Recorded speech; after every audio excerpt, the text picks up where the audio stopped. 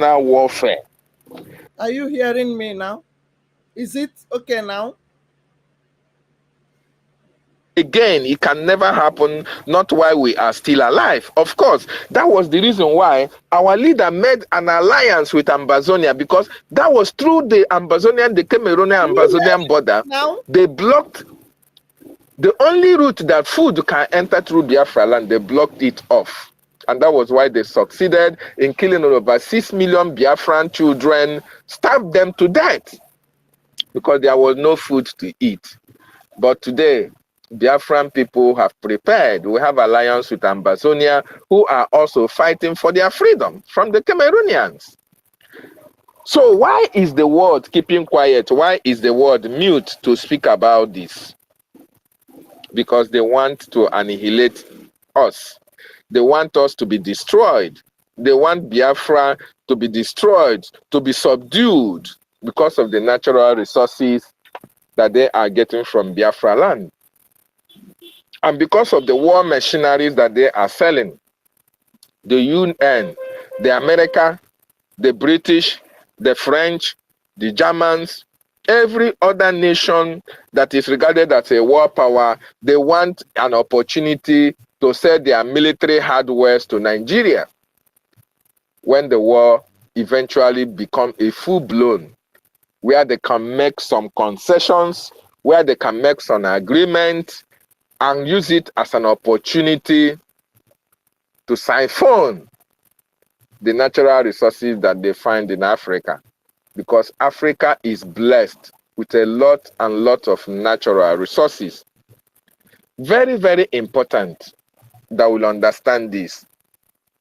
These people knows actually what is happening in Nigeria.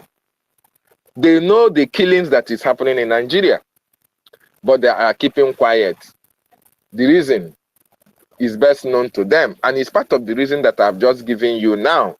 So please, if you want to speak, you request for the mic. If you are on mic, you can raise up your hand and speak, because this is our message to the world.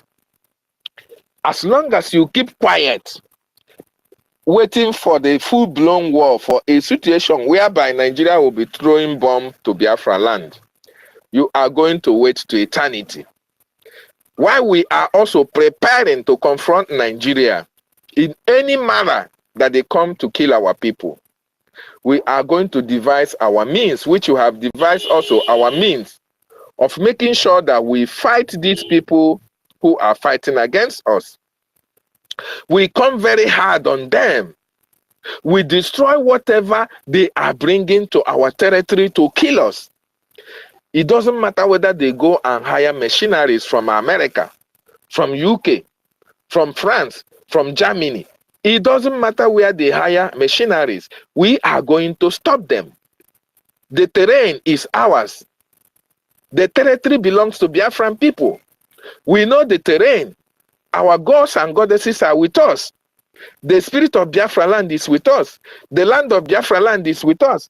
The air that you breathe is with us. The air, the water that falls in Biafra land is with us. As long as you put your foot down in Biafra land, you can never succeed in whatever you want to do against the Biafran people. It is practically impossible. You can never succeed. It doesn't matter whether you go and buy off the chief of our village. It doesn't matter whether you buy all the senators from our communities or our state. It doesn't matter who you buy.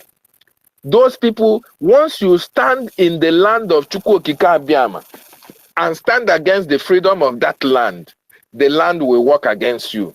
The spirit will work against you.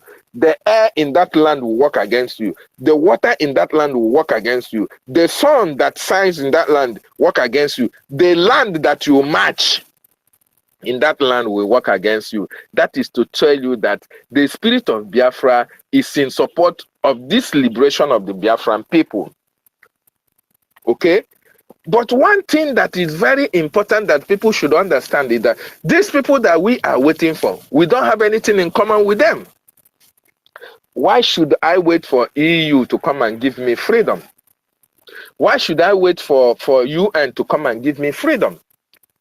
when God created you and I, did God say, okay, David, please, if you want to be free, please go and write America. If America approve your freedom, then you'll be free.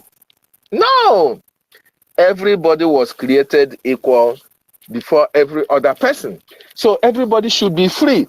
Why are we so much attaching importance to those who are the UA, the EU? Because these are the people who in the first place brought this kind of suffering to our people. And that is why they created a policy where we are looking up to them to be free.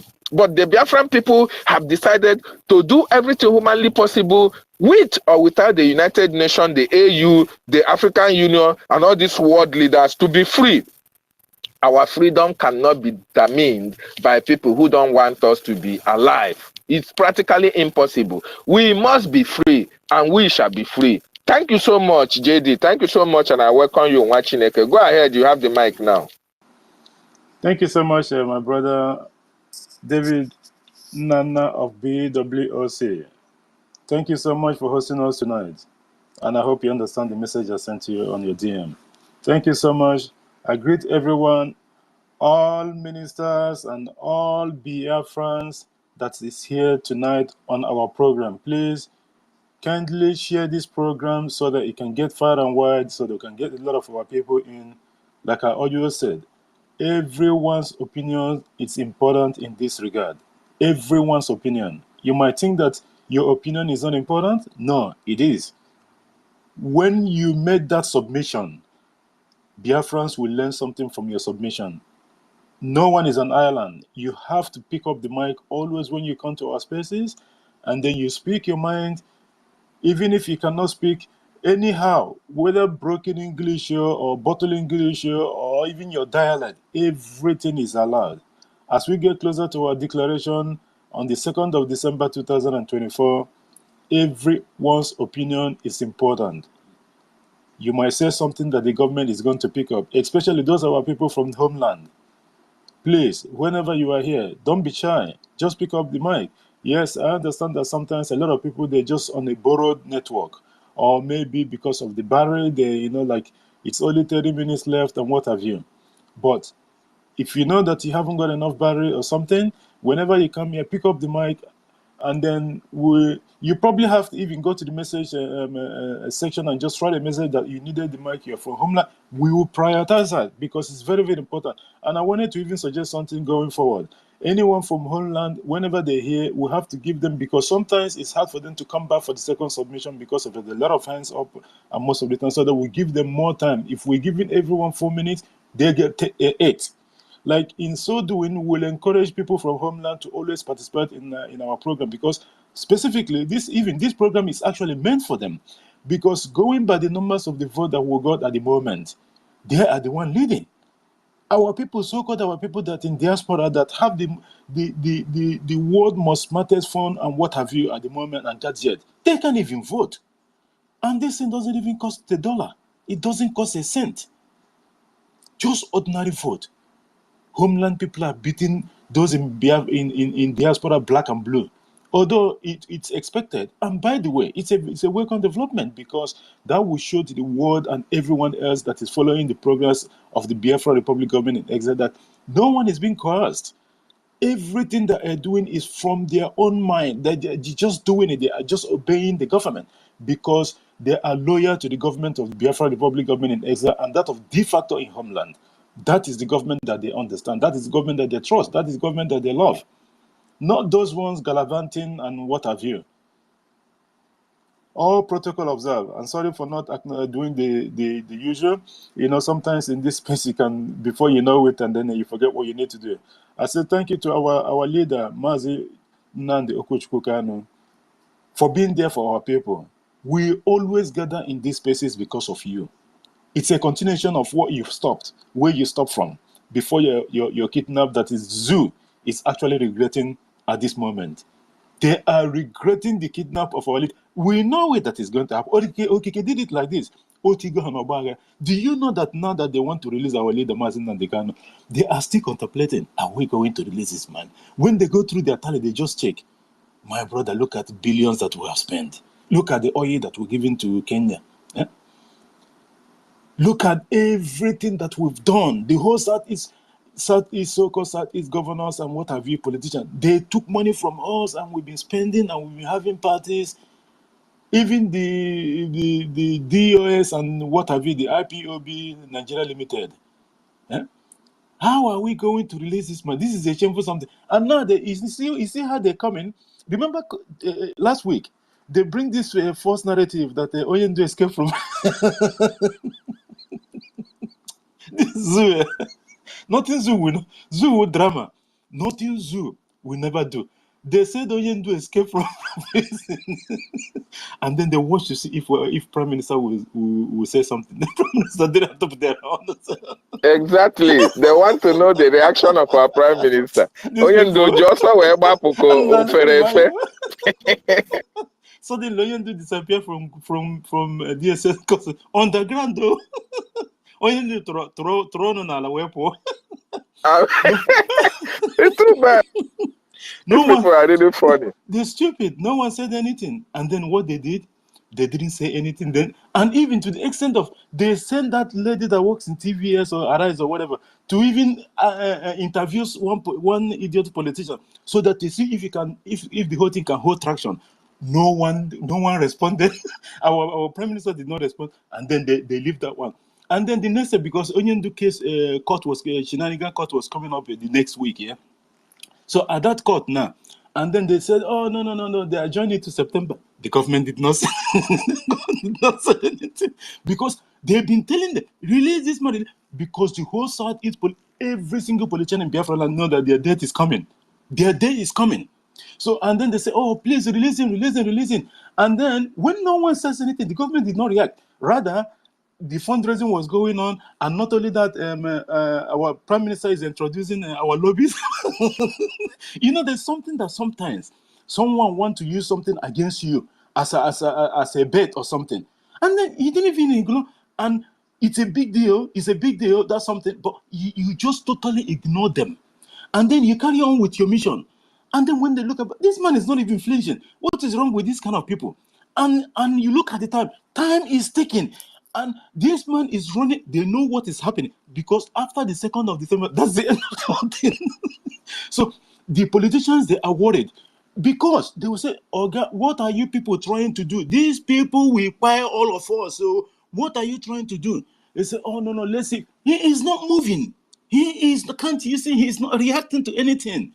The Prime Minister is moving. He doesn't even care about these stupid politicians. The last 2 weeks, they started by signing bill, how do you say it? Sponsoring bill against the kidnapping and rendition. It did not work. The government did not say anything. And then they move on. Haven't you seen the thing died off? It happened in 1 full week like that. They were sponsoring bill. And then our Prime Minister, he just ignored them. Silence is a very big weapon. He ignored all of them, and the whole bill, Mandela sponsor, the people that Mandela sponsor, the bill itself, the bill and the sponsor and the co-sponsor of Akpabio. The whole thing died off. Even Akpabio even make the whole thing worse. Akpabio was telling them that these people that are doing marriages and you have something in the Southeast, you have to know what is going on, because sometimes you might be thinking of both transportation people. You want to go all of a sudden there's a sit at home. You don't know when it's coming. So you have to make sure you know what is going, because because I haven't even landed, I haven't even started, because you might go to the Southeast and then there's a sit at home, and what are you going to do? You see, so you need to know. Inadvertently, Akpabio is telling people, go and follow the Prime Minister of the Biafra Republic government in exile. Go and follow him, so that when sudden sit at home is coming and the rest of it. You see, these people, Nigeria is a joke. Nigeria have become the laughing stock of the whole world.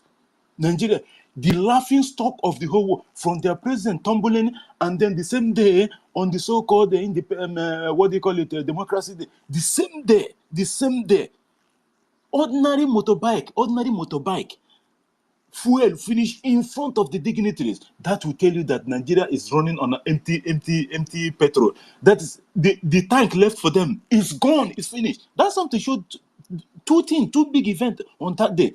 Spiritually, it showed something that people have to look into.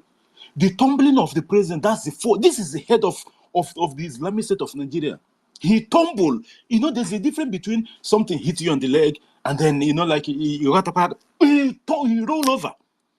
Why they didn't want to show it is because the TV, they know that if they ever tried, they even cut that play because they weren't expecting it. And it happened at the time the announcer was trying to say that, oh, Tinubu, wherever he was born in Bujaga. That was the time that he tumbled. Because Tinubu was not someone from the Niger area to start with, let alone Yoruba.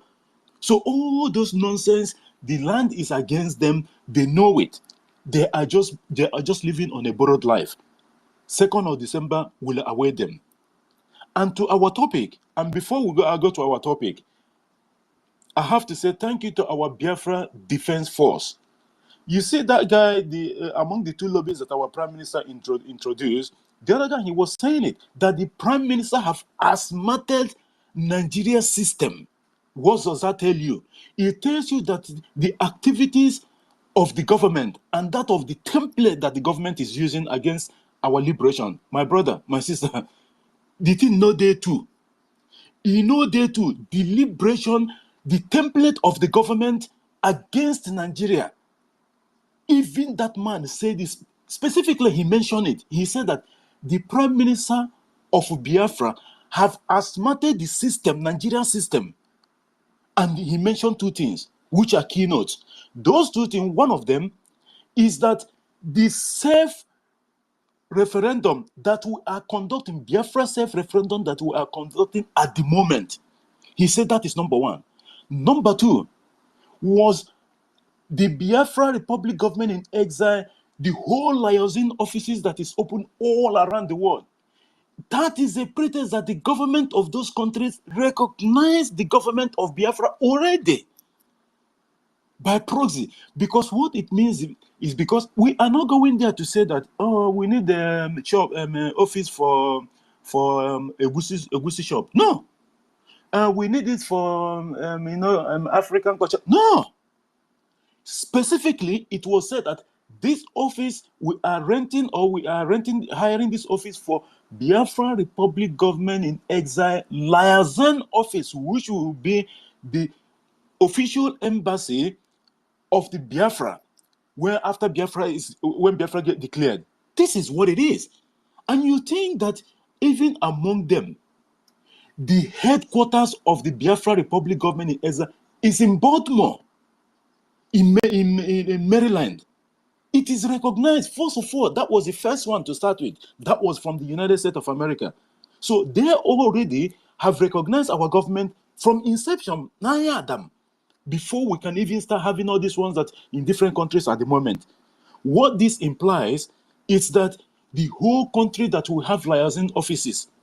You know the problem with the zoo. They are pretending that what the government is doing and what have you, it's not right, like it's fake or something. No, the guy, he went ahead to say that the Biafra Republic government in exile and the Prime Minister, the way he is going about these Biafra issues is pure democratic civilian uprising against Nigeria injustice. He used this word. I wrote them down. He said it's pure democratic civilian uprising against Nigeria injustice. Because the world have come to record. That's what he said personally. Him too, he's a freedom fighter. And why he came in there, it was to come and help our Prime Minister. Because according to him, he said the Prime Minister is doing a remarkably quality leadership and vision for Biafra independence. And he went ahead to say that a man of destiny and his vision will have an impact in Africa in the years to come. My brother, Eli, what else do you need? Even after, do you remember that after this, our lobbies was introduced, the whole Sabo, Nonoso, every single one of them have never made comment ever since then, because the man with a hammer, where the whole Abatiozo Hana, we call the thing big Monday Hammer. They have never mentioned it, they have never said a word. That is what the man said. He said, a man of destiny and his vision will have an impact on Africa in the years to come. What our Prime Minister Mazi Simon Eba Njoku was looking for. He said that he is here to bring Biafra so that his name will be mentioned among those like the Mandelas, like the Gandhis, and what have you. Simple. Already, we are not there already. My brother, they were thinking he will mention Bruce Finn, the criminal. Thank you. You know, Bruce Femme, we all know that Bruce Femme is a criminal. Those 80,000 that they're paying them and his group and gang of criminals, you know that money wasn't going directly to Bruce Femme alone. They share the money within them, the cliques of these DOS people and what have you. This is just a setup. Yeah, Jirewe said the way they are making Oyendu, the POS the way people. they are milking Oyendu, yeah, the POS people. The POS the way people. they are making Oyendu from left and the right and center and everywhere. Onyendu was thinking that he will have people with him. You know, the first time when our Prime Minister started, a lot of people were saying, "Oh, have you? Where is your?" No, they started from, "Where is your map? Where is your road map?" And where is your lobby? Like you need for it. Prime Minister told them that is not the time yet. This man, by the way, is a politician. He's a military man. He's a immigration officer. He's a human rights activist. He's a philanthropist. He's a lawyer. He's a lawyer.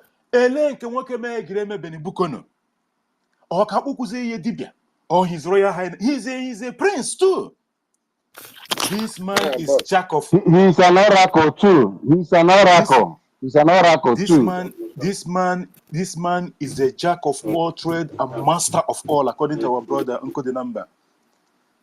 We have someone that is greater than all of them put together 100%.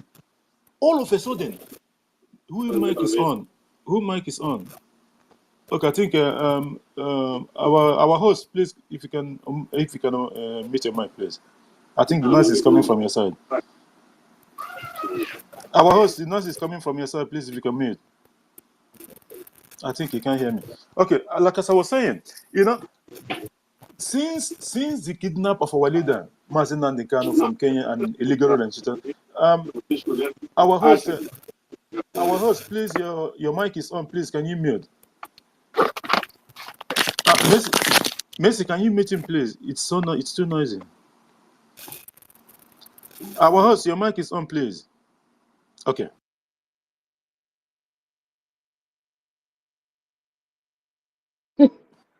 Because Jenny was mute yourself because when you don't know how to do this, I'm just learning. Is JD true? JD, are you true? Sorry. Jenny, please mute yourself because when you went now. Okay, JD, are you true? No, I'm not true. I'm not true. I was muted. Because, okay, go ahead. Okay. Yeah, there was a background noise from your side. That's why. Okay. Like I was saying, you know, ever since the kidnap of our leader, Mazi Nnamdi Kanu from Kenya and illegal relocation to Nigeria, these people have been playing game. They thought this is the end of it. Our Prime Minister and the government just keep them mute. He told us, that's why we are always following his footsteps. Anything our Prime Minister did not tweet, if someone else tweeted, don't even go there and say anything. Because this man understands this game very, very well. And he specifically fashioned a different way of following Nigeria for Biafra exit. Like he always said, what worked for Bangladesh will not definitely work for Biafra. What for South Africa will not work for Biafra. So every country has different issues. Nigeria is so dangerous and peculiar because the circumstances of Nigeria first of all, is not a country. This is a business center that was metamorphosed into a country. So it's not a country as an organic. What is Nigeria? A country that have history, so-called country that have history. You know the creation and what have you and how it happened. So it's not a country. A lot of other small picture countries in Africa is even better than Nigeria in terms of history. Because Nigeria, you cannot say that you are a Nigeria because there's nothing like a Nigeria. This is just a business conglomerate that was metamorphosed into being a big, giant business, and then all of a sudden, they name it as a country with the power that the British have, and then they try to let their people accept the whole thing. Just like our topic said tonight, it says world leaders, UN, EU, AU, waiting for full Nigeria Biafra war before mediation. Why? This is exactly what happened during the time of Bill Clinton, during the Tutus and Hutus genocide. The warning signs was there. Even the embassy of the US in Kigali also, then they have the whole science and every information that this thing is going to take place. What did they do? They did not do anything. Clinton was battling the Monica Lewinsky issues and what have you. This thing continued until that genocide happened. Then when hundreds of thousands of people have been murdered in 3 months or 3 weeks or however how long it took, it was a short period of time, but a lot of people was killed. And then out of frustration and what have you, what this man did was to go and look for Osama bin Laden where he was hiding in Sudan and go and bomb a pharmaceutical company or what have you. Out of Yotagoka to change because the whole news was lambasting Clinton that he did not do anything. And then look at thousands, hundreds of thousands of people have been died, millions displaced from their homes. This is genocide, this is an ethnic cleansing and what have you. That is when these guys started running up and down like they always do. They will never come to give you any freedom. That's why you have to accept and believe what the Prime Minister, the way the Prime Minister is championing this cause. Because he said it. He said it. He designed something specifically for Nigeria. It's not that someone else have tried this. No, you know why people are making all this assertion? You have to be organic when you are doing something. When our Prime Minister came in after the kidnap of Onyendu, a lot of people think that our Prime Minister will toe the line of our leader. Towing the line, I mean that in regards to this hole in the neck, what have you, and the way our leader is calling, the names and that kind of thing. No, you have to be organic. You have to bring your own cause, shape your own future, and do your own thing your own way. That's what makes you special. You don't need to go. Yes, you tap from here to there, but you have to create your own way of doing things. And people had a little bit hard time accepting it because they thought that he would be so vulgar in his language and what have you. But Onyendu was doing it to wake all of us up. That's why we are awake today. So Prime Minister have to champion a different way. Onyendu have created that barrier, that opening. And now the Prime Minister cashing on that opening, and that's why he slammed it, because already he found out the root cause why Onyendu was kidnapped in the first place and why it succeeded.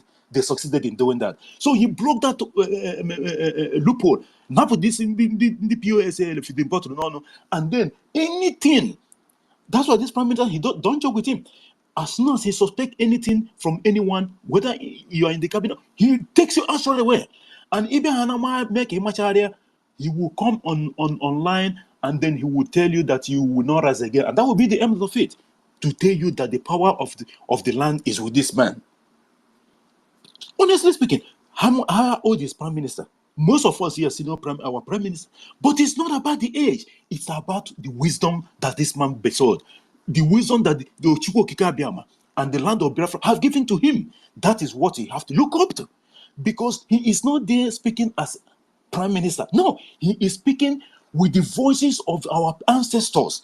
They are the one that gave him this mandate. That's why no one will be able to stop him. United Nations or whatever body when the genocide was happening in 70, did they do anything? They looked the other way. They don't care. These people doesn't care. If anyone think that they will come and give you freedom, you are joking. You have to fight your way out of and get that freedom by force, by fire, by force. Because without doing that, it's like when Onyendu was going to United Nations all the time for carrying file and what have you. At a point, a diplomat told Onyendu that if you need your freedom, you have to start doing something, that this fire is not going to help you. And he's a very good friend of Onyendu. He told him, pump and play. He got, listen, they will entertain you, but at the end of the day, they're not going to do anything. It's like someone that, for example, let me bring in a layman term. Someone that their house is on fire, and then you don't know, you broach this rocking one. You broach in front of your house, start rocking chair. People will just look at you. Are you, is this man all right? Because you're supposed to be fighting the fire, and then people will come and help you. You don't go and sit in the front of here where your house is on fire, and then People will just come and look and say, you are not serious. They will just walk past. Start doing something in the process, and then people will say, okay, I can now log now, down. For no reason. No, something has to happen. That's why the Prime Minister is using this particular way that he find, he know, and he got the secret of this template is working wonders. If anyone is still in doubt, your man and that person doesn't even understand what is going on anyway. Maybe they haven't even started following. Maybe they started following 2 days ago. Because this Prime Minister have shaping the way so that when Biafra get the declaration of Biafra happens on the 2nd of December this year, that's why the roadmap already is there, because the police is set up, the de facto homeland is there, everything is there. Look, the counties and what have you. Do you know that when a business, let me put it in another different perspective. When you start building a house, you lay the foundation, you put pillars and what have you. I'm talking about like a story building and what have you, and then you fix everything. Then you do the linter, and then you start the top, and then when you roof that house. Even in Biafra land today, there's some houses, I don't know if it still happens up to now. There's some houses like 6 or 4 bedroom, just a 4-bedroom house, but the owner have roofed the house, but he hasn't got money to completely, to roof to maybe equip the whole rooms or what have you. He will just like 1 or 2. He will use like 2 rooms, and like a couple of 2 rooms, and then leave it. The other ones will be empty. It happened.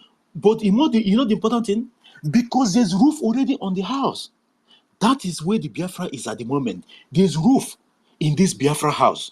So we are talking about just moving in. If you know the amount of money that you spend in building that house from the scratch up to that roof, you will know that ordinary putting door and window is nothing.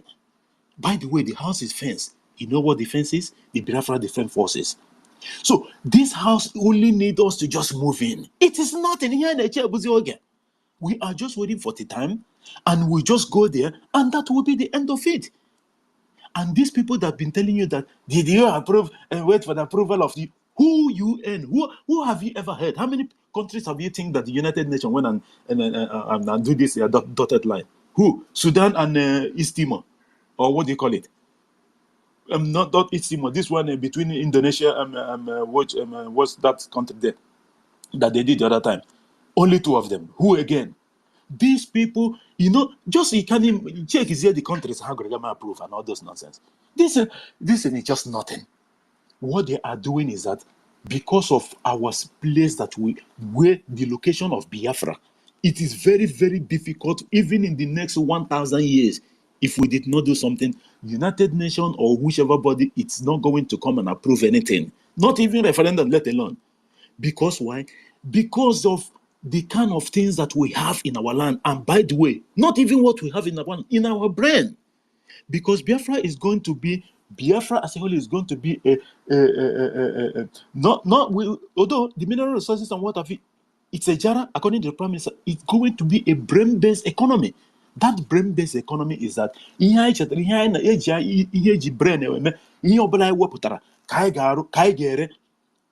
which we all know that we are very good in that. This is the only thing that they are afraid of. And let alone the mineral resources that we have in our land, it has been abundant. Do you even understand that some of the things that we haven't even, the zoo didn't even understand it? They have, because they haven't been doing the research. Why? Because the more they get something, the more they spook us. They spook our people, and our people will be, we have this thing. That's why they stop researching. All those things in forever, especially within that Bakassi Peninsula area. But at the end of the day, all these things will come out at the appropriate time.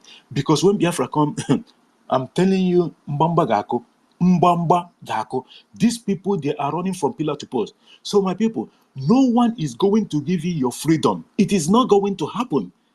You have to take it by fire, by force. And that is what our government is leading us to. Because we don't have any other person to do this. And we are actually lucky. We are actually lucky to have got this man, Mazi Simon, our Prime Minister, and our leader, Mazi Nandekano. Our leader will be free very soon. Because the zoo have hold him to the extent that they are actually trying to use different tricks now to bring it out. 2 days ago, it was 50 senators comprising of both Fulani people and Hausa and Middle Belt and what have you, both Yoruba people, and even in the southeast, both from Ijo, both from Calabar, everywhere, they signed 50 senators, write an open letter. You know why they're doing it? They are just because they can't just go and release Oyedu like that, and it has to make it look like okay, people protested, and the government didn't even answer them. 50 senators went and write Tinubu and said you have to release Oyedu because they released your already. Then they quoted one article in Kewa, quoted the one they used to forgive Sunday Boho. For how long have Biafrans carried flag and marched against for the release of Onyendu Mazin and Kano, and they were killed in the process? For how long the government of Biafra have been shouting, writing letters, and telling the Islamic State of Nigeria to leave Onyendu, that he's an innocent man? Did they move? They didn't move. They keep postponing. Now, the Opopo, sometimes those days in the village we go and like there's this fresh fish soup. Sometimes when you're eating with have African food, we eat in one pot. That's in one plate. Sorry. So sometimes it's okay, unknowingly to you because of your parents is unknowing to you. This is the condition of the zoo at the moment. But to the extent that is they don't know who to call out for. They don't know who to call out for. So they try to use every single trick in the book, try to tell the senators go and because the thing is a shameful something. They will remember what our prime minister he said the release of our leader Mazen Nandikan is going to be a historic way, a historic something. So that historic is what we are looking at the moment. He did say before that it might end up, that is the worst case scenario that he was saying. It might be in its swap of prison, and they know that is what is await them if they did not do that. Because after the declaration, it's going to be hard for them to. That's why they are running from pillar to post now, trying everything possible to see if they can release him in time, because they know what awaits. So my people, we have to, just in case, if you are here and you have never been supporting this government, please, this place that I put doesn't mean that we are begging you, but do the honorable thing. You are going to regret it. I'm not talking about those, even those in homeland, although, like you guys, it's not it's not like it's like forced at the moment. But meanwhile, the option of people from homeland contributing as well is there.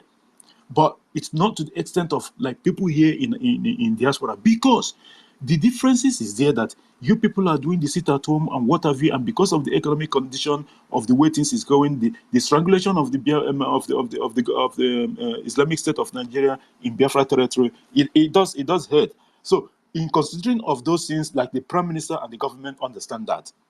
But this is a part of the price you have to pay. What price are we paying here? The price that we are paying here is that we are going to always come out and preach and put our money as well and support the government. That is our own price. And one of the things, again, don't forget that even our people that's in homeland too, we have to do extra more for them now because we understand the condition of the whole thing, which is part of what the government said. And we have to accept that. So all those things are pressure. It's a big pressure. So, but at the end of the day, what you are doing today is for your own benefit tomorrow. And those of our people that is in diaspora that does not want to come and help or support this government, your punishment is waiting for you. If you are not going to escape it, you can give any excuse that you want, but please be very, very mindful that there is going to be a data system. This is not when you slap someone or maybe dagger someone in Biafra land, he runs to Sokoto and go and hide. It is not going to happen. Everything that you do, the government will find you in the next couple of days or what have you. It is not going to happen. So please, support this government in whatever way you can. But the most important thing, you have to be consistent with whatever that you're doing. If you're doing 1 week, you have to be consistent with 1 week. If you're doing 2 weeks, you have to be consistent with 2 weeks. And by the way, Biafra Liberation Tax is a must. That one is it's a must. Biafra Liberation Tax is a must. You have to do it because it's part of the thing that that one will go the different. Look at these lobbyists now. I can acquire the two. And these people are actually going to work. But one thing that our people need to understand in regards to these lobbies that our government just unveiled the other day, we are not saying, don't think that maybe they are the one that is coming to bring Biafra to us. No. What they are there to do, their main job is to project the government policies and what the government intention is, and the recognition of the government from US, mostly US, and when US recognizes, it means others will follow them. This is what they're there to do. They are not there to tell us when we are having our Biafra and how the Biafra Defense Force is going to be fighting the Islamists. No. So don't get it twisted, please. What they are here to do is just to sort the recognition, and by the way, the main job that they are going to do will start actually from the second. So it's not even now. So they are laying the pipeline, because then we will start recognition and what have you. Because don't forget that Islamic State will react, but although their reaction will not be much. But then, because people have to support us and what have you, that is when they have to go through the bodies of the United Nations, US Senate and what have you, and the State Department and all that. So they will help us project that, and then that recognition will be sought. Because after 2nd of December, it means people will kind of think, let's see how the Islamic State is going to react. So they will watch Islamic State and say, or maybe, these people want to have oneself. So then they will come fully out. So this is part of the job that they will be doing. Not that they are not doing it at the moment or something like that. No, but where can it deduct their background work? But after 2nd of December, that is when the whole thing will come out, boom, like that. Because government, this government, they know, and we are very, very lucky, honestly speaking. No, seriously, since I have seen freedom fighters, I hope I came one of this kind of qualification. This man is all over the place. He's all over the place. He's seen it all. And look at his age. Do you think it's coincident? Whoever in Mazi Simon Eba's age that have everything, and real or not, as Ambodo on Kendi Toronto, on Chicago. No. This is real. And a politician, look at the time he first contested for election in Finland. Then you begin to wonder, that's how did this even happen? That's to tell you he's been prepared for a day like this. And don't forget, there's something that our leader Omar Zinandikano told us long time ago. He said that it does not matter which condition you find yourself, it does not matter which country you find yourself, but there's a reason why, okay, make it possible for you to be able, among your kindred, among your family members, among your village people or whatever, for you to succeed and go to wherever you are, no matter how you got there. There is a reason why for it. That's a day will come that your people will need your help. That is it. That day is now. It's not tomorrow. It is not now. Start now. If you haven't started doing anything, start now. Now. Because that thing that Onyem said is now. And by the way, when you support the government, you are supporting our leader Mazen Nandikano. You are supporting the cause of what our internal leader started. Have you seen this caliber of men? That's why the rest of the Islamic State of Nigeria doesn't have anyone to fight for them. That's why they are killing them, sacking their villages and communities and what have you. But in Biafra territory, you cannot do that. Ordinary killing one Biafra is a big problem now to the headache for the Islamic State of Nigeria, because they will pay by 3 or by 10. So they are actually afraid. And one of the things that's making this go gaga is because of the continuous tweeting, reposting of that, those images of fallen Islamic State of Nigerian military apparatus, security apparatus that's kissing dust. That one got them mad. Have you seen Musa haven't come out since then? After our prime minister exposed him, that he said that he's afraid of what is going on in Biafra territory at the moment. Have you seen Musa since then? The only thing that we think, I think, 3 days ago was Musa following cow. I don't know if it's concocted photo, but that is the Musa and cow. To tell you how these people got their general and so-called ranks without fighting. Musa was cow follower before. You know those army people that follow, help jihadist people to follow cow. That was what Musa was doing before. I was surprised when I see the photo. He was young. not like too young, but these people, and now he is the chief of defense staff. A Katoriana of couple of maybe years ago. That's why to tell you that these people, they are just all those there. That's why whenever you bring your Samboto from Islamic State of Nigeria and come to anywhere in Europe or what have you, they will just tell you to go and redo the whole thing. Because they know that it doesn't work like that. They know that most of the whole thing are fake. You have to go and prove yourself. Because they know that most of the whole thing, someone else see the exam or they just buy it and then they just, even some of them might even be Oluwole. Just like Peter Mba, Alhaji Mba. His own Asambot, Oluwole. Even do you know how they close the case? He has to pay millions of worthless naira to them. Because the person, everyone knows that the PM then made this position, and then they were dragging him to court. And you know, Islamic State of Nigeria issue. Whenever the heat is on, they will slowly die the case and bury the case. Always like that. No one will ever ask question. You know, Nigeria is always the next day. Everyone moves on. They don't go back to history. By the way, history is not being taught. But Biafra promised the rest of people that is Nigeria after the exit of Biafra from Nigeria. The leftover in that Islamic State of Nigeria, they must teach history. You know the history they're going to teach the people? The 2nd of December, 2024. Because they will never escape that history. They will tell them, this is one person called Simon. He come and destroy their country. He come and do this. He come and do that. And another one again that is a slow killer. Moses Simon, you put him in prison, people are dying. You put him in prison, and everywhere they don't know which kind of people is this. And then they decided to release him, and the whole thing did not even stop. It get worse.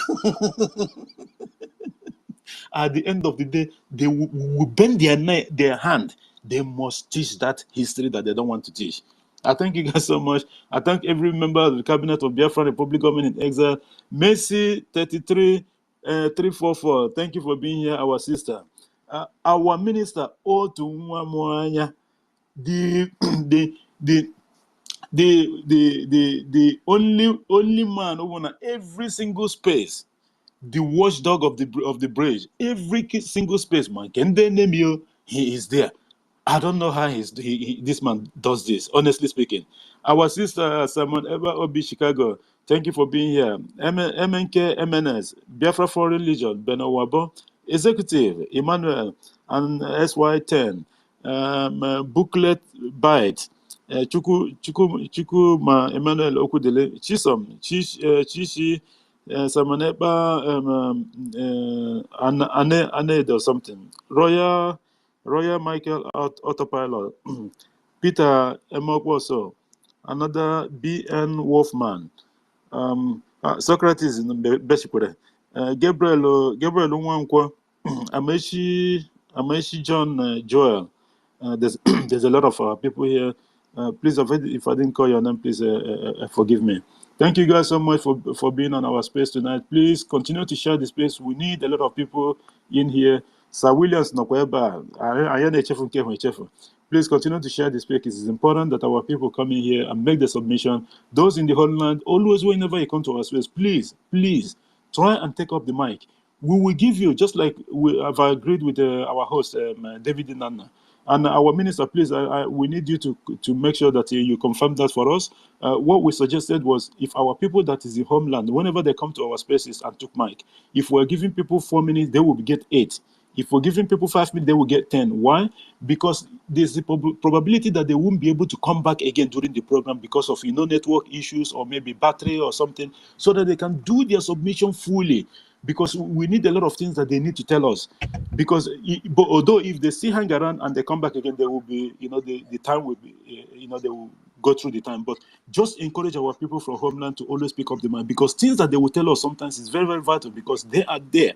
They are witness to everything that is ongoing in Biafra, in Biafra territory. So that's what I've discussed with our host, and he accepted that. I think it's a very good idea. So we want the minister as well to okay that for us, so that when our people from homeland come in, we just give them like double of thank you.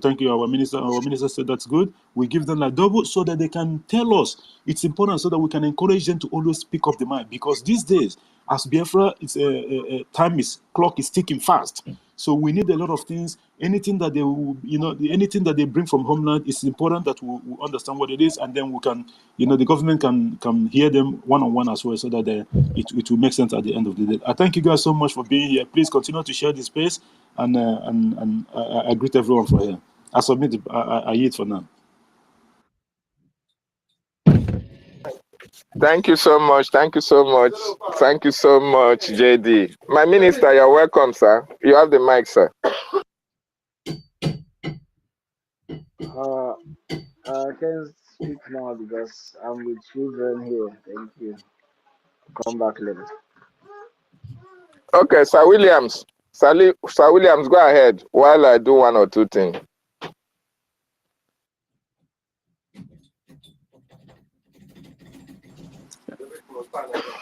Okay. Sir Williams, are you there? While Sir Williams is coming, while he's still very much busy, let me play the voice of the Prime Minister, what he said. They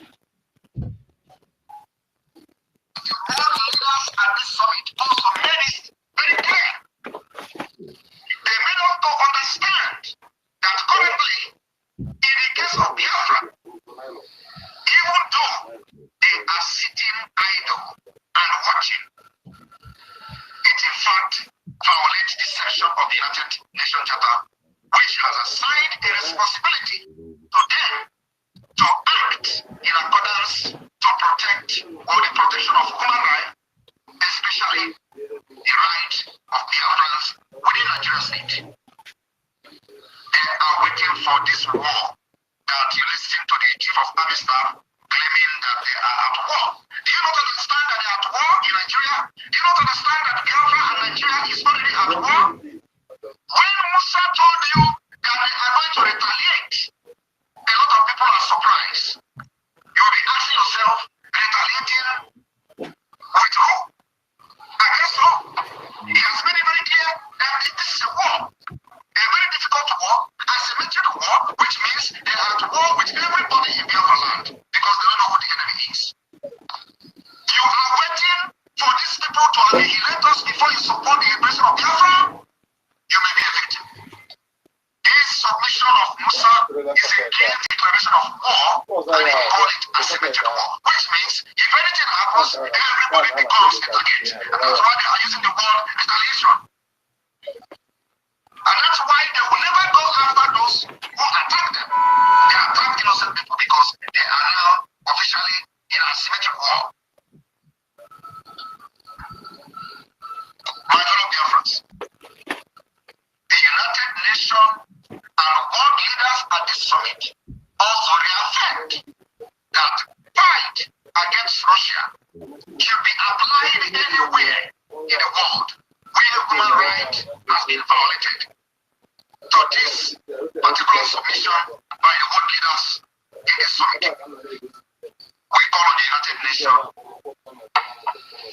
We call on the attention of the United Nations that Nigeria should not be exempted in this particular submission. Nigeria has violated all human rights laws. They have violated all international laws.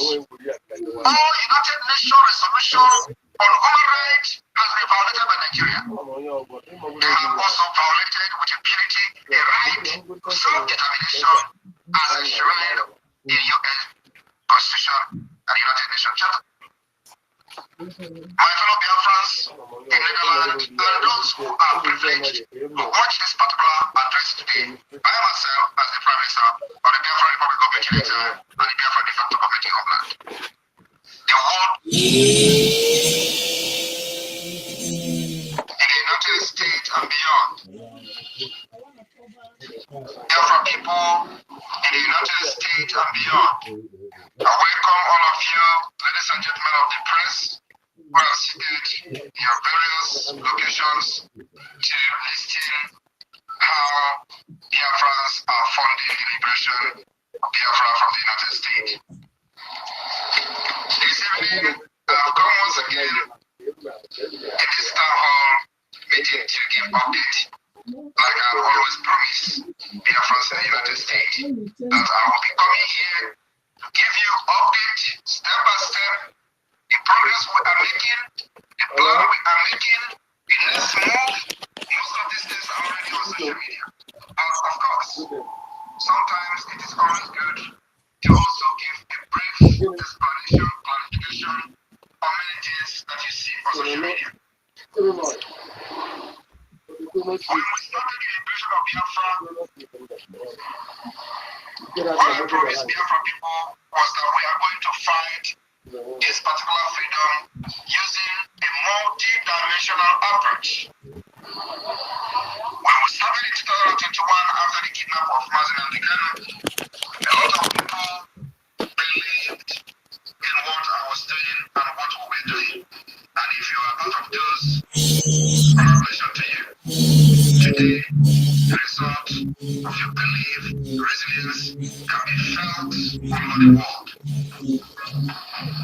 We also struggled to prove a point. It was difficult, even more difficult than it is today. But we conquered, we succeeded, and this is where we are. So, when we started, a lot of people do not understand what we're doing.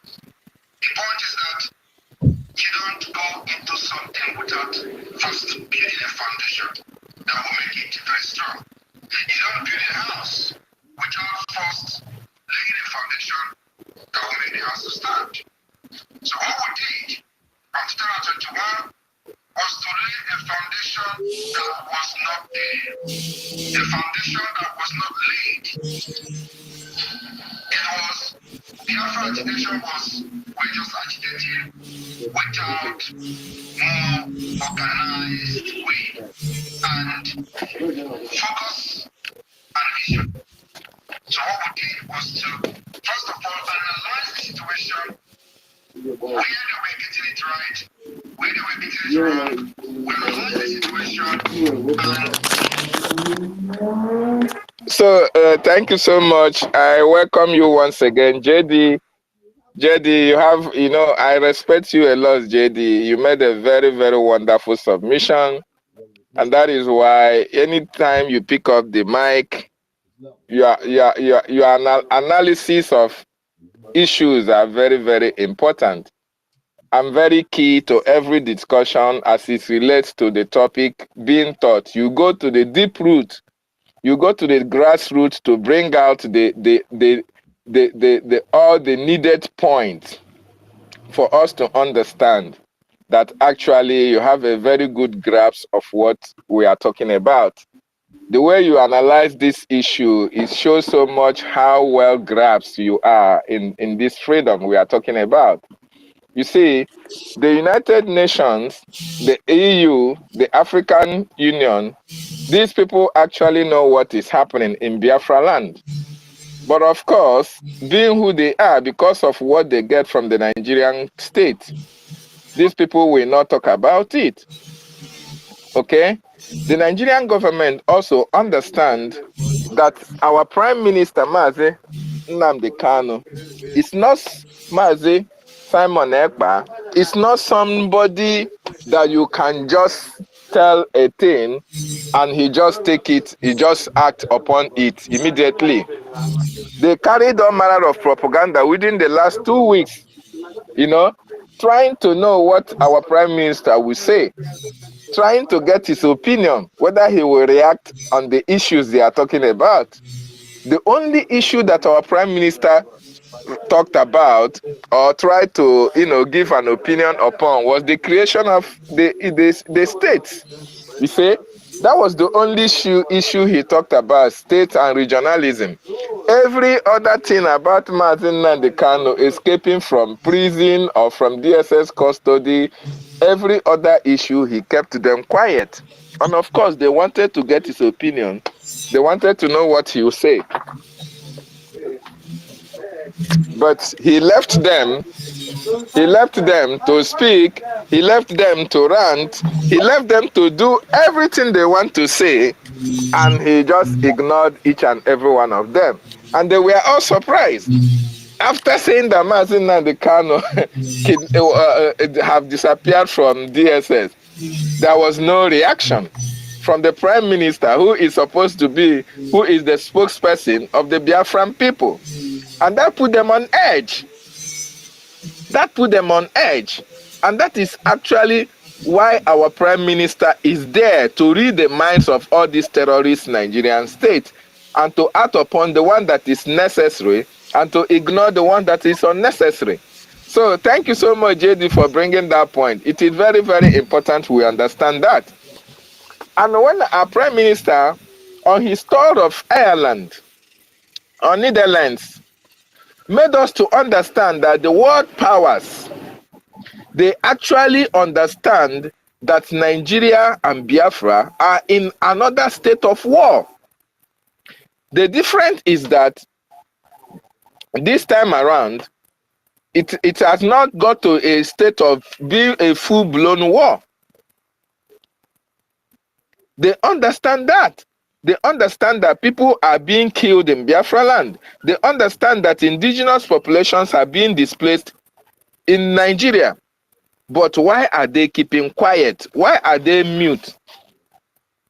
Our Prime Minister, according to him, said these people are mute because they want a situation whereby the war is full-blown, where they can come now and be a mediator and try to do one or two things. Prime Minister made us to understand that it is within the powers of these world powers. It is within AU.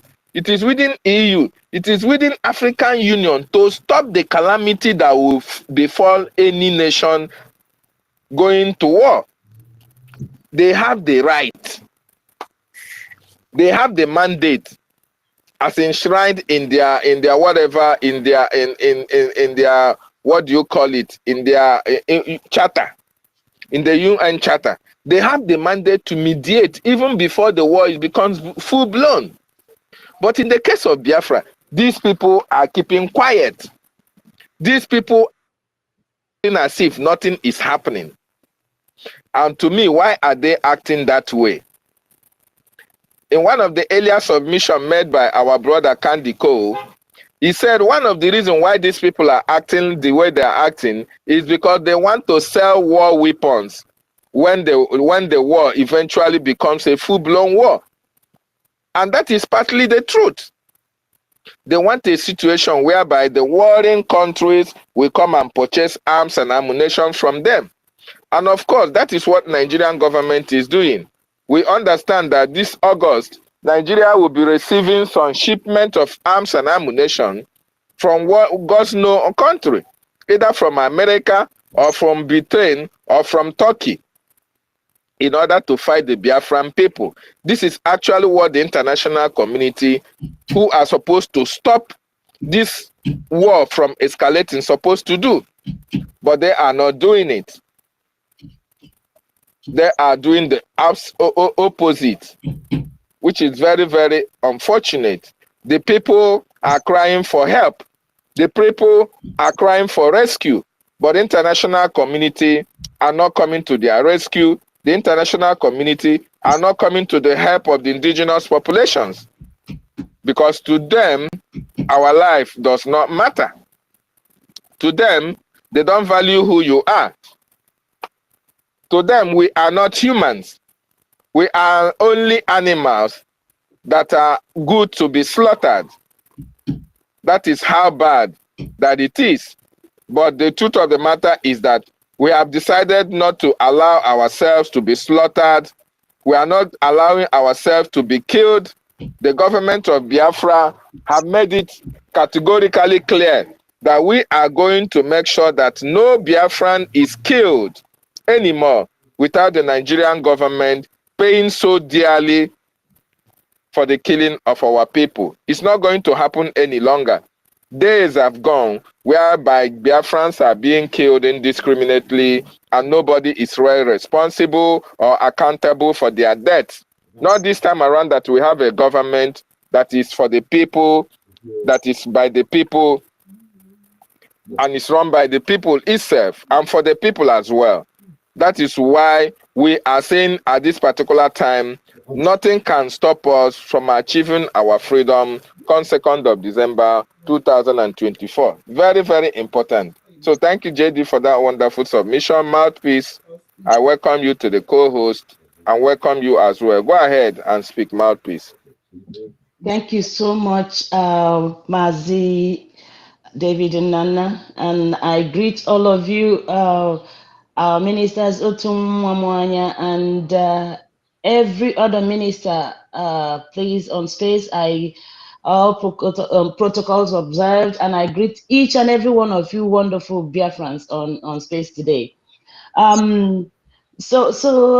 Sorry, I might not take these cohorts, but I'm just picking it because they're kicking me out. I'm on transit and I might not stay to co-host. So I'll anytime I have the opportunity, I'll be listening.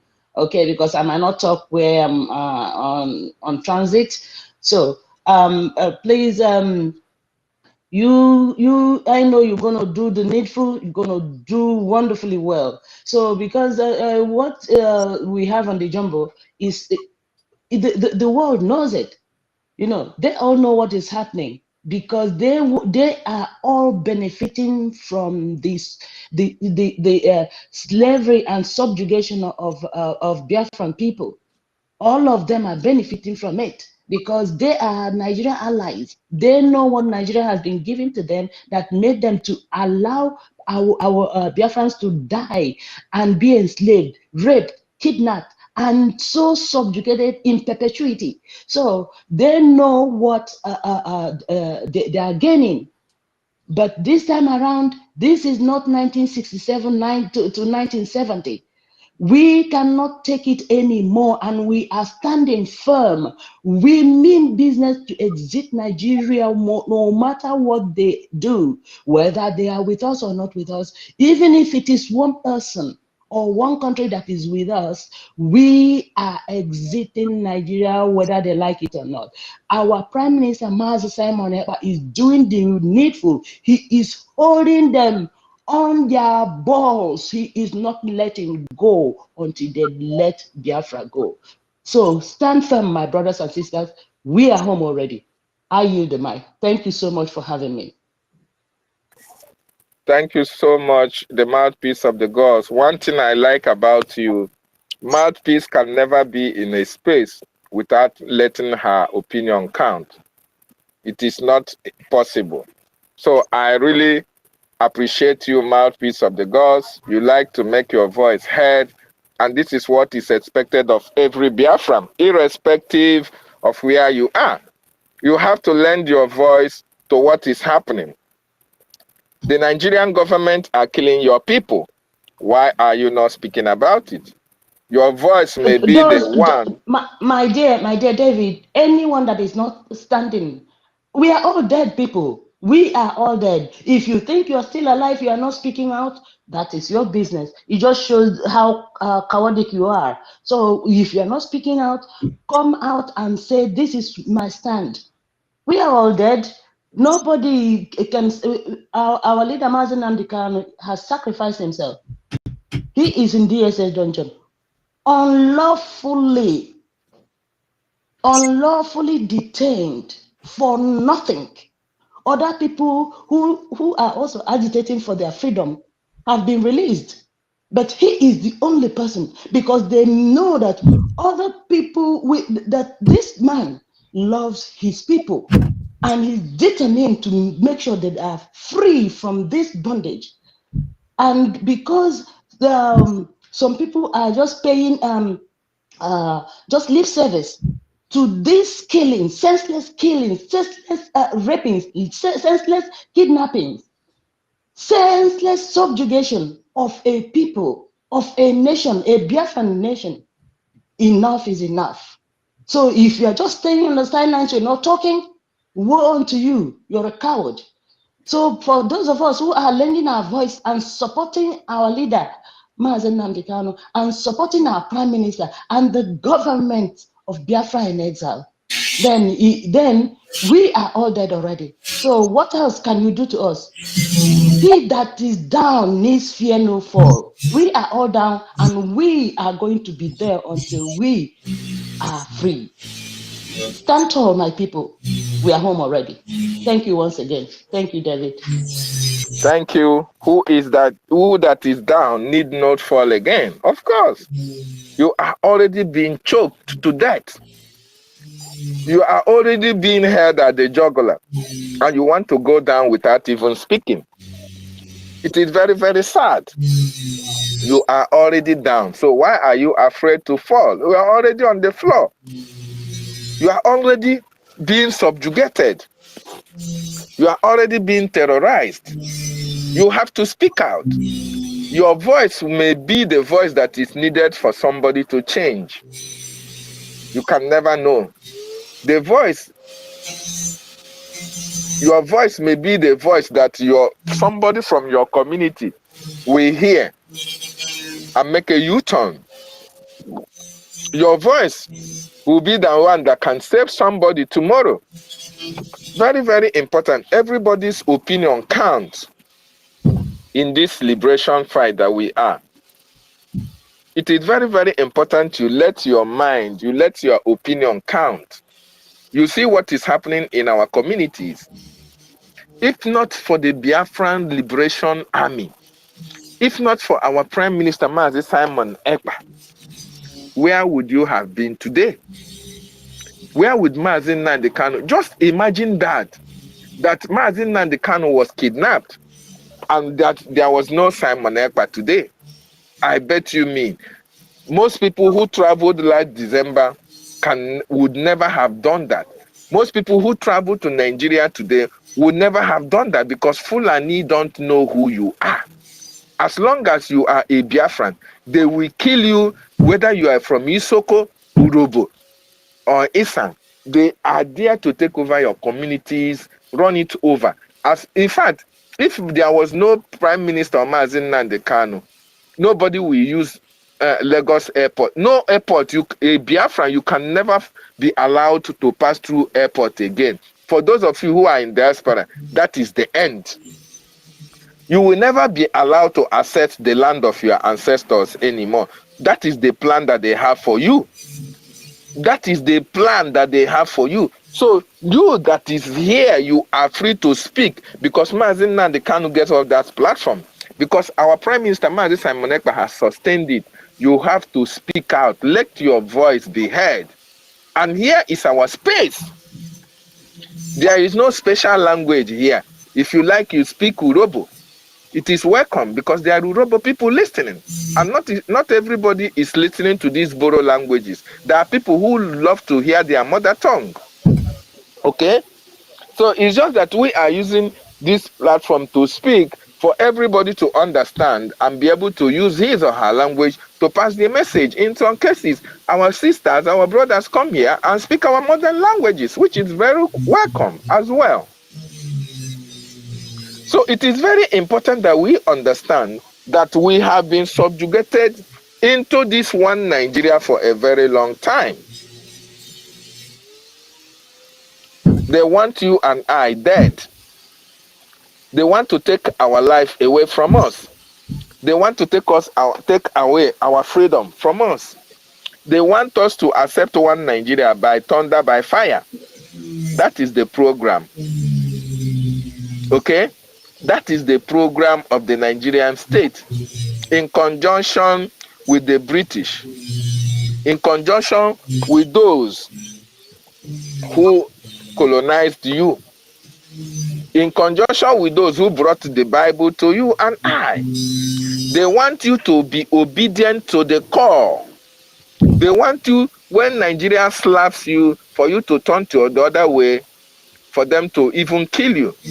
They want, when one village is being ravaged, for you to keep quiet, never for you to speak for them. They want, when your brother is being arrested, don't ask any question. Okay? They want, when somebody is being killed, you should not cry, neither should you ask why. That is what Nigeria want for you as a Biafran.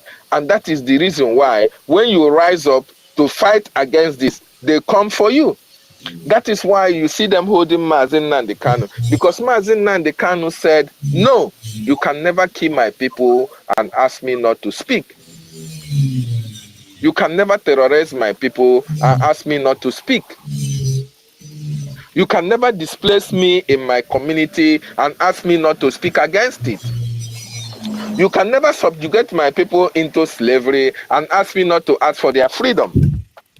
That is what crime Mazen Nnamdi Kanu committed. That is the crime Mazen Nnamdi Kanu committed for them. Speaking and standing against their tyranny, speaking and standing against the subjugation of the Biafran people, speaking and standing against the enslavement, standing against the acceptance of one Nigeria by everybody, whether you like it or not, standing against the British construct called Nigeria. That is the problem that they have with our leader, with the Biafran people, for asking for freedom. Who are you to ask for your freedom when your masters, when your colonial masters have not deemed it fit to speak for you? Who are you to rise up and demand that you want a separate nation when you are still in one Nigeria that we created for you? Who are you to say that? That is why our leader is still in detention today. But we are a different race. Why our leader is there? In as much as they want every one of us to be silenced, we are emboldened by the spirit of our leader that he imbibed in each and every one of us to speak on his behalf and speak for our people. That is why you see our prime minister here. That is why you see every one of us here. That is why you see the Biafran Republic government in exile here, speaking against the subjugation of our people, speaking against the incarceration of our leader, and asking for the freedom of the Biafran people. Those things they don't want us to see.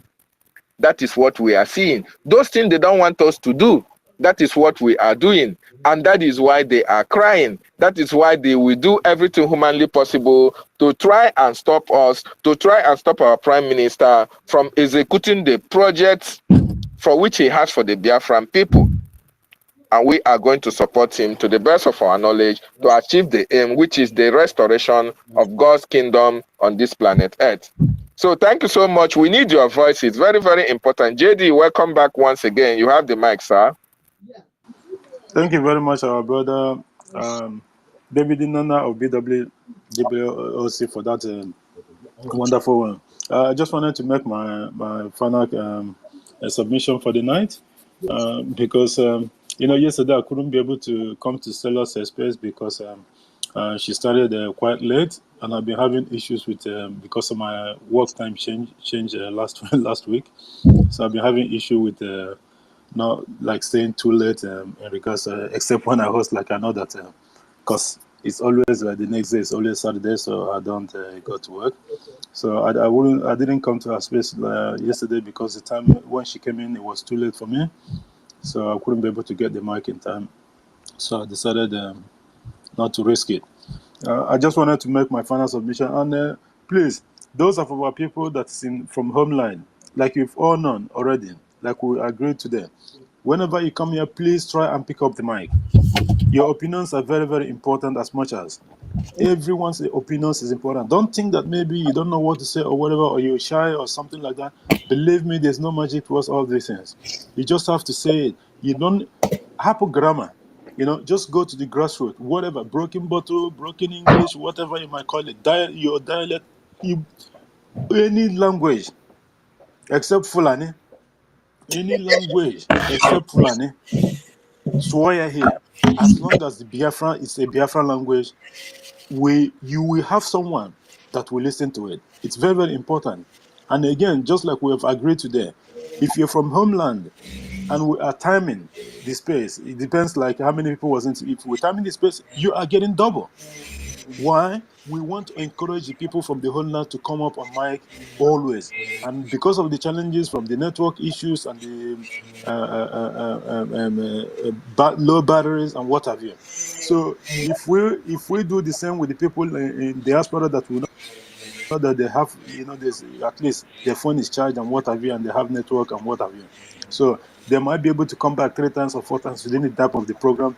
But because the people from homeland, they wouldn't be able to do that, so we decided to give them that one of something like a, double of whatever if there's timing in the space. But if there's none, we still give them more time so that they can make their submission completely, so that they will run out of what they say, and then we know that at least they have done that part, because it's very, very important. We encourage you people to come up on mic all the time and speak, so that like your opinion is very, very important, because you guys are there, witness one-on-one what is going on there. And we understand that the BDF is doing the needful for our people. So I just wanted to say this, London Boy, on his week, every 24 hours or so, he always releases statement. Now he's accusing the Tinubu government of being the problem why the multinational we're not talking about small ones, big multinational companies. Obi is now accusing Tinubu that he's responsible for them fleeing, that in the Islamic State of Nigeria have lost 95 trillion. Just in the past 1 year alone, they lost 10 big giants. Our Prime Minister, last year, I remember the question I asked him last year. He said from January 2024, which is this year, you will see big multinational company fleeing. This is how he put it, the Islamic State of Nigeria, because they will make sure that the economic strangulation from the sit at home and what have you that the government have been put in place that will affect the one thing about this Prime Minister, this man is too smart. When he put a measure or policy, what? Our people, sometimes we are restless. We just want to see the result in Ketan and Kesh. It doesn't work that way. You have to give it a time. Just like this sit at home. Remember when this sit at home started? The first one that he ever tried was from December 15th to 18th, I think. That was the first 3 days sit at home. All hell broke loose in the whole of Islamic State of Nigeria and that of even in the Biafra territory. All these politicians, this here, Tina Opiewi, everyone come out and everybody start jumping out from everywhere. Because of that first 3 days sit at home, they were now Christmas time, people have to say their words. They fought this man, and after that, he told them, he is preparing your mind for what is to come in the future. There's one thing there, just like our leader Mazin Nandikano said, our people always want Ketan and Kechi in government. The result of what people need doesn't come in Ketan and Kechi. You will give it a little bit of time. Because in Ketan and Kechi, what you are seeing in Islamic State of Nigeria today, they will promise you will hear on the news on the TV, and they will because these people are the all 419 people, criminals. They will award contract, and then you see Dume's caterpillar and everything, and you think that they're actually working. You will hear it on the newspaper, and they will have it on channel TV, and you see the governor gallivanting with all those people, criminals, co-criminals, and at the end of the day, slowly, you can't make people throw those caterpillar. These people, you can't make people these people are criminals. What the Prime Minister said, he said, he is preparing our people, our mind, so that we get used to this sit at home, because he said he foresee that this is one of the economic strangulation he wants to use against Islamic State of Nigeria. Don't forget that he has this policy that what do you call it? His template that he created specifically for Nigeria. Biafra against Nigeria exit, because he know that our people need to understand that whatever the policy that the government made, it's there towards our liberation. And then little bit, the Monday sit at home, little bit, how people get used, little bit. Now, this day, if Prime Minister said 2 weeks, People are like, we're gonna hear because they have been prepared. They are prepared already. They have understand and they can see the victory. Even when you are doing something and you see result, you have the courage to keep on doing it. When there's no result, just like the criminal DOS, 12 wasted years. At the end of the day, look where they put Onyendu. Naomi, just like Onyendu said, Naomi Kahagadatia. But there was someone there. Hide on the corner. Because someone hoped the DOS in may 1 or 2. No one noticed him. Just of recently, just a couple of years ago. He was a one Nigerian, just like Onyendu in one time. In Germany, he was there. He was still one Nigerian.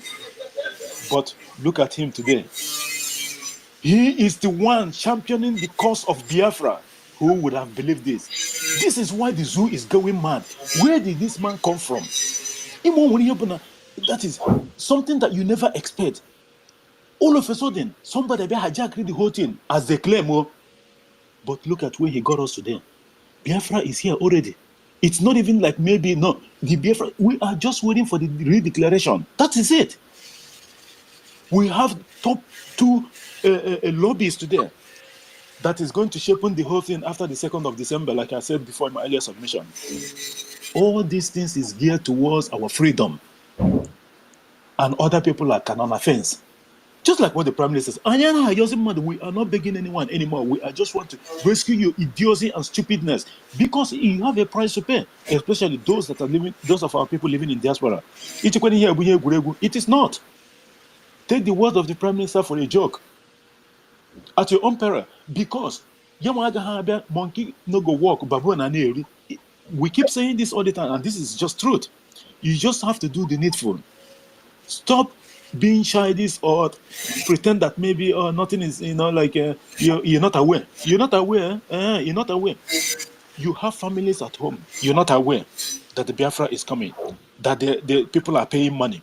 You're not aware that so you're not aware. Your people have not told you that they are voting currently at home. Can you even believe most of the people, these people that we're talking about, they refuse to vote. They refuse to vote. What's your reason? You are not paying money. It only takes you 2 minutes. And now they even make it so easy. It takes you like 2-3 minutes. Even if it takes you 5 minutes. Is this a big deal? Is it a big deal? You have 24 hours in a day. Someone that refuses to vote. Do you think that that person is going to be the one to bring money? He hasn't even voted, let alone $1. This is an this is not whom we are. We are Biafrans. We help each other. We carry ourselves along. We need to support this government. This man is toiling day and night. Even, can you even imagine? I don't even know. Do you know that sometimes, like, I wasn't privileged to, sometimes when our prime minister visit US or whatever, I wasn't privileged like to watch it the whole thing live because of my work responsibility, because of him on a time here, but very, very difficult. But even with that, look at the prime minister at a point. That is, the man who need to rest, but he will not even in the start, he will not even come there and say it. He has to wait. But he has to be there. Just for the sake of you and me. So why can't you give your little time, go and vote and donate? It doesn't matter.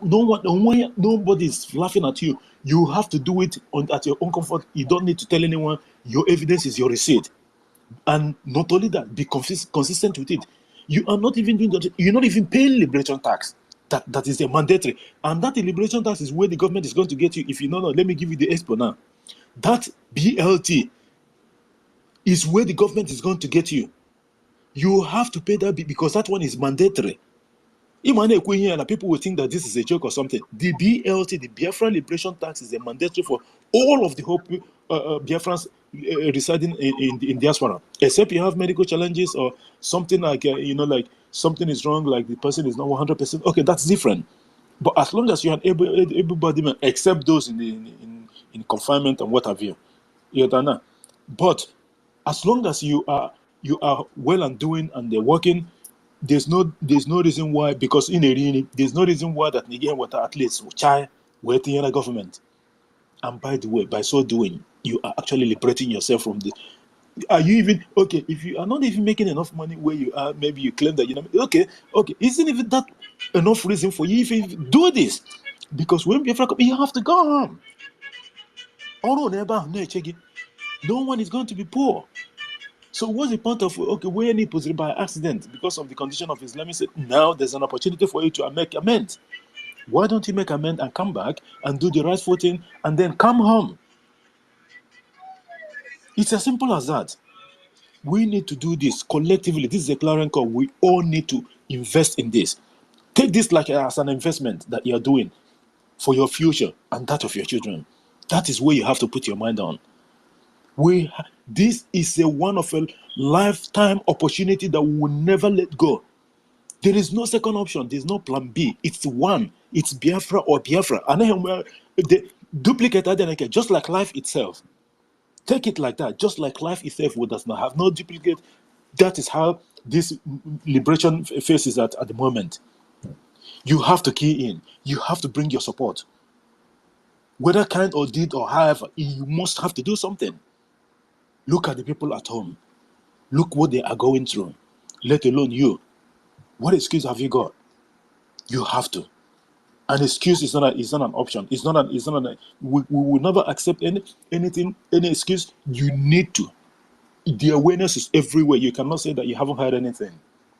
So please, do something. We are not begging you, but at the same time, you are better off. I'm being honest with you. So that this Ebola through the law of Biafra that will carry it all your life, and you will regret. Do something different so that our freedom will be here. Thank you all so much. I greet everyone, all cabinet members, ministers, and all Biafrans on our space tonight. Please continue to share the space so that we can get a lot of our people in. I greet everyone. I see Mr. Snow. Thank you for being here, my brother. Otu nwa nwanyị a nọkwa ebe a. Otu nwa nwanyị ekwubeghị okwu anyway. I know that ụmụ ya na-akụ ya weto. Choice Global TV, Frank our own, Shimon, and the rest of the guys, Jacob Bjorn, and everyone else that's here. Thank you guys. I need to hear the mic now, and I'll be calling it a day in a couple of maybe 15 minutes time. Thank you guys, and good night from here. I yield to our host. Thank you, JD. Thank you so much. Thank you so much. I really appreciate you. You have really made the space very, very warming. I'm very, very welcoming as well with your wonderful, wonderful submissions. I really appreciate. You are one of the very few that I always respect when it comes to hitting the nail on the head with your very robust explanations and submissions, so that our people will understand where we are at this particular time. I really appreciate you. Thank you so much, Nwachineke. And I say, as you go back to your work, the gods of our land will continue to be with you, my brother. Thank you so much. We love you. Yes, you have said it all. You have said it all. If you are a Biafran, irrespective wherever you are all around the world, you have to make sure you support the Biafran liberation. Very, very important. You have a lot to gain. Just like JD said, when Biafra is restored, you are not looking for work. Work will be looking for you. You have a lot. All Biafrans will be employed, because there is a lot of ways where we can create employment for our people. Lots and lots of ways. Not in a terrorist Nigeria where you are, after finishing school, there is no work for you. Even after graduation, spending all your resources, all your family wealth to go and acquire education. When you graduate, the best employment you can get is driving keke napep or okada, or even a taxi driver. That is how it is in that contraption called Nigeria. Nothing good can ever come out from that contraption. But when Biafra comes, you have a choice to choose which employment, which work you want to do. Do you want to go into the police? Is it immigration? Is it into the health sector, industrial? Which one do you want? Because we are good at creating opportunities. That is one thing the Biafran people are good at doing. In every country all around the world, you can see Biafrans doing work, creating job opportunities for even the indigenous populations. Okay? That is what we are going to replicate in Biafra land. And everybody will be employed. If you are not employed by the government, you'll be self-employed. Government can give you grant for you to establish whatever business that you want to do. In as long as you can pay your tax, in as long as you can maintain the business, government will continue to support you. The elderly will be taken care of. Our children will go to school free of charge.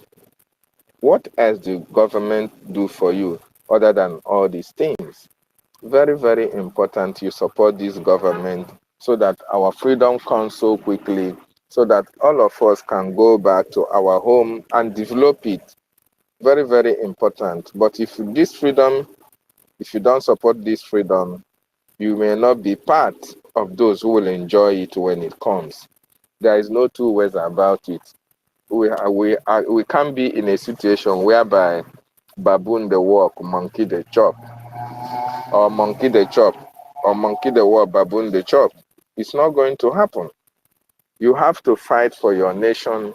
You have to work for your nation so that when it comes, you are going to enjoy what that nation can offer. Very, very important. Thank you so much, JD, for that wonderful submission. Biafrans, Frank, if you are free, you can take the co-host as well so that we can solidify our space. Very, very important. And there is one important comment our Prime Minister made while in Netherlands, and I continue to say it, and that is what we put up here as our topic. World leaders, UN, AU, waiting for full-blown war between Biafra and Nigeria before they can mediate, before they can come for peace, because they can come to ask Nigeria and Biafra where they have to separate their boundaries. Okay? It is very, very important. And why are these people doing this? Why are they keeping quiet, allowing people to die before they can come for mediation? Our Prime Minister made us to understand that there is power. These people have power, even enshrined in their document, to allow people to go, even to mediate, even to stop people from fighting, even to stop wars from happening, even to stop conflicts all around the world.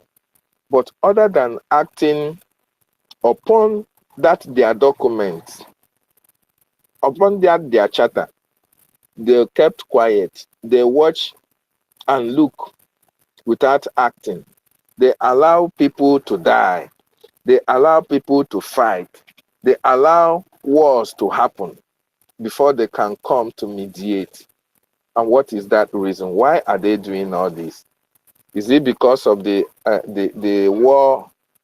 war machineries they want to sell? Is it because of the agreement they would like to make, or the position they occupy in the world, that they have to come in when there is war and use that opportunity to leverage on what they are going to gain from the warring countries? Is it because of that? Is it because that they are siding Nigeria and they want to see what Nigeria can do to Biafrans, that they are keeping quiet for a full-blown one to come out so that they can see which people are winning and which people is losing, so that they can come in and mediate and try to use leverage, what they can gain if they can stop the fight, what is in for them. I want you to just listen to what our Prime Minister have to say, because as it is now, the world know that Biafra and Nigeria is fighting. International community are aware of that. The world leaders are aware of that.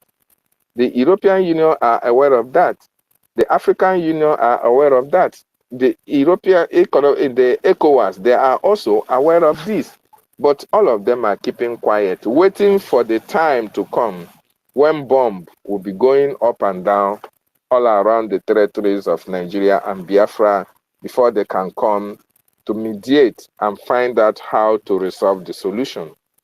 That is a very bad decision by the world leaders, the United Nations, the European Union, the African Union, and the ECOWAS. That's a very wrong decision to sit by and watch people die or being killed before they can call for ceasefire or before they can call for mediation or for peace. Very, very important. So listen, fellow Biafrans, as you hear what our Prime Minister have to say. The world leaders at this summit also made it very clear. They may not understand that currently, in the case of Biafra, even though they are sitting idle and watching, it in fact violates the section of the United Nations Charter, which has assigned a responsibility to them to act in accordance to protect or the protection of human rights, especially. You have heard it. They have the right to act for the protection of human rights. It is enshrined in their human rights charter. They have the right, they have the opportunity, they are obligated to act upon it before the escalation of conflict. Because it is written in that document to prevent people from dying, to prevent calamity from befalling nations. They have an opportunity to protect people from being killed, indigenous populations from being killed by the military, to prevent countries from fighting internal or external wars, to prevent, because it is within the human right of every nation to live. But why these people have that privileged information, why they know that they have the right to stop all these things that are happening, what are they doing in the case of Biafra? They kept quiet. They allow people to be killed, yet they are not speaking about it. You see what, when Hamas attacked Israel first, the world kept quiet. The world was not acting, the world were not speaking. But immediately Israel started retaliating, killing Hamas in their numbers and their terrorists. You see them asking for peace. You see them calling for truce. You hear them calling for ceasefire. Is that not hypocrisy?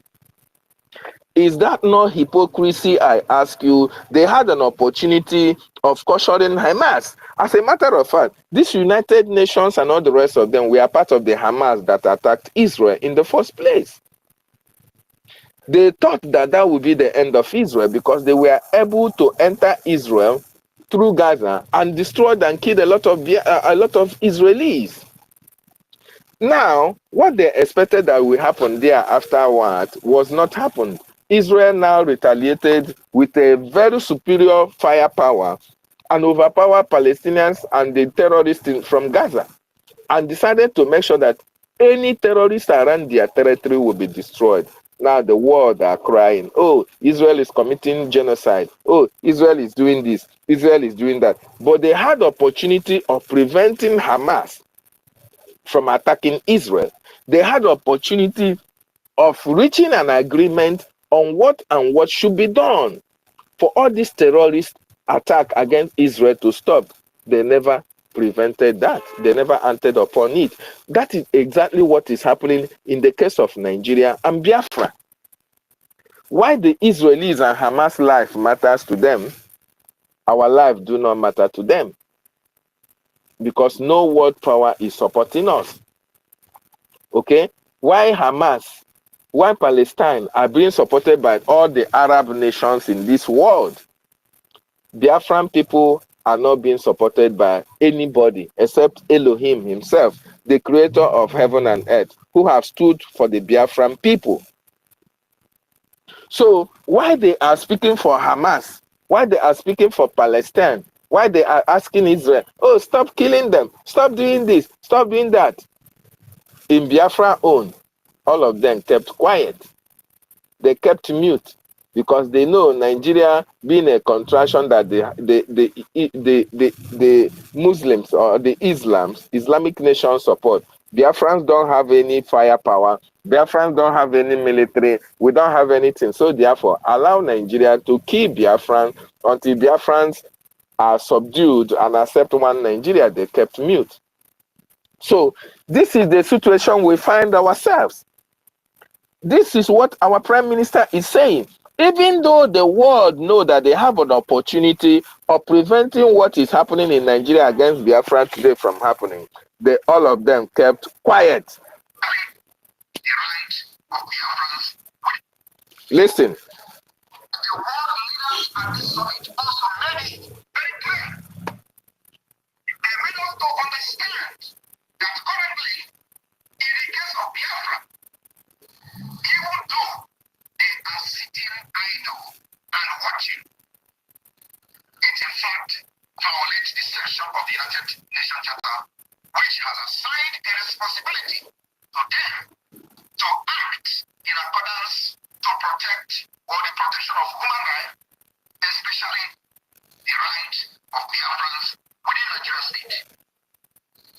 They are waiting for this war that you listen to the chief of army staff claiming that they are at war. Do you not understand that they are at war in Nigeria? Do you not understand that Biafra and Nigeria is already at war? When Musa told you that they are going to retaliate, a lot of people are surprised. You'll be asking yourself, retaliating with who? Against who? He has made it very clear that this is a war.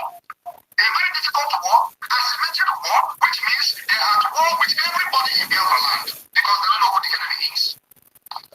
You are waiting for these people to annihilate us before you support the liberation of Biafra? You may be a victim.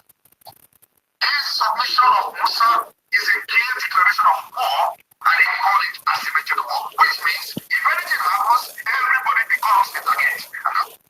So why our Prime Minister is saying that even the world leaders know what is happening and they are keeping quiet, they are not doing anything to stop Nigeria from invading Biafra land.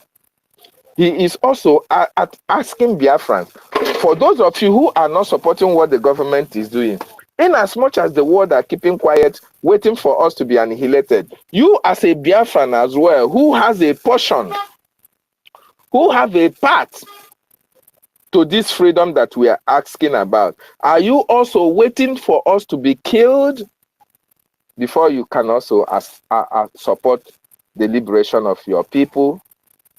Are you also waiting for bombs to be going up and down in Biafra land before you can bring your resources for this freedom of your people? Obi Kovana, are you waiting for your villages to be overrun by terrorists before you can support? Is that what you are waiting for? All these Yeye British who are flouting money here and there, are you waiting for your villages to be in IDP camp before you can come out and demonstrate that you are one of the big boys in town? Are you waiting for your brothers and sisters to be killed before you know that you can bring up your money to defend them? Is that what you are waiting for? If the world leaders are keeping quiet, if the world leaders are not coming to stop the destruction of life and properties in Biafra land, are you also as a Biafran waiting as well to see how many people that makes it out of Nigeria and Biafran's second civil war before you can be able to support and fight for your freedom? Is that what you are waiting for? If you are waiting, the Prime Minister said, if you are waiting, if you are in that category, you may fall a victim. You may be a victim of the same thing you are waiting to go away before you can support the freedom of your people. You may be a victim because most people that were killed by these terrorists may be those who were sitting on the fence, those who never tried to be conscious of their communities, of their vicinities, to know that the terrorists are in their various communities and support actions against this terrorism. Those people who were killed, most of them would have been those who are, oh, one Nigeria, nothing they happen. Nigeria will be better. Tomorrow, before you know it, Agurishi are waiting in one Nigeria. Are you waiting as well as the international community are waiting for bombs to be going up and down before they can be able to come and mediate for peace? Before they can come and mediate for the separation and the declaration and the mapping out of borders for both two countries? Are you also waiting? If you are waiting, it may be too late for you. Very, very important that we understand this. There is no time to wait. You have to join now, put your hands together and join the Biafran Liberation Army, and join the Biafran Resistance Fighters, funding any little way you can contribute towards the restoration of your freedom. It is very, very important.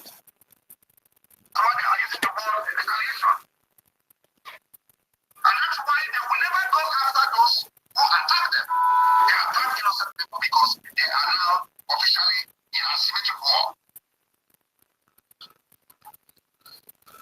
My fellow Biafrans, the United Nations and world leaders at this summit also reaffirmed that fight against Russia should be applied anywhere in the world where human rights have been violated. To this particular submission by the world leaders in this summit, we call on the United Nations.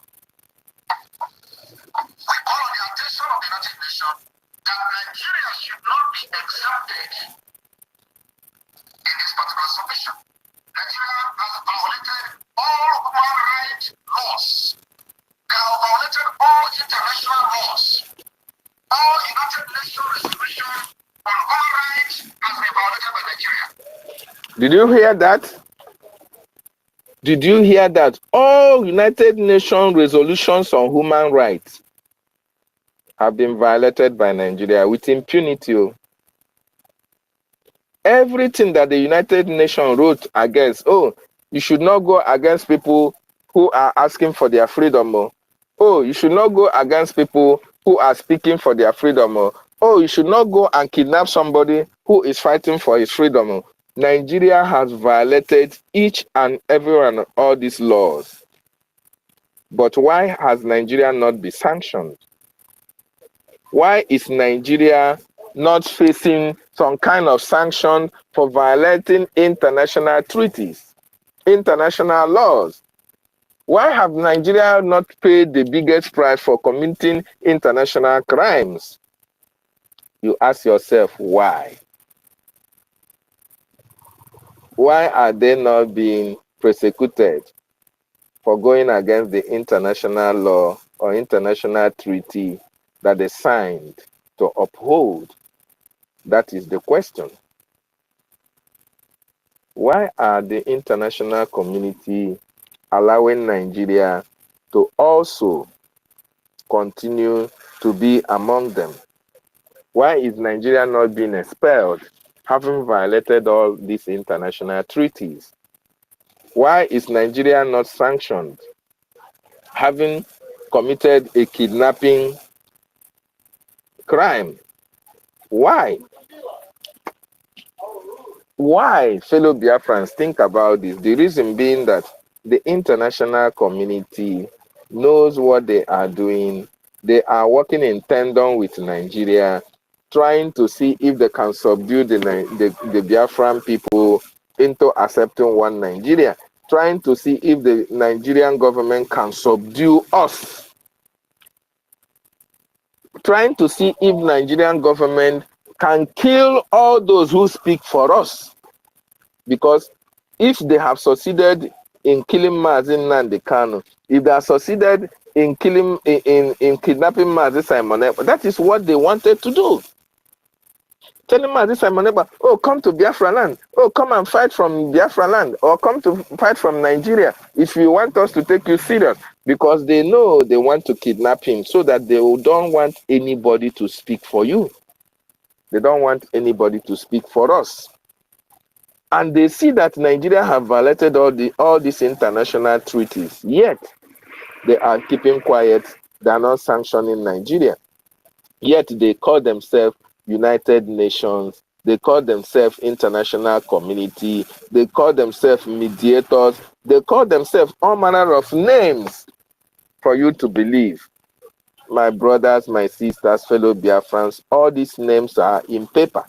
When it comes to Biafran people, this name does not apply. It doesn't function. There is no penalty that they are going to give the Nigerian government. To them, Nigerian government have committed no crime. Okay? To them, the Nigerian government are doing the right thing because they have been working in tandem with the Nigerian government, taking our natural resources even at no price at all. They are not paying for it. Nigerian government have been giving it to them on a free of charge.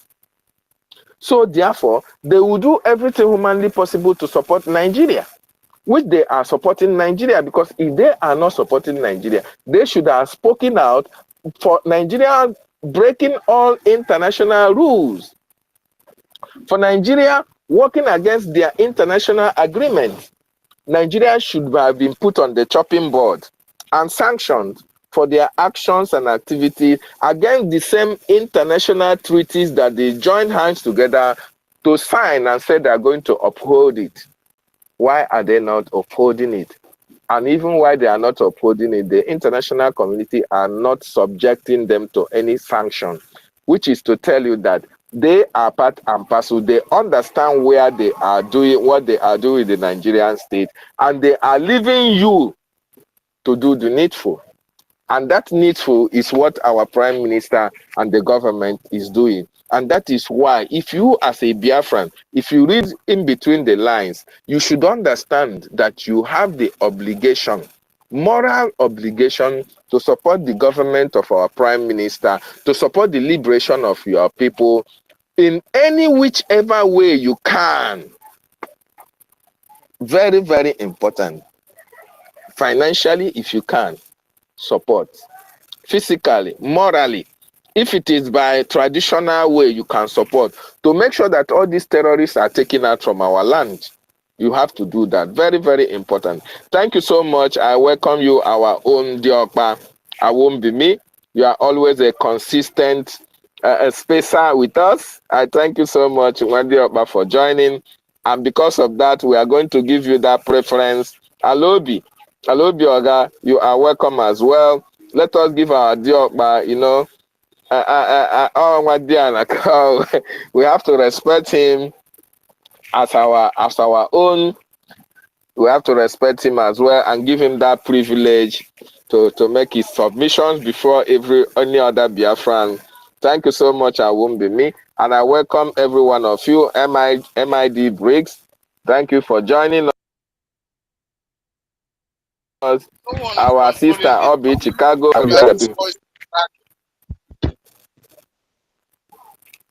Who is speaking, please?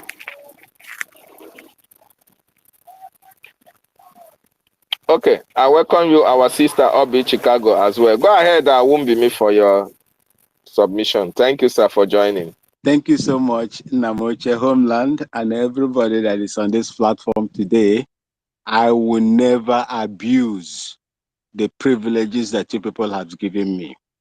And I say, may Chukwu Okike Abiama continue to bless all of you for whatever that you are doing that is going to bring back or restore my mother's ancestral land, which is Abia, Ngwa land, in Biafra land.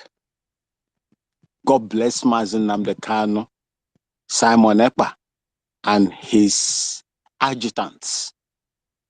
that are not sleeping, that are having sleepless night in order to make sure that my mother's ancestral land is not desecrated. I say, may Chukwu Okike Abiama bless all of you. I would like to go straight to the topic.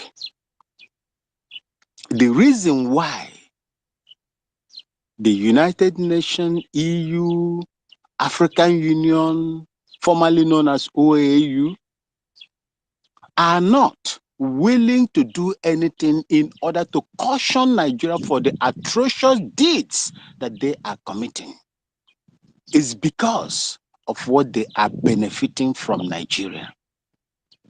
Remember, most of the Anglophone countries in Africa, especially in West Africa,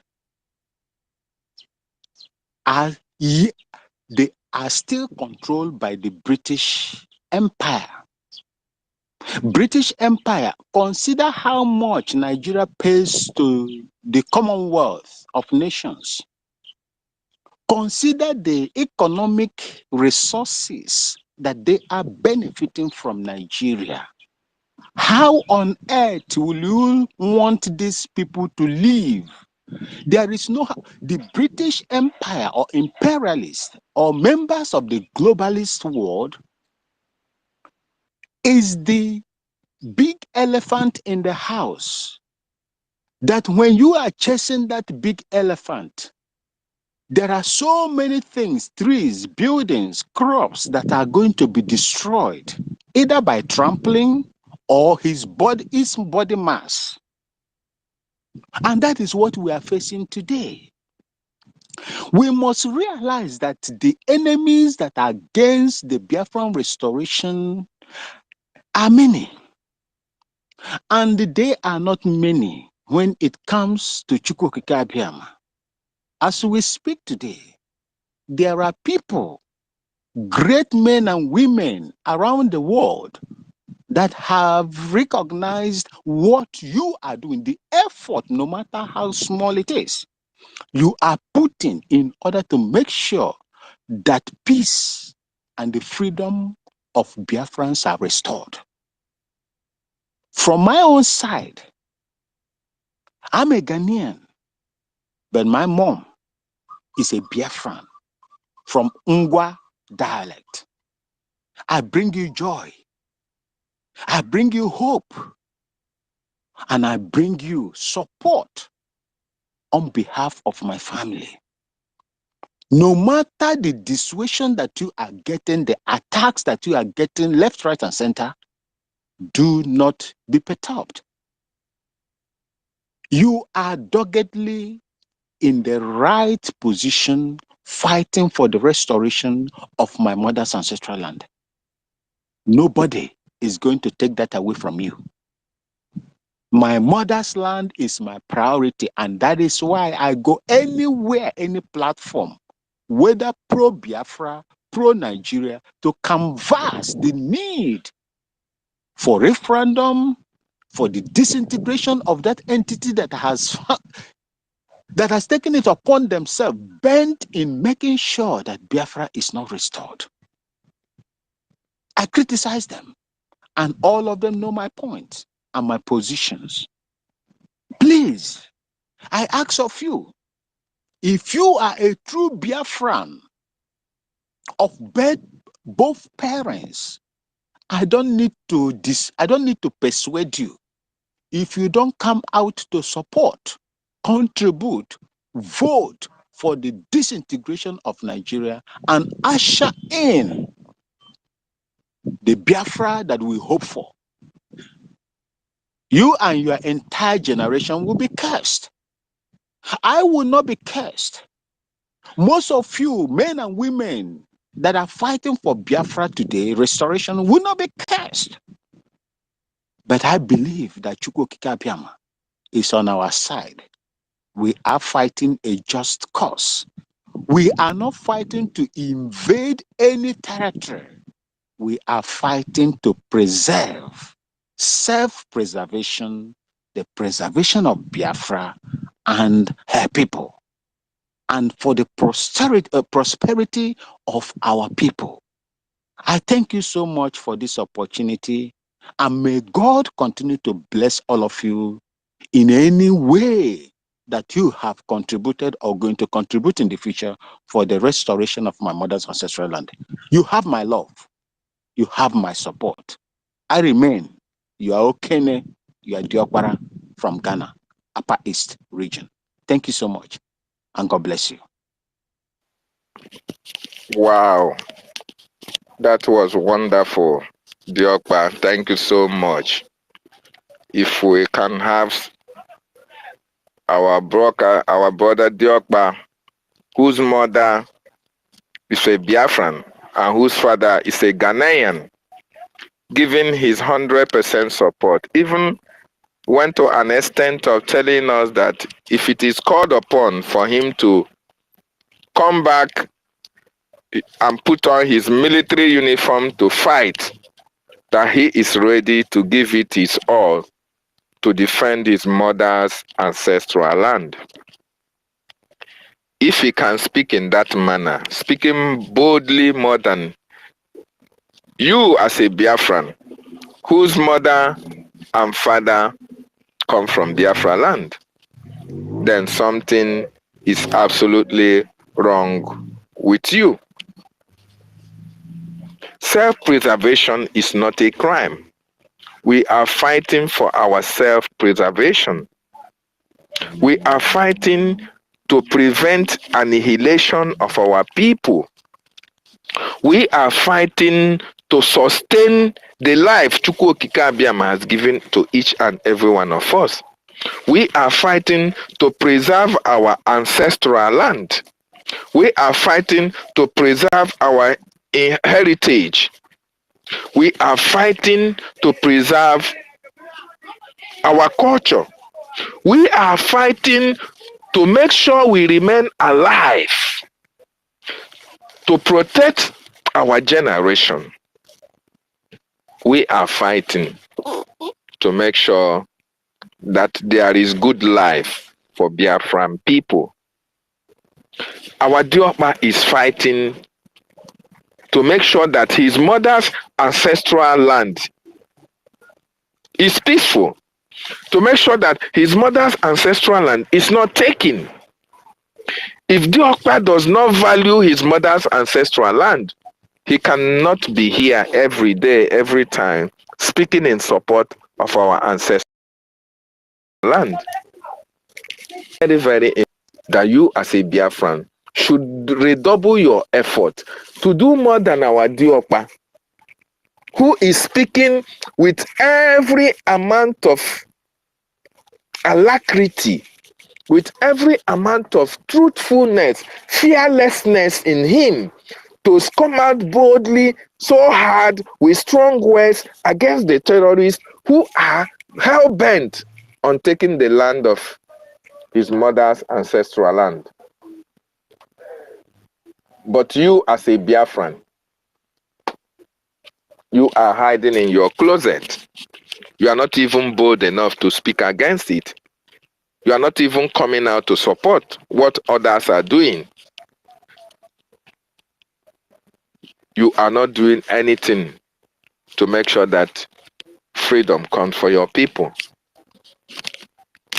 It is very shameful of you, and it's very, very unfortunate that you come from the land of my ancestors, the land of Chukwu Okike Abiama himself, the blessed land, the land that the sun rises, the land that the three wise men came from, the land that has the four elements of life. If you are not proud of that land, the land can never be proud of you. Wow, thank you so much, Diokpa. That was a wonderful submission. Kama Israel, I welcome you, my brother. Chukuma Eze, I welcome you as well. Thank you for joining. Obonna, I thank you as well. My minister Snow, I appreciate your presence, as well as every other minister in the house. We have world leaders, United Nations, European Union, African Union, ECOWAS, and all the rest of them. They see what is happening in Biafra land, yet they kept mute, waiting for conventional warfare, waiting to see women and children dying like they waited, like they joined hands together against our people between 1967 to 70 before they can come with their charade of mediation, before they can come to give conditions under which they can assist, where one of those conditions was how many percentage of our natural resources will go to their various countries before they can come for mediation. But unfortunately, this time around, according to our Prime Minister, the war will be fought on our own terms, on the place of our choosing. And however we decide to fight it, we are giving them guerrilla warfare. And they are saying they are on jungle warfare. Anyị ga na amanụ mbe na bụ nke bụ oke. In the land of our ancestors, in the land that your umbilical cord was buried. You think about it. Abraham Monoge, Ananage, Ananegi, can somebody who comes from outside want to come and take it over? Can somebody come to your terrain and beat you in your game? It is never possible. So we are telling them to bring it on. This is the land of our ancestors. The land of Nnenannannaiha. Their spirit cannot be alive and see these people take over our land. That is why whatever they do in Biafra land, all of them will go down. Because the land of Biafra will fight against them. This is what the international community want to see. They want to see children dying of hunger. Of course, this time around, nothing of such shall happen. They want to see bombs being thrown to the market, being thrown in our living, in our areas, in our churches, and all the rest of them. Of course, it will no longer happen. They want to see Biafran soldiers being lined up in the street and being shot, while our people will be crying, please, we want negotiation, we want... It can never happen. Rather, it will happen in the other way around. Why the Nigerian government will come. They never see what we hit them. And once we hit them, they can never see us again. Just like Musa confessed, when they come to hit us, they only see trees. But when we come to hit them, we see them clearly. We see them, they don't see us. And we are going to be giving them that woto. And for the rest who have decided, who are doing strong head, even when some of their armed media, armed forces are evacuating their, banning their military patrol in Biafra land, some are still doing strong head. Continue to do your strong head. We are only sorry for you. We are only sorry for if you have wives and children, because it is only those ones that we are going to feel their pain. But for you that pick up the arms to come to the land of our ancestors to kill us, you are not going to return back alive. You are not going to make it back alive. And for those of you who will eventually make it alive, after you must have been decimated in the land of our ancestors, when you return, the terrorists might have taken over your own villages. The terrorists might have run you over and pursue you out from your ancestral land.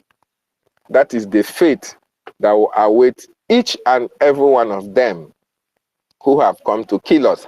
And one funny thing is that all these people who are sending you to come to Biafra land are not Nigerians. You can imagine Tinubu using Nigerians, using the same people who come from a geographical location in some Nigerian communities, using them to come and fight the owners of the land. And after he dies, he will go back to Guinea.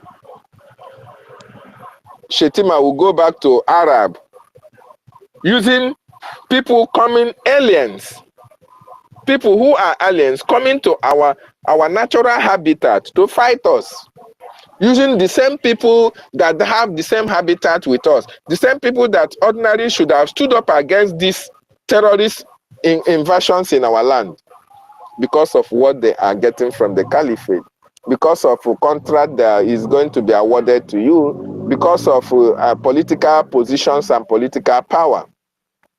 You have sold your birthright to the terrorists.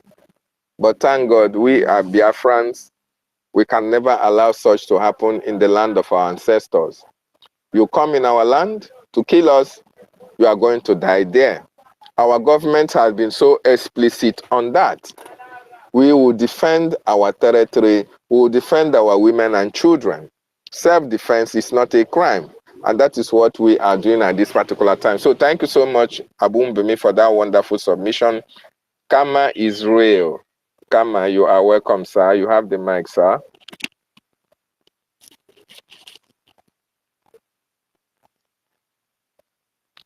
Kama, are you there? Unmute yourself and speak to us, sir. If you are there, if it's not there, Chukwumeze, welcome, sir. You can go ahead.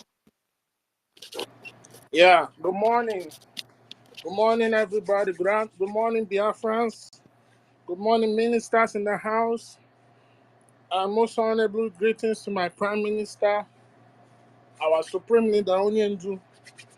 Good morning, everybody. Good morning to supporters of Biafras, friends of Biafras, and also to the haters of Biafras. I want us to know that whatever we see happening today is nothing new.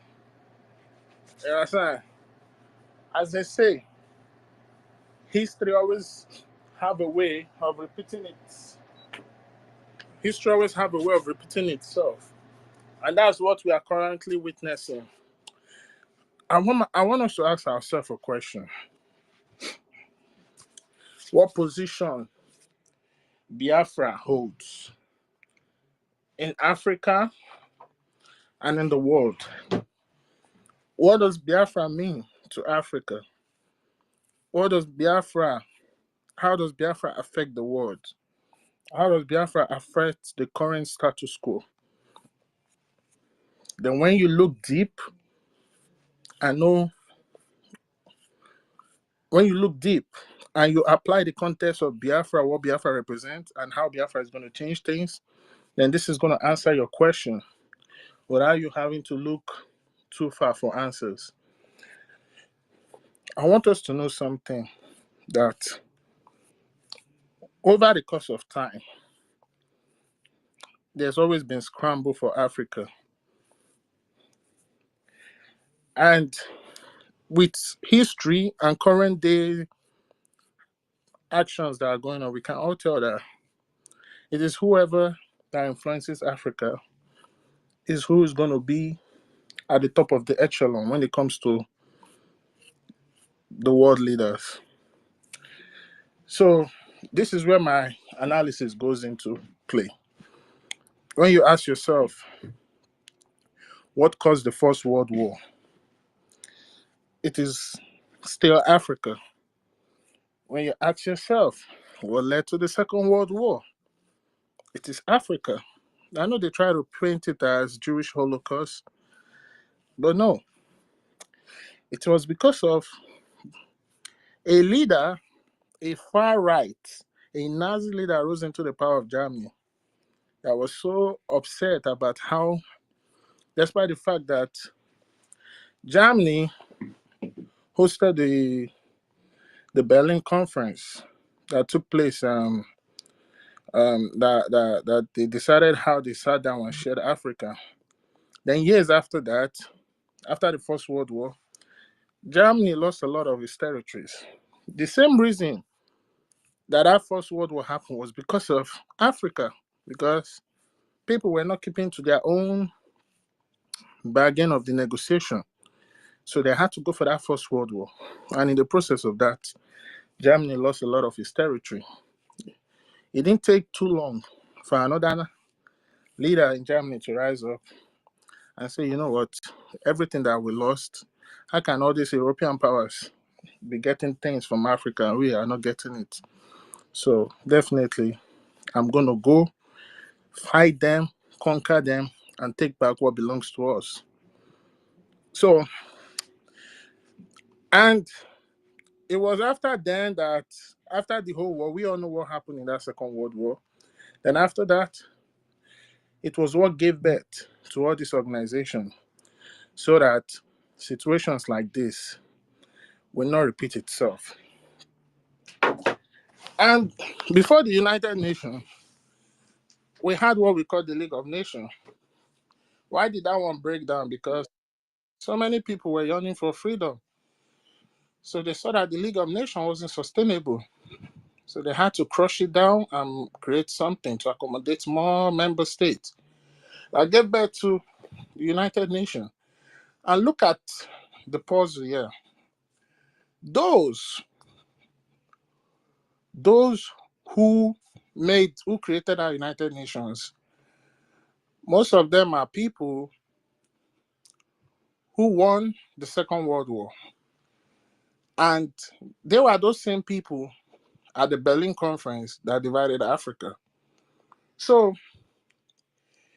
if you as an African or you as a Biafran is waiting for these people to respond to what is going on in the zoo, then it's just a waste of time. We don't need their response, but what we can do is we can force them to respond, because at the initial stage, all these organizations were not created for us. They were not made for us. It was made for those, most especially, you can call them maybe the Security Council in the UN. I think there are about 5 of them. Those were the reason why they created the United Nations. And these same people are the same people that created, most especially in Africa, this sub-regional union you call African Union, because they use them as an extension to continue to enforce their colonial rules. As we know today, African Union is just a puppet organization. So the likes of ECOWAS. So African Union is just an extension of the neo-colonial rule, and ECOWAS is just an extension of the neo-colonial puppet rule. So all these organizations were never made for us. The only time we'll have a viable so-called United Nations, that's if it's named, that if that's what they're going to give it, if that's what they're going to name it in the future, is when we collapse that current entity, then create a new one that will enable every member state to negotiate. And that's only going to happen with the coming of Biafra. And if you look at where Biafra is today on the current world map, it's a very, very important place where you find Biafra, in the zoo. And when you look at, after that Berlin Conference, those who share that part of Africa on the map as their own, which is the British, sat down and said, listen, we know that these people, we know their history. As a matter of fact, they know us better than we know ourselves. They say, these people, let us create something that will suppress these people for a very, very long time, that will prevent them from rising up. And also, through these people, we will use it to influence Africa. That was why they created Nigeria. And they handed over Nigeria to the Fulanis, because Nigeria is a partnership between the British and the Fulani, where everybody have their own self-interest. So why am I saying all this? I'm giving this breakdown because United Nations will never talk about anything going on in the zoo. So does the like of African Union, so does the like of World Health Organization, whatever it is, even Red Cross. Don't you see the Ponzi scheme? The Ponzi scheme is that the same people that kill you, destroy you, are the same people that will use another branch of their own entity to come and act like, oh, they are giving you aid, they are giving you relief and all that. It's all the same. Why is it that those people that are giving you aid, okay, let's use the Biafran war for instance. The British government killed Biafrans, put blockades, partners with zoo to make sure that Biafra is killed. But at the end of the day, they use the Irish, the Red Cross, to act like, oh, because of humanity crisis, we are bringing relief. When you look at them, they are all the same people. It's just that the same people with different faces. So it's high time that we don't have to rely on these nations, you understand, on these entities, because at the end of the day, we need to be free. Not just being free, but free from the grassroots. Just as how the League of Nations broke down and gave birth to United Nations. It's the same way this United Nation entity will go down. And if I thought there's going to be any international body that will bring on nations or all member states, it will have to be renegotiated on equal terms.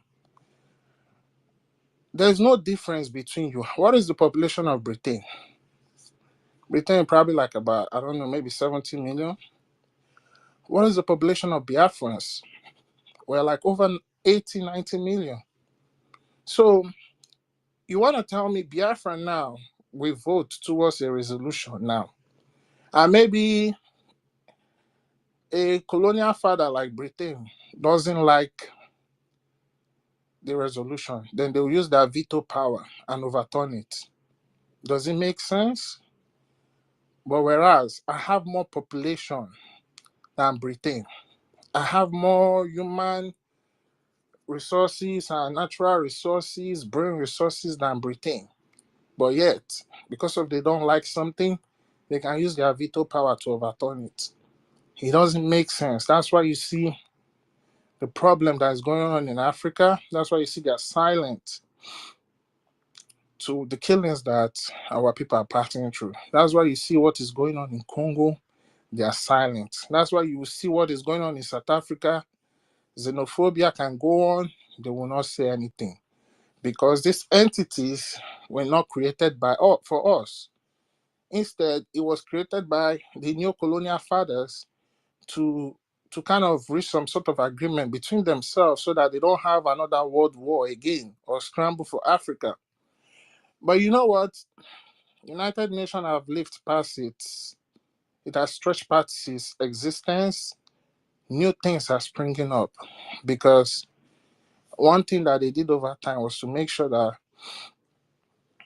we never understand the self-belief in ourselves to know that we are the ones that are free ourselves. But that's what Biafra brought to us. That's what our leader Onyendu came, preached to us, taught us. And I'm sure all those revolutionary leaders in Africa too that are doing the same. I'm sure that that's the same thing. I'm sure they all listen to Mazinam, the kind of preaching. That's why they are all rising up. So we are the ones that are going to force them to mediate. And at the end of the day, there's a saying that says, if you want peace, prepare for war. Because during that process of war, history is going to be made. A lot of history are going to be written. We are going to understand what is the value of freedom so that when we get the freedom, we'll protect it jealously, judiciously. Unlike the flag independence that was given to the African contraption that was created by these Europeans. The freedom they don't value because it was a flag independence. It wasn't a true freedom. So Biafra will be the first of its kind to design a template of how freedom should be done, should be gotten. Also, Biafra Republic government in exile will represent the strongest ever government in exile as hand that ever existed. That everything was done on the media space. We organized ourselves through the media space. We educated our people through the media space. We organized convention through the media space, even self-referendum through the media space. So we are rewriting the history. So it's just like Biafra is like the Great Reset.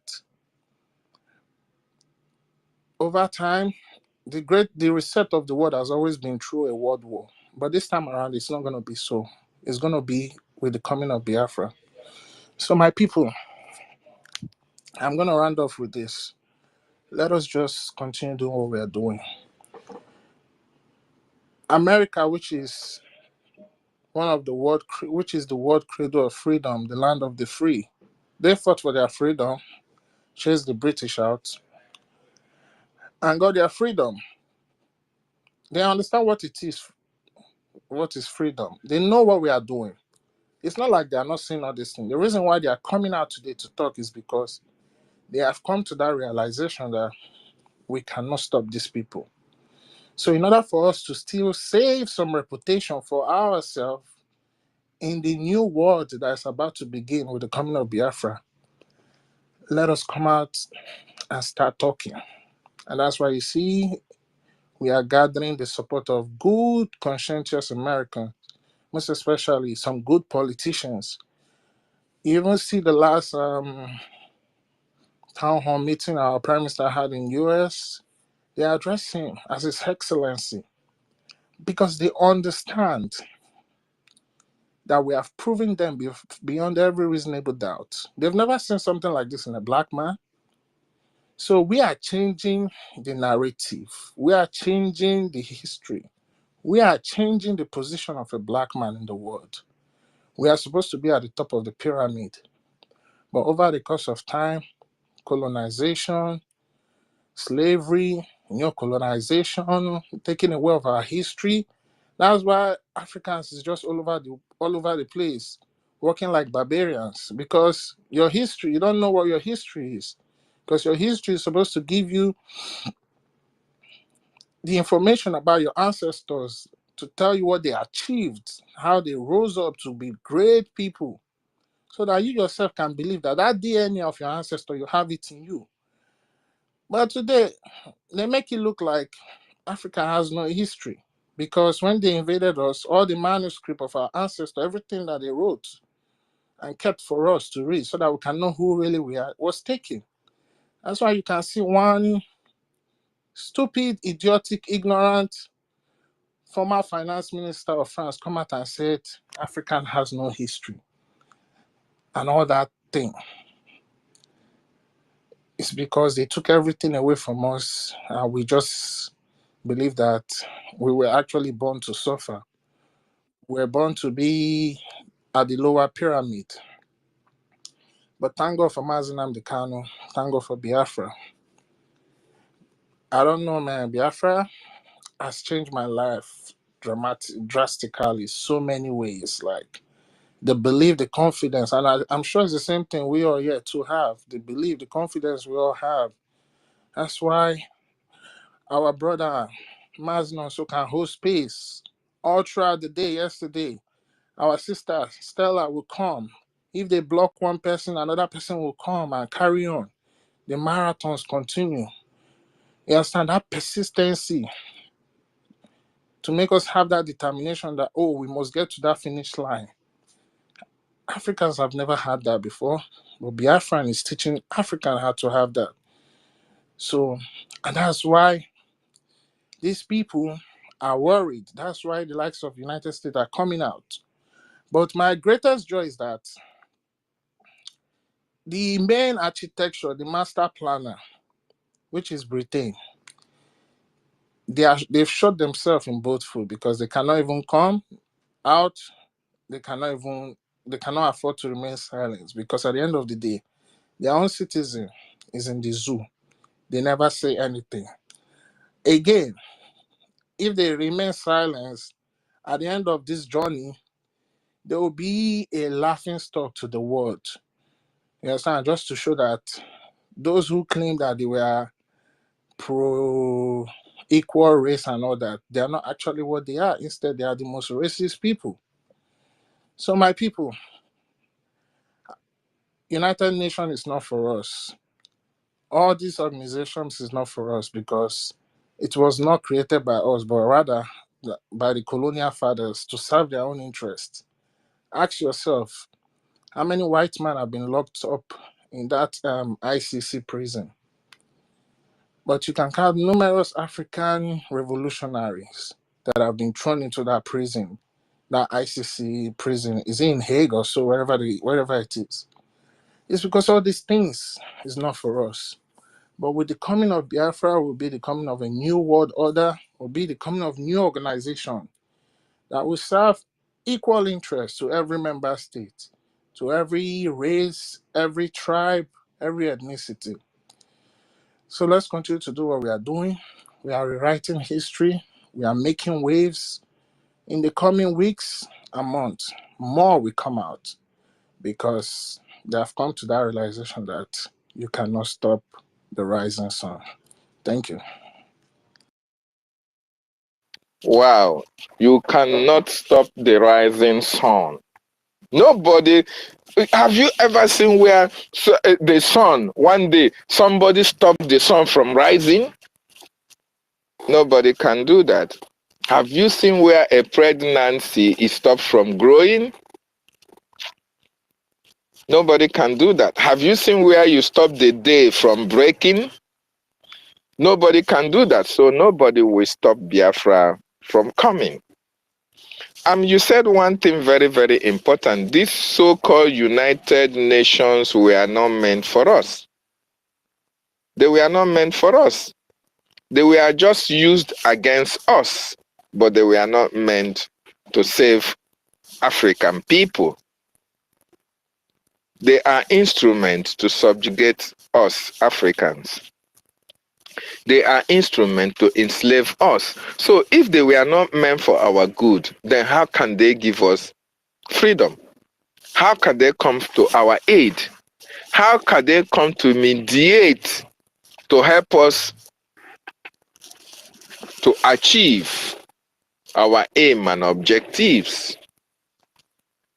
It can never be possible because they are not for us. The who is not for us must be against us. So that's what it means.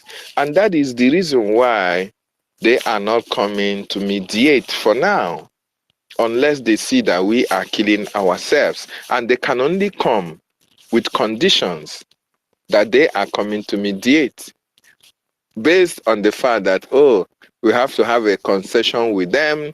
They have to give them 30% of your oil when peace is restored and all the rest of them. And more importantly, they are the people that are fueling the conflict in all African countries. Yes, these are the agents of the caliphate. These are who the caliphates are using to inflict pains on Biafran people. These people have had agreements with the Nigerian state to do everything humanly possible to continue to hold us down into perpetuity.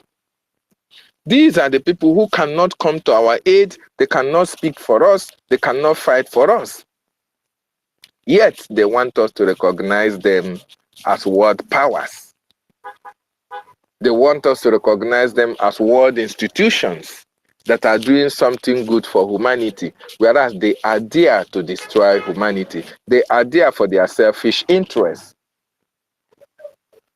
They are there to subjugate indigenous populations, to help countries who are subjugating indigenous population to carry out their evil activity or criminal activity.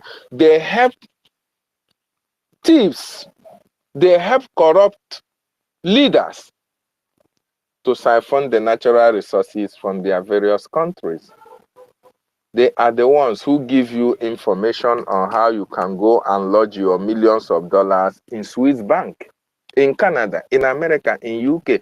These are the people who made these African leaders to know how to steal their natural resources, especially in Nigeria. You know, Nigeria is a criminal country. It is not ordinary for a drug lord to lead a nation if all these people who call themselves leaders of the world are not in accordance with what he is doing, or they do not reach an agreement from what he should do. to make sure to buy their silence. That is how bad that it is. But they cannot stop a determined people, Biafrans, from getting our freedom. Thank you so much, Chukwumeze. That was a wonderful submission you made there. Awum, our Diokpa, you have the mic. Welcome back, sir. Thank you so much, Homeland Namoche Chineke. Chukwokike Abịama gọzie gị. I just want to sound this information that I've been attacked, and I cannot even hear you sometimes. Instantaneously, it keeps breaking. So in case you did not hear from me, or you see me entering and coming, going out and coming in, please bear with me, because I am having serious attack on this handle. But I would like to tell you, my people, there is nothing. We will never, never, never leave any stone unturned. We must. If there is no time that we have ever exerted this kind of energy that we are exerting today, it must be now, because we are facing the world. If you look at 1967 to 1970, even before that time, we faced the world. Even my own country, Ghana, where a peace, a peace accord was brokered, instructing Nigeria by General Achampong to go back to the status quo. After that, my own country supported Nigeria. So do not, at any time in your life, believe that most of these countries will support you. They will only support you when the chiefs are down. And we will not be cowed by any of their antics. Their silence shows us, Biafran people, that they know you more than you know yourself. And they will never allow us to progress or have our own independent country. But Chukwukike Abịama is in the majority. Glory be to God that there are so many countries now that are now looking into our sufferings and coming out to speak, individuals, men and women. God would definitely, Chukwukike Abịama would definitely use one person, a Joshua, a Moses, to free our own people. Left for these globalists, they will never allow us to go. But God reigns supreme. So in anything that you do, remember that you are the endangered species on this planet Earth. They know you more than you know yourselves. And we have come to realize it is not by coincidence that God put people like me, you, in the arena to fight for this. It is not by mistake that God brought out Mazi Nnamdi Kanu, and it is not by mistake, even when they captured and kidnapped Mazi Nnamdi Kanu, against all international regulations and protocols, Simon Ekpa is there, the Prime Minister of Biafran Republic government in exile in Finland. If there is a way they will capture him, they will also capture him. But God is using the Finnish people to protect him where he is, to fight for the restoration of my mother's ancestral land. Be courageous, be strong, don't tarry, because Biafra is very close to us, just like the nose is close to the mouth. I thank you so much. God bless you. Thank you, Diokpa. Thank you so much. One thing we know for sure is that they continue to attack those who are speaking truth to power, and they will continue to do that. But one thing they have not been able to grasp or understand is that no matter their attacks, we are not going to relent, and we are not going to give up. The better they understand this, The earlier they understand this, the better for them to know that these people have come out to have their freedom. And no matter what they do, it doesn't matter how many times they hack your account, they kick you out here and there, they stop your mic from functioning, they keep you at standstill. We are not going to give up. At any slightest opportunity, we are going to come back. That is to show you how consistently we are prepared for our freedom. In some cases, some people demand for the mic. You try to bring them in. It is not accepting. It's not going to dissuade us from doing what we are doing. Very, very important. You see, just like our Diokwa said, Chukwu Okike Abiama has a way of doing his thing. He wants Nigeria to experience the two sides of the coin at the same time. When Mazi Nnamdi Kanu came, speaking through the microphone, asking the Nigerian government for referendum, asking for restructuring of Nigeria, asking for regionalism, they said, oh, he is a warmonger. Oh, he's an online agitator. Oh, they even called him a miscreant. Mazi Nnamdi Kanu was classified as a miscreant.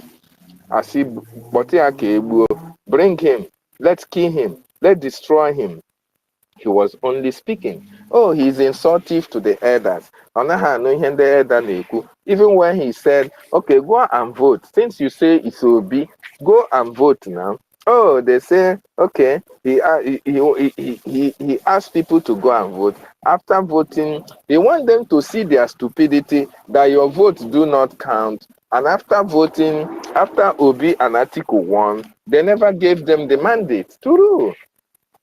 Now, oh, they started criticizing Mazi Nnamdi Kanu. Oh, he's this. Where is your defense fund? Oh, he's that. Why are you agitating? Oh, marginalization, Igbo presidency, restructuring. Okay, Igbo presidency. They are going to give Igbo presidency. Mellow down.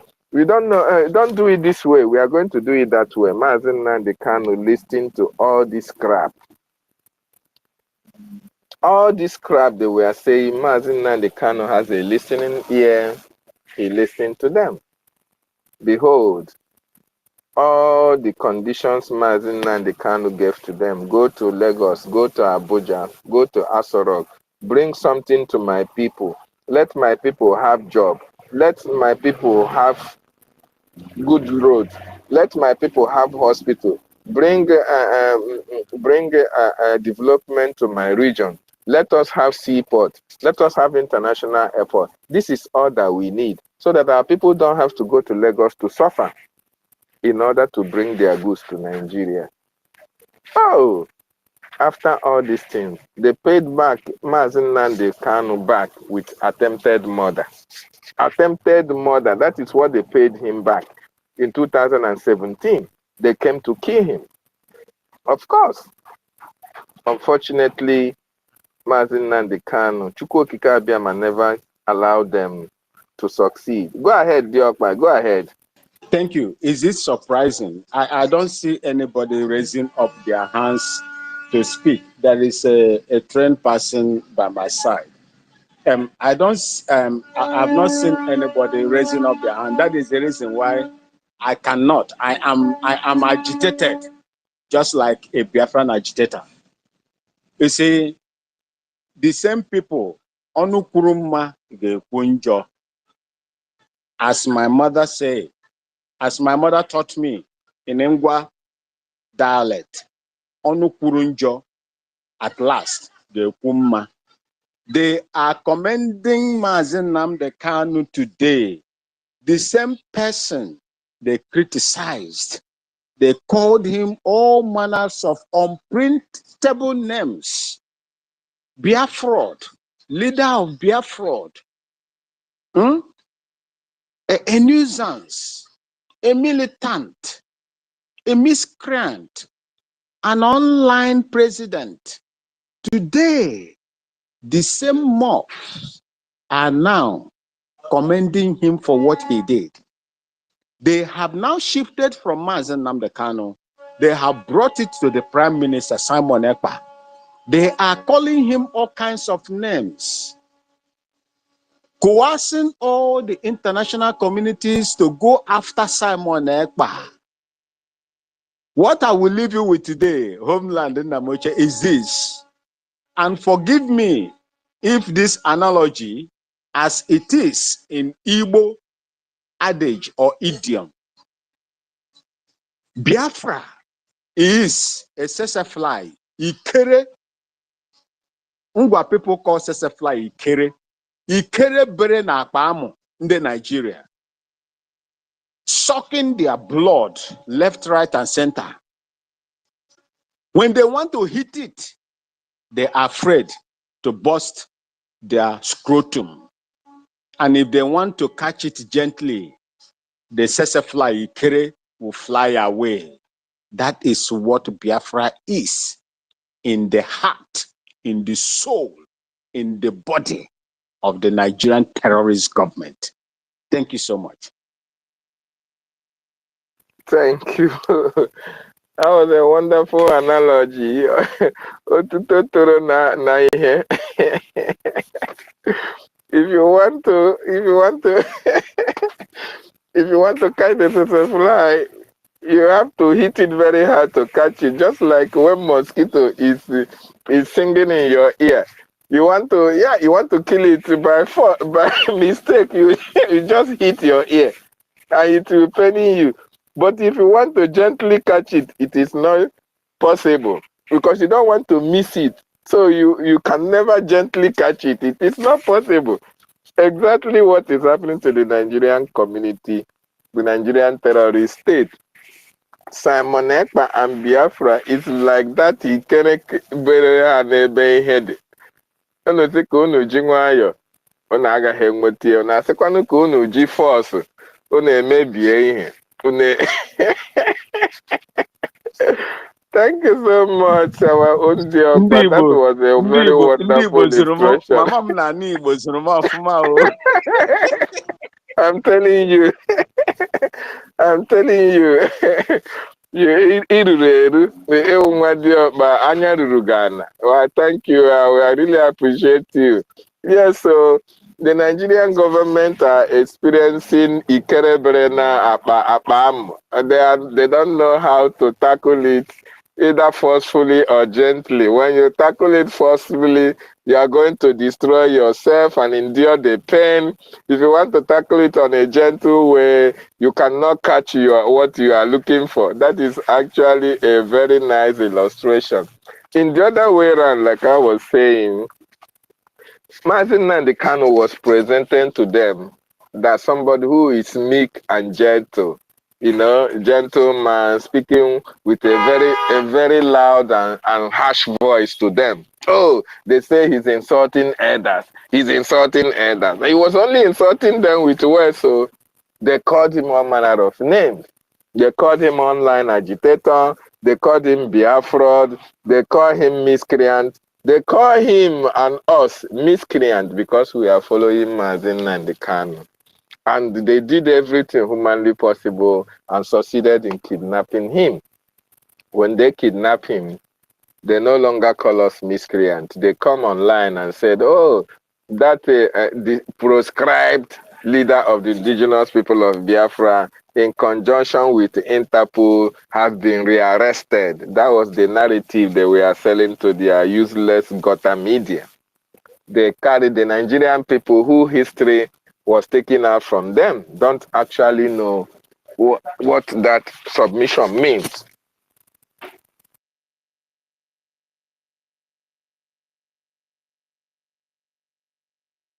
They thought that they have succeeded. They thought that, oh, they have captured Mazin Nandekano, so therefore everything is going to go down. Oh, Mazin Nandekano is in our custody. IPOB agitation will die a natural death, according to Lailai Mohammed. Okay? According to all those who they bought during that time, Lai Mohammed to speak ill against our leader and against our liberation, not knowing that Chukwu Okike Abiama had another thing for them. He said, okay, I brought Mazi Nnamdi Kanu for you people to negotiate on a peaceful exit of Biafra from Nigeria, and you people kidnap him, and you people started killing my people. Okay, let me give you somebody that will be your match. Let me give you somebody that will get a bottle. Let me give you somebody that even when you, before you even open your mouth, he will our prime minister came on board. And today, they are now praising the same man that they castigated. The same man that called a miscreant. They are now praising him. Oh, Simon Ekpa is not in the same page with Mazi Nnamdi Kanu. Oh, Simon Ekpa is not fighting the same thing Mazi Nnamdi Kanu is fighting. Oh, Mazi Nnamdi Kanu was a peaceful agitator. Oh, Mazi Nnamdi Kanu wants referendum for his people. He doesn't want any violence. Oh, Simon Ekpa is violent. Oh, Simon Ekpa is this. Simon Ekpa is that. Because they have seen that Simon Ekpa is their match. They have seen that they cannot put Simon Ekpa in their pockets and lock it. They have seen that Simon Ekpa cannot be bought. They have seen that Simon Ekpa, nobody even have access to Simon Ekpa, not to even talk to him, to sit on a table and negotiate. No, you can't even negotiate outside Simon Ekpa. Who are you going to call under the government of Biafra? Because our prime minister have already given warning to all the cabinet members. If I hear him, if I see him that you are speaking with any political leader in Nigeria, you are out of the government. He gave the warning to each and every one of our brothers and sisters. And those who have genuinely come to restore Biafra are here with them, with our prime minister. But those who have somehow their leg is in autopilot, then their leg is in one Nigeria. They were also shouting one Nigeria in the night, in the afternoon they shout Biafra. All of them were fizzled out before the first convention in Finland. And that is why they can no longer know what to do with Simon Ekpa. They are now begging Mazi Nnamdi Kanu, promoting him, giving him all the accolades. He's a good man. He's a nice agitator. He's this. He was not violent. He was not speaking so hard. He is not posting pictures online that are violent pictures and all these discreet pictures online.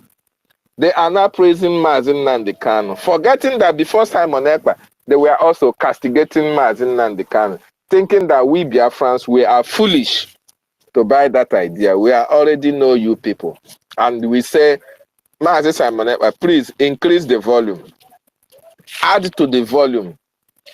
That is, Ikena Hokrene Hanamo, ya mezuo yi ebua, ya ghore ebua, so ka ha ghara ịma nke ha ga-ejide ejide. Mad people everywhere.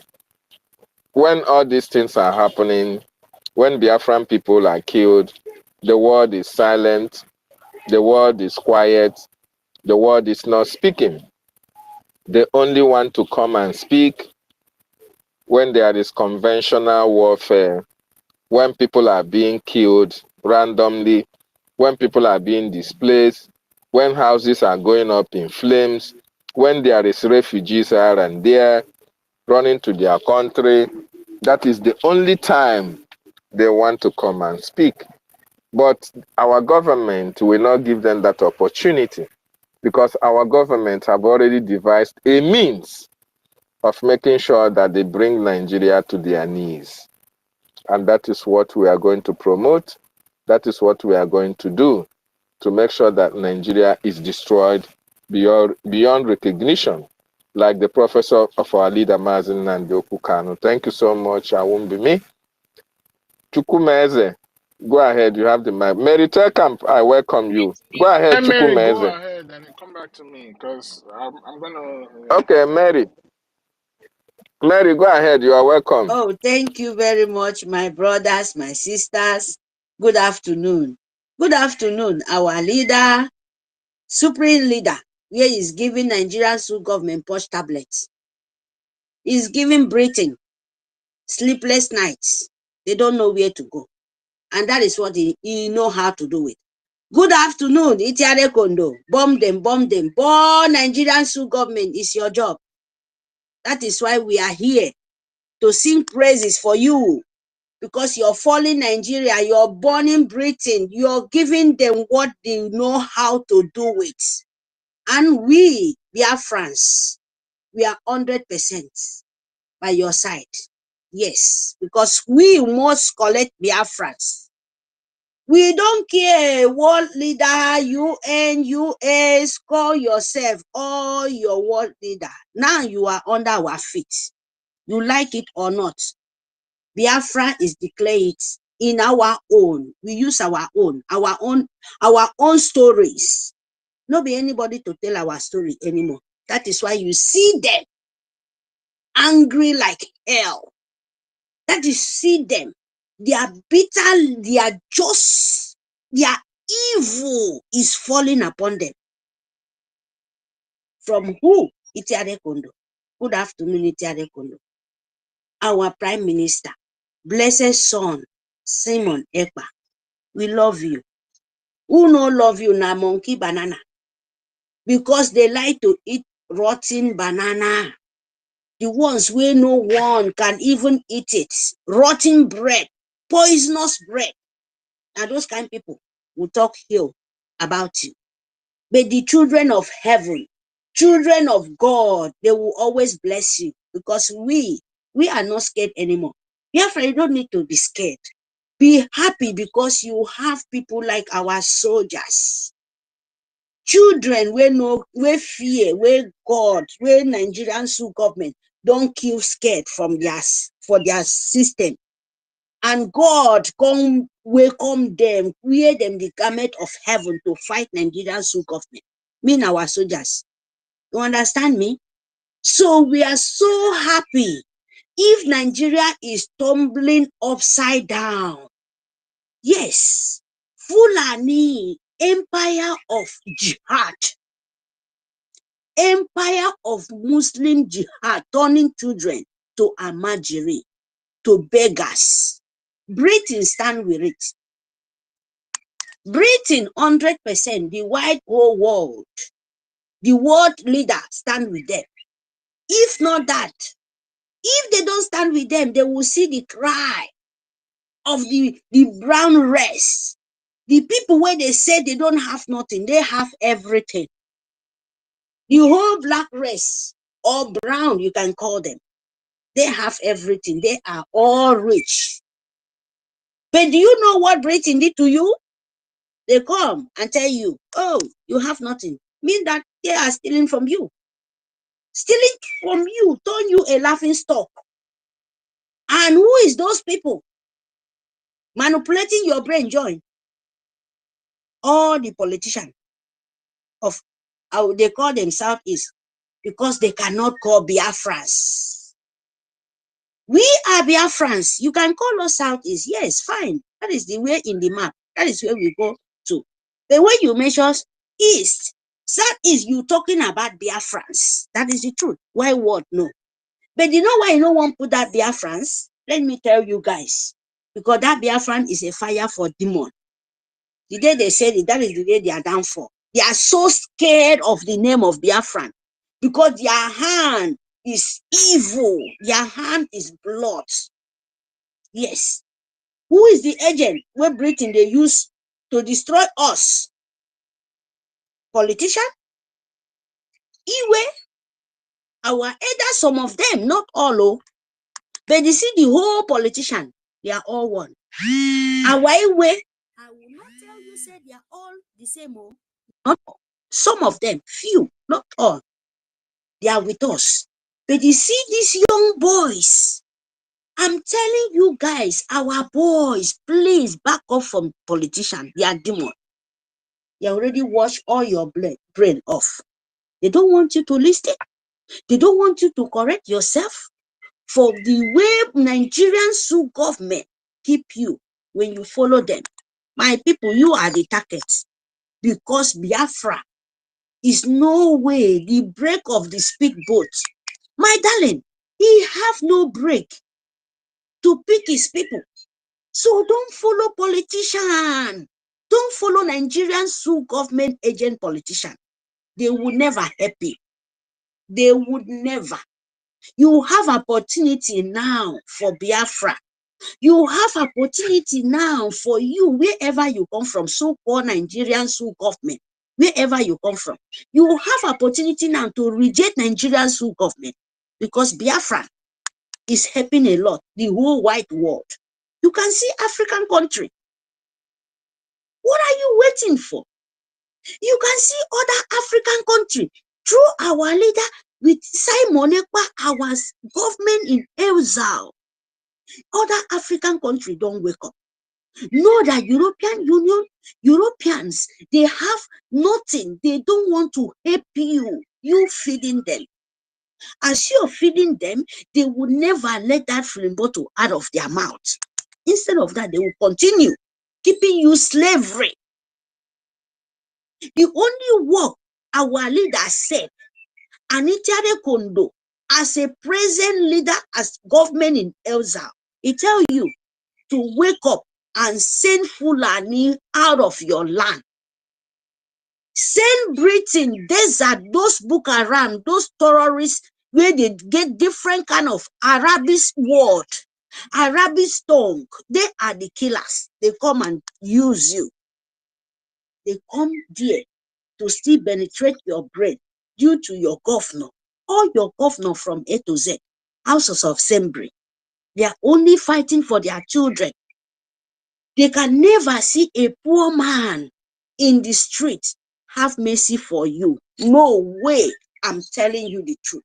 Your suffer drive them joy. The best thing to you to do now to stand up and vote Biafrans and fund Biafrans and have your ID card and put your hand in the website, in our government in exile. You must put your hand in the data. Please, you must make sure your name appear for data of government in exile. Biafra United States. Please, I beg of you, United States of Biafras. You don't need to back off for Fulani, because the ending, Britain will not sleep, because they knows the black race are living slavery mentality of new world of now. We Biafra don't wake up them. And they know it. They know it. That is why our leader, don't worry. Our leader, what they do that, I don't want to talk more, because our leader, they just keep him to weaken your spirit. They keep our leader, they know what they are doing. Evil empire, they can't do anything. It's just want to weak you, because they cannot do what they did to Wasrike. They cannot do what they did to Wasrike. Our leader is a blessed son. He can never shake hand with demon. And now they are trying to use propaganda to make your brain think different ting tong. Don't let it. Don't let it. Because they know about it. They know we are going. We have everything. We have our country, even the ones where they inside hole, where Nigerian sue government reject them. Itiare Kondo, our PM, government in exile, bring them out to life, count them as a woman being. Do you think Britain and sue government will rest? No, they will not. So you, me, and you, we are ready to send the Angwongo back to where they come from for Futajalo. We ready to send them back to desert. We never been Nigeria. We have oil, we have gold, we have everything, we have mineral resources. Biafrans, we cannot count of it. So we are not even desperate for those oil, for those things. You are a very, very intelligent. You have your own brain. You have God brain. You have what God give it to you. You are the nature. You are the one who produce. Oh, you don't even, your forefather don't even know all things like that. Why do you want people outside to come and use your brain to forfeit your land? No way. You will never allow it. You will never. You will put full stop for it. And we ready. Because we are declare it. Britain like it or not. European Union like it or not. The world leader like it or not. Because they are the one. I'm still saying it. The world leader know they are the problem. Humanity knows about what our leader. Human rights know about our leader. All of them. Because just a power of demonic. Just to rule innocent. You want to tell me they don't know? They know about it, my darling. They, all of them know from A to Z. The only so big disappointment for them is our Itiare Kondo. They get confused. And the confusion remains till we declare our land and our leader come out. No man can stop it. No way. They will be coming out and disgrace themselves as they always did. That is meant to be. With the Biafra, now forward to till 2 December. And when you declare it, my darling, you will stand with it. Oh. Me and you. Stand with it till peaceful. When Biafra land, the white world understand that we as a nation now, that is where you get peace. That is where you can rest. That is where you can do everything, fly as a fly. Nobody will stop you. Understand me, my people? So we move and we continue to know what we are doing. What we are doing is Biafra to collect our nation. Propaganda, you can fly, you can do whatever things you want to be. You know, concern Biafra. What we know is we are going. Thank you very much. Itiare Kondo, may God bless you. Flog them, hit them.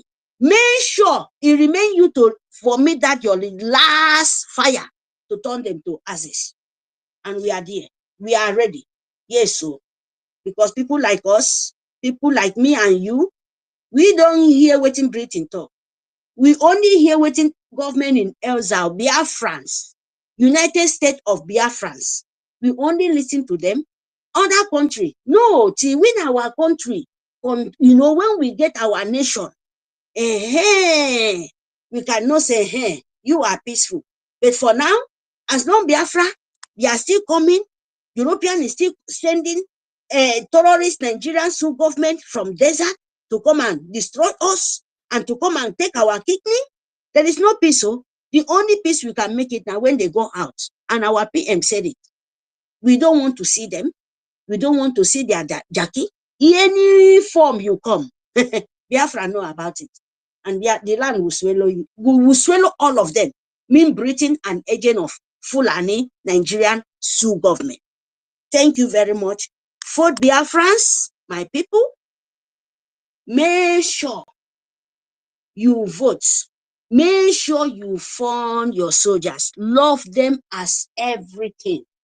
The country you are, they have soldiers. They fight for it. They collect it by power, by force. And you must love your soldiers because they are the people who protect your life. That is the truth. That is the truth. They are the one who save you. If not that, we for don't turn to Amajiri. In the plan of Britain, we thank God for our leader, Itiare Kondo.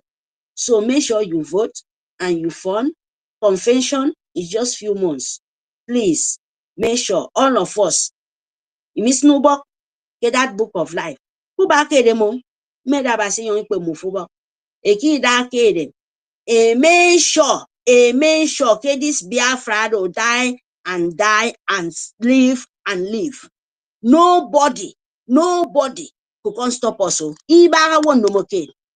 Afokpa yemikpa, ana afokpa. Afokpa yemendidu wem, ya Biafra me exist. Ana aforu wem, ntoro keba kedri mbodo me. Mekobodo, ana nyini wana Biafra me ibo onye. Inyegese Britain o, inyegese soup of men. Ado terrorists, Boko Haram, ISIS, name it. All the terrorists in this whole world, all the killers in this whole world, they are the government in Nigeria. All of them, the people who introduce terrorists and killer to another land, to another country, is Nigeria and Britain. They will not tell you any story because they are the worshipping of demonic and Muslim. You know, they hear me? So if they said they are not them, why are they sending a terrorist to another people's land in the name of Muslim? Be one or two. Eh? How can they do that? If you're not a killer, if you as a leader of the whole nation or what so-called the world leader UN and UE and call yourself whatever you want to call them, AU, you're watching as a Arab country, a Fulani, as you know, name it. Which kind of name you cannot call them? A people who don't have soul. Destroying, sleeping with children, sleeping with their 5 years, 6 years, they don't care. Raping whatever you call as a half whole. Those people ready to rape it. And you stand with them. Man, you will not tell me you're a woman being. No. If you like be a world leader, you are a demon. And Biafra will end you. And we will say it. If you like it or not, you are a demon, you are evil, you are satanic. Because it's only a satanic can rape a children. It's only a satanic people. They kill people, they kill mothers with pregnant. In Biafra land is happening. Burning houses and turn back and cry for the economy. It's only Nigeria, they destroy houses, destroy the economy, and come out in the whole world and still asking for money. It's only Nigeria have oil, but they cannot define their oil in their land. Instead of that, dirty everywhere. It's only Nigeria, the people who have oil, they are sleeping in the slum. It's only Nigeria. And you call yourself a world leader. And you call yourself a humanity rights. And you call yourself an organization of humanity.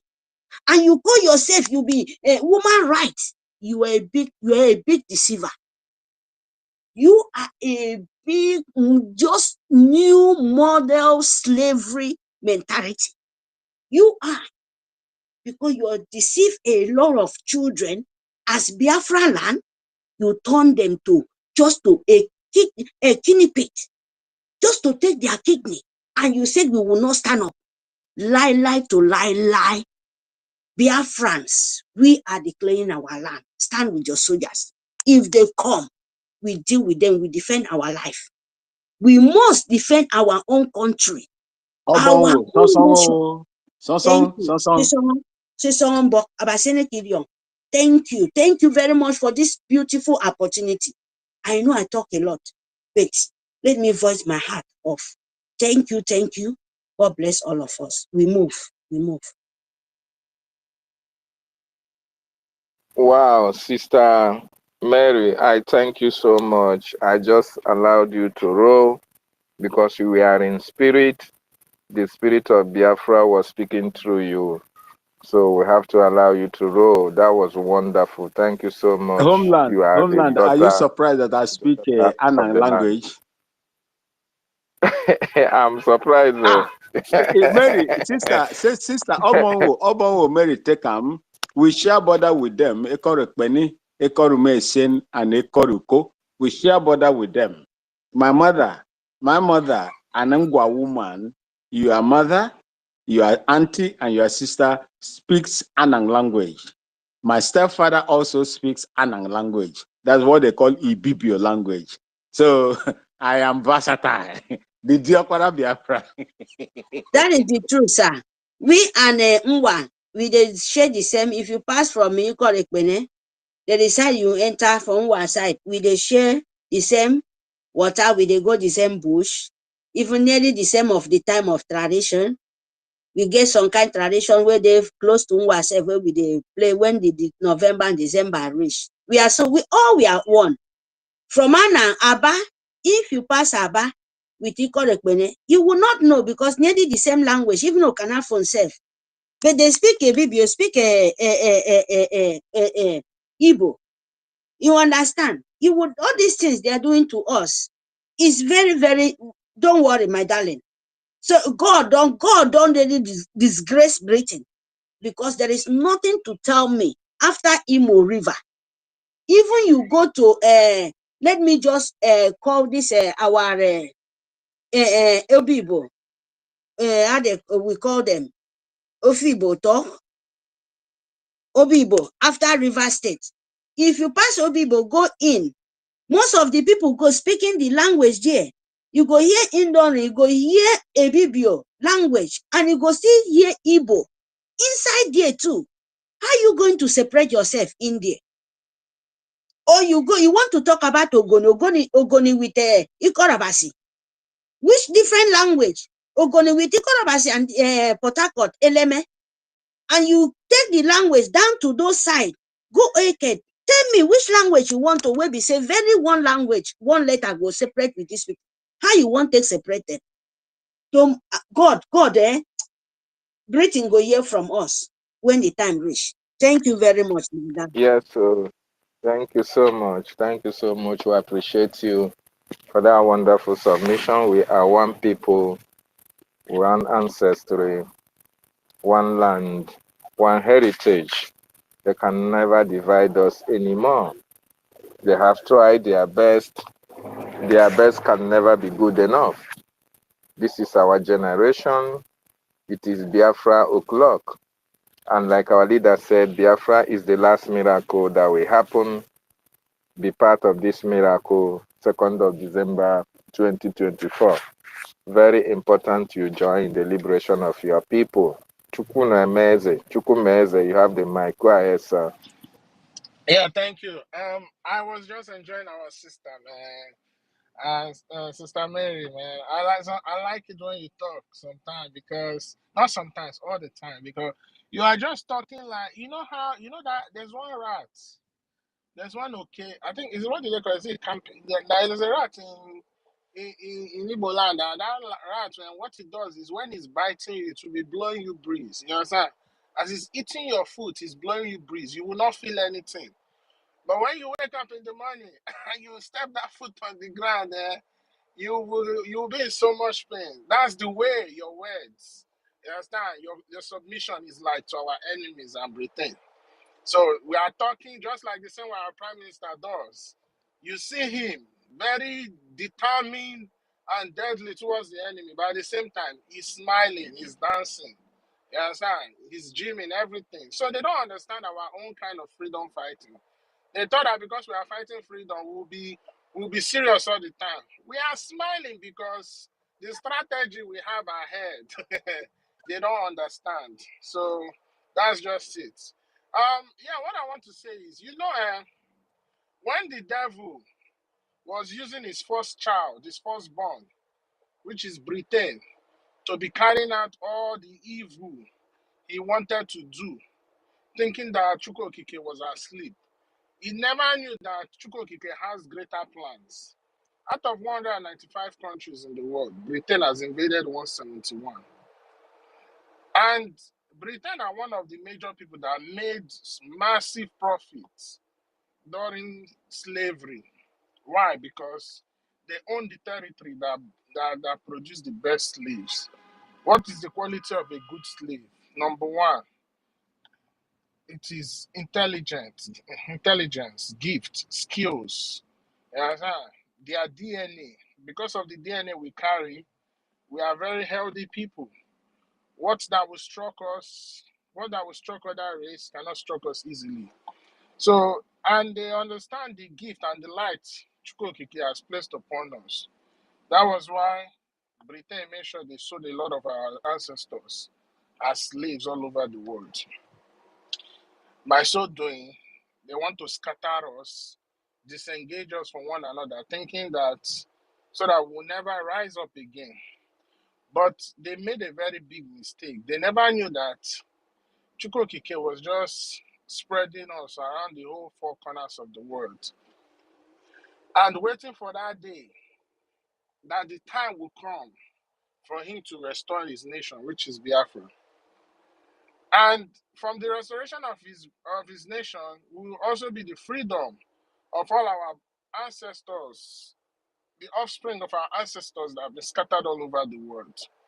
A time will come whereby the black race will be like the sands of the floor, like we will be everywhere. When you turn north, you see blacks rising high. You turn south, you turn east, you turn west. And that's the era that we are entering. And if you notice, for a country to invade 171 countries out of the other countries in the world, you should know that they have massive influence in almost every country of the world, in every nation of the world. And that is not by mistake. So this time around, Chukwukike is showing himself, is going to show himself to humanity that he is God, because when he's destroying this evil, he's destroying it once and for all. Because the master planner, the architect, you understand, the crafter of all the evil, even the master strategies of this United Nation is still the same Britain. And when he's destroying the devil, Britain too is going down because they are going to be destroyed. Britain has committed crime against humanity. Britain is the ones that instigate everything. Look at what's going on in Ukraine. It's Britain. I don't know whether they just love sucking blood, like blood is this thing. And that their king thought that by him releasing his portrait in blood, thinking that this time around he's going to stop Biafra. You can never stop Biafra because Biafra is what that you can never imagine. Chukwukike kept quiet and let you all do what you want to do. Just to show you guys that at the end of the day, he is God. He created everything. And you cannot stop his will from coming upon the face of this earth. So, why am I saying this? The reason why black people, they suffer today is because of Britain. That UN charter or whatever that was created there was them. They made sure they influenced their policies over everything. And now that the devil is about to be destroyed, the devil and his firstborn, which is Britain, will go down. So we need to understand that what we are doing is a very, very huge task. But the tax was given to us because of the kind of people we are. Mediation will not come. We force it to come. Because when one person is beating one person, nobody will talk. But when two people are hitting themselves hard, then people will come and start. So long, they have oppressed us, they've massacred us, they've marginalized us, they have done all sort of things. And now that we see that we are fighting back, two people are fighting now, you will see it will get to a point after the declaration of Biafra, they will have no other option than to come. But I want to be there. Remember, our leader said that Britain will be part of this disintegration of the zoo. So on that table, I want to hear what they have to say. I want to hear how you want to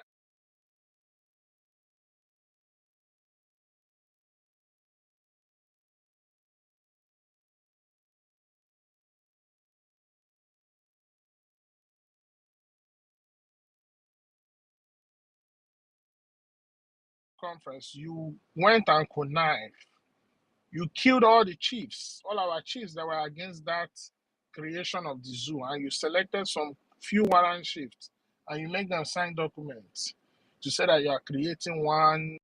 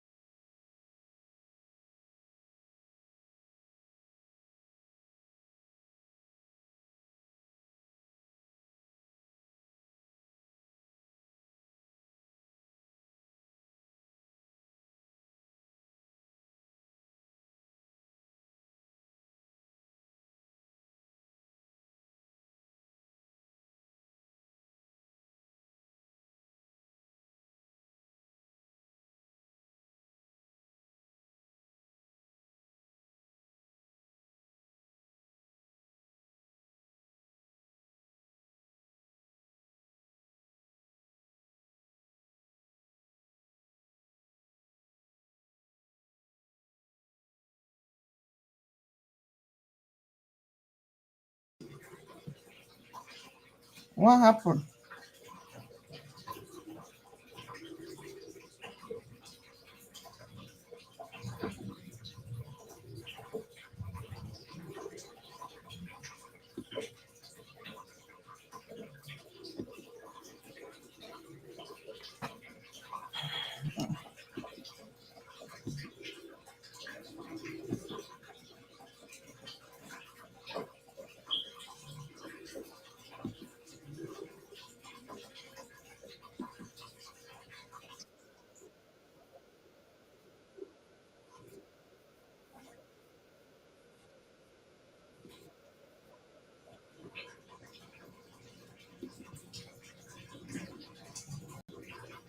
In the Mediterranean Sea because you don't want them to come into your country.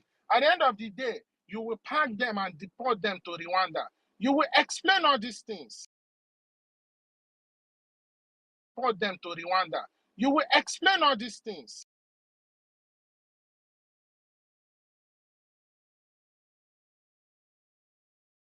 I think they need to refresh. Let me. Because there's no way you will talk about Biafra. You will not talk about why you abandon your citizen. There is no way you talk about Biafra. You will not talk about the genocide. Are you In hearing me? short, Somebody to give me end thumb this, up. the Are they coming of coming out? Biafra is the destruction of Britain. Thank you. I'm so hungry. When I remember all these things that has been done to us, you understand? To the extent that the sufferings, the treatment has become epigenetical upon us. It's in our mind. But thank Somebody God give me today thumb for up the if you coming are of hearing Biafra us. because that will be the remedy, the cure to all these things that we have faced. Thank you so much. I use I my need mic. a thumb up. Thank you, Mazi Chukwumeze, for that wonderful submission. The coming of Biafra can be able to erase all these bad memories that we have against our subjugators. Remember what our leader said. We are going to go into this fight with nothing, and certainly we are going to come out victorious. Think about this. Me? There is no nation that is supporting us against this freedom. Me? Please give me a thumb up. No nation that is funding us. No organization that is funding us. We are funding our restoration, our liberation, our freedom. And that is a very good thing to do.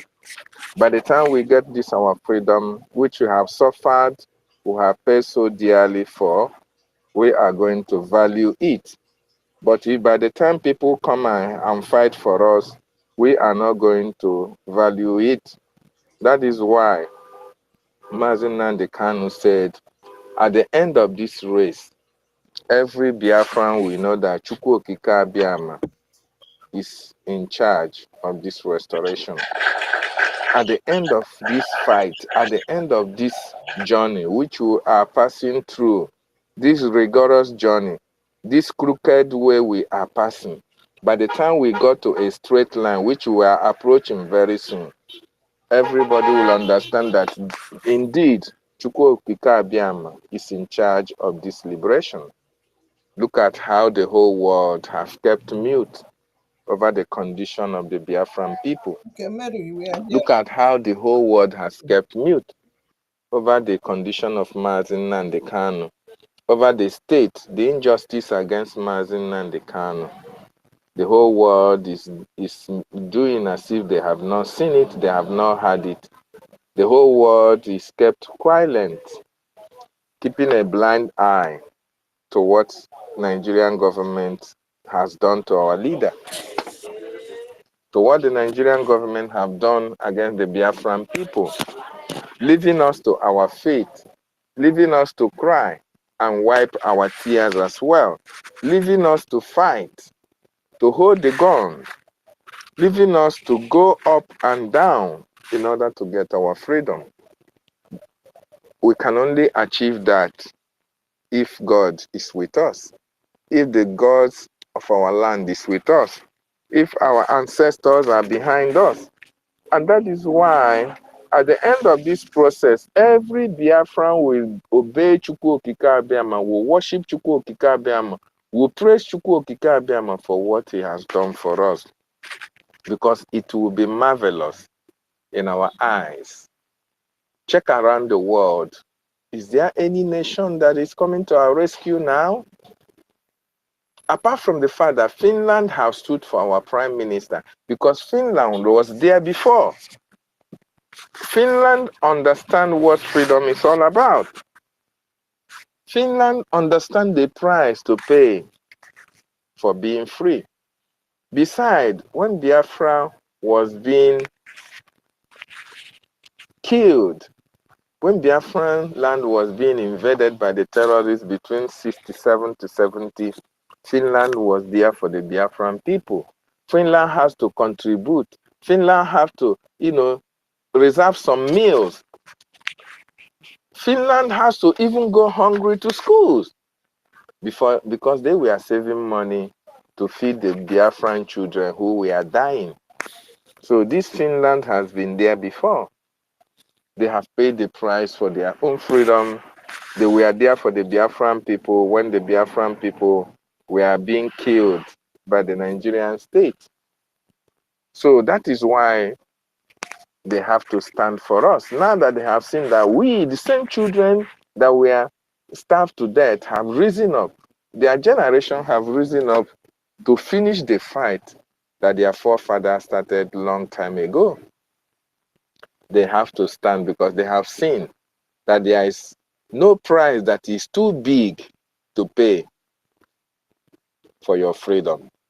That is why they are standing gidigban. Gidigban very strong for our prime minister, standing strong for the Biafran people, wishing us good, wishing us well, that we might be free like them.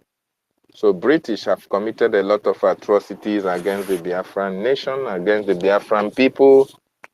British don't want us to enjoy what they are enjoying in their various countries. They don't want our people to live a civilized life. They don't want our people to enjoy advanced life, social amenities, enjoy dividends of democracy, good governance, industrialization, economic boost, and all the rest of it. Britain don't want our people to enjoy that. But we have been able to come here.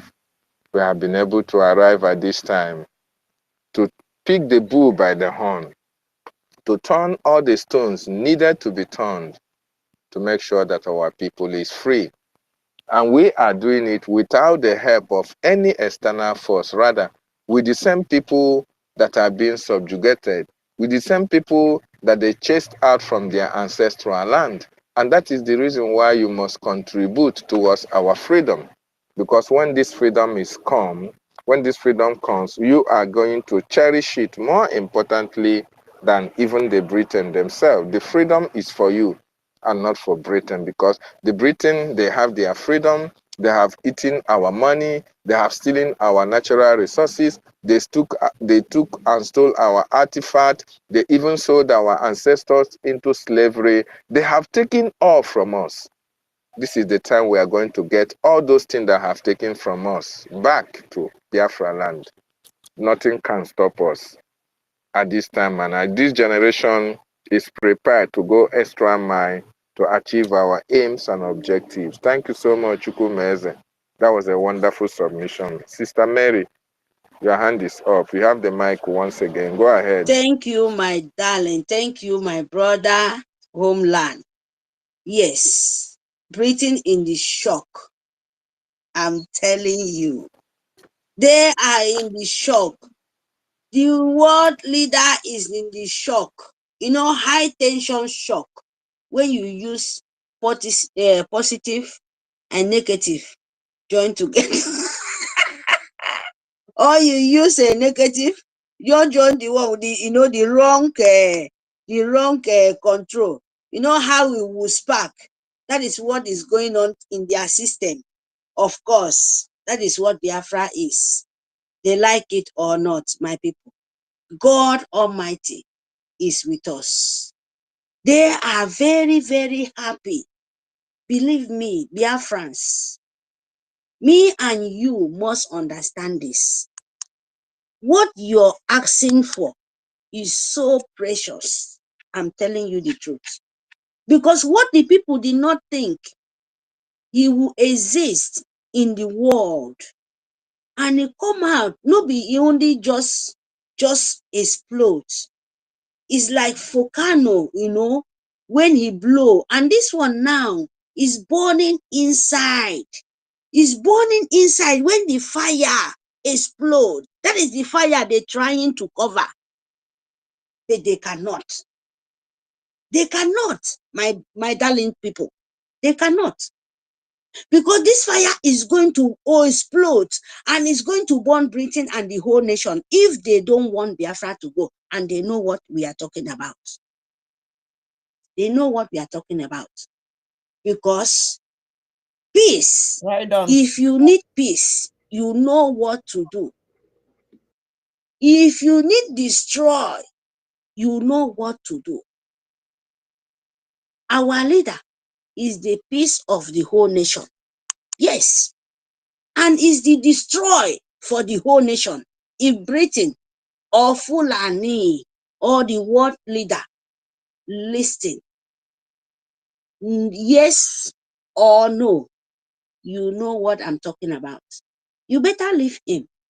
Because you see, Biafrans, you know about it. Nobody we go tell you the story because we don't know. We just a grandchildren. You did not put the history in the book, and you think you can cover it. But it's nature. Is very, very, that is, they told you, you can't cover nature. You can't cover breeze. There is no way in this world. That is Biafra for Britain and Sioux government and empire of jihad. Leave Biafra. No believe Biafra. When we destroy it, we are going to destroy it. 2 December 2025, we are going to build it till the whole world, the world leader, come to their knees. I know that you can't cover light. A precious light, mean Biafrans, you can't cover it. So what we have to do now, your propaganda, you know, it must come out. You can see all of them coming out in Nigerian government. Why can't you make sure, call the name, soldiers of Biafrans? Just a people to see how so desperate and how did they call them? This animal, this help. I know in English, help. And this gorilla, you will see them as they are, turning themselves as a woman being. Sit down in there, you would think that no normal woman being they talk. You know, say who don't sell them soul to demonic. Because if you don't sell them soul, you will know Biafra you're talking about. We are asking for we to protect ourselves, to cover ourselves, and to secure our life, to prevent our life. Fulani in the north, Kaduna, Sokoto, name it, all the north. They are the presidency, they are the government, they are the decision of Nigeria, name, call Nigeria, empire of business, taxation of a woman part. That is what they are. Nothing better than that. And who they have as a tools? Biafran children, mean politician, Gusu government. They use them to skill them children to get that position they need. You know, that just that name, that money to send their children to Oboro Yibo, to Europe. That is Europe find them as a tools. That you have to understand for your head. Nothing better than that. Britain find them to kill you. And Nigerian Sioux government and empire of Arab. Nothing better than that. Because of oil. Do you know your savior? That's our leader. The supreme leader. Mercy Nnamdi Kanu. Do you know their shock? Their surprise. The spiritual son called Simon Ekpa. That is their shock. And the rock of Biafra, Itiare Kondo, the dragon, the remaining light to bring the light, the fire to sue government and the empire of leader of the whole world, because they know what they are doing. And we know what they are doing. And you cannot wait. You cannot stand. You cannot even look them. If they bring hurt to you, because it's your land, my darling sister, even though you're a cripple, go find salt and pepper. When they come around, pour them to their eyes, so that they will become blind. They will not know where to see you. Yeah? But this is the time of Biafra to be very, very careful. Security conscious. Don't wait for only your soldiers. Breathe, secure your life. Shine your eye. Because Yoruba, you see them. They are waiting for you to declare your land, to come and serve them. Because, in Antakia, this you guys know, I don't want to talk about them. But I just want to put one just word. You must secure your land. No be bamboo they walk, concrete they chop. You hear me? Because all their dealers, all their leader, all their what they call, I know I see way in Yoruba land. In my own role, how did they call them? Alaji and Alajia. All of them, they don't buy all of them finish. All of them, no one single. And the worst thing it can happen to Yoruba land is to bring impostor for just a name. Hey, and you think Biafra will just hear propaganda? My darling and my brother, we are that we don't jump and pass. Very, very, very long time ago. This one now mean for Yoruba. This one now, go to your village, go to your bush. When you call about Simon Ekpa, remember, it's a poison. If you call him for good, you will follow good for follow you. If you call him for bad, bad must surely follow you. Because Biafrans, we are ready to take our nation. Britain, we are ready. There is no propaganda. In our own world, is your propaganda. You know how to lies. You know how to brainwash. You know how to put the world in slavery. You know all what you know is only evil. But Biafra give you enough. It's enough. Even our spirit, even our land, God Almighty will great that land. Before we know who we are as a children of light. We give you warning. Single of everyone, even the dead man, even though the dead children, the good ones will never know anything. Even the people you throw away in the Sioux River, even though the people from 1960, the ones when you even know your plan, believe me, as the spirit, they know what you are and they will destroy you. You can't escape. And so shall he be. My people, propaganda will come. God stand with us, Krikipa. Go stand with Masi Nnamdi Kanu Prekipa. Go stand with Simon Ekpa, Itiare Kondo Prekipa. God Almighty stand with the government in exile. Unity State of Biafra, United States of Biafra. God stand with us. If not that, let me tell you, these people for no cry you. These people for no jump like frog. If you know frog, where water don't they dry, and they just small water will remain to them to save their life. If you go to that place, you will know where small sun shine. You will see the way frog will make noise very loud, because I'm finished. Where can I see water? That what happened to Sue Hoffman and Nigerian Britain, an empire of jihad leader of the whole world. Example, they say they want to come and kill you with the food poison. The one they give it to you is not even okay. Bouquet, or whatever they call them. The world leader, they sit with them. They arrange. They eat food to hand. And you interview him in the whole world. And they tell them they want to go to Africa to lace the people in Africa. How? How, my goodness sake? This is the whole world because of rich. You has money. Nigeria, you can't throw money. Nigeria, you can throw money, throw food, even rotten bread safe. Give it to them. But Biafra said, we reject it. We reject it. That is why they are angry.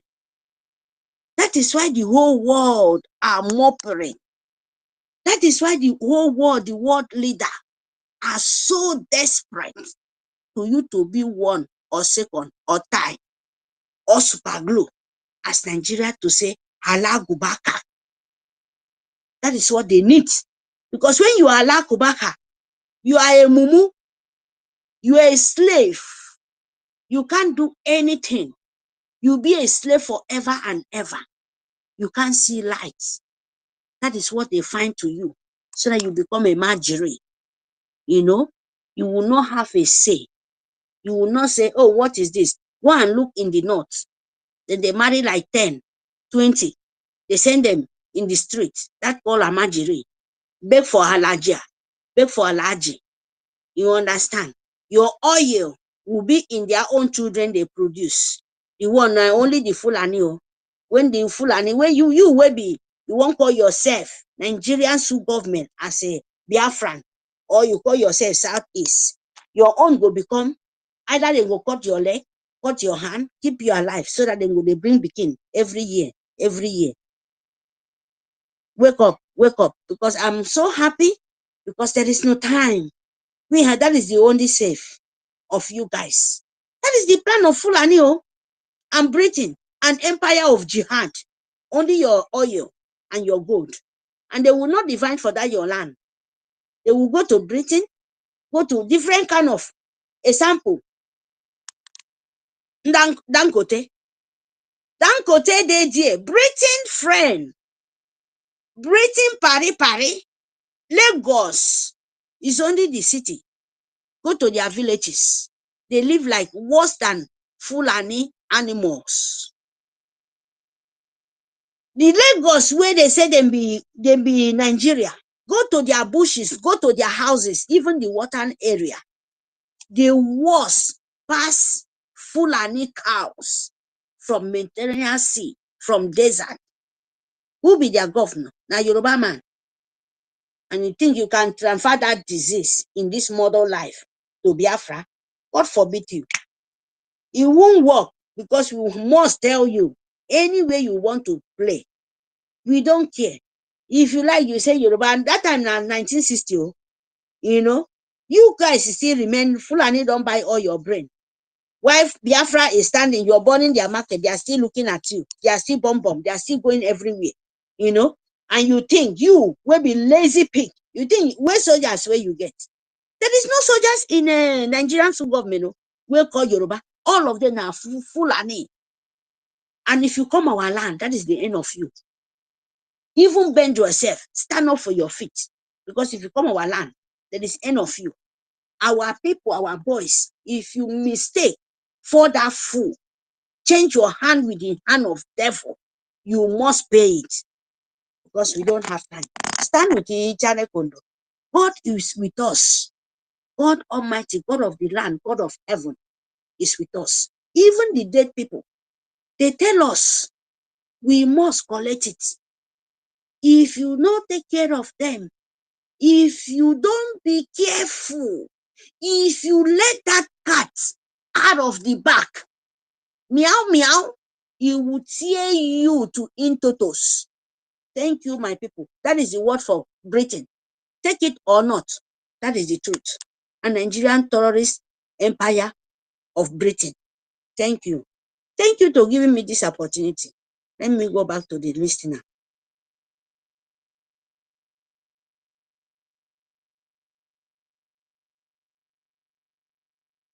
Thank you so much, our sister Mary.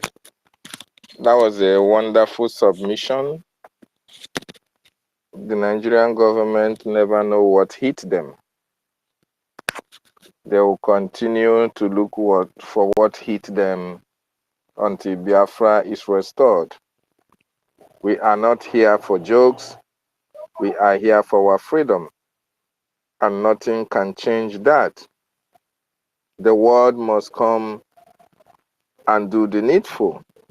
We are not begging them. By the time we finish with Nigeria, they will understand that we are sons and daughters of Elohim, the creator of heaven and earth. It should sound as a warning to each and every one of them that we are not backing down. They haven't seen the best of us yet.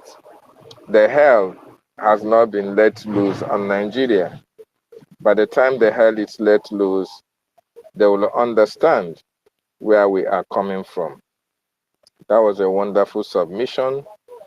They should continue to understand, especially Biafran should understand that the international community are not for them.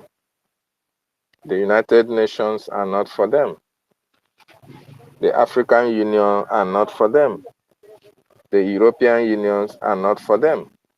We are all by ourselves, and we have to bring ourselves out of this pit, out of this dungeon, out of this subjugation, out of this slavery that British have forced us to stay under one contraption called Nigeria. Very, very important. Pick up the mic. Your submission is very important. While you are picking up the mic, I will play the address of our Prime Minister to Biafrans in the United States of America. Very, very important and interesting to listen to. One of the heartwarming broadcasts or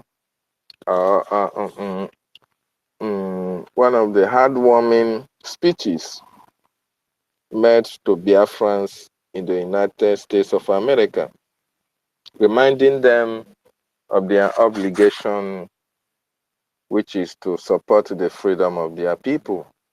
And if you are not supporting, you have yourself to blame. When the chips are down, you'll understand where we are coming from. Please, I need you to speak up the mic. Your voice may be the antidote that will save the life of a fellow Biafran. Thank you. In the United States and beyond,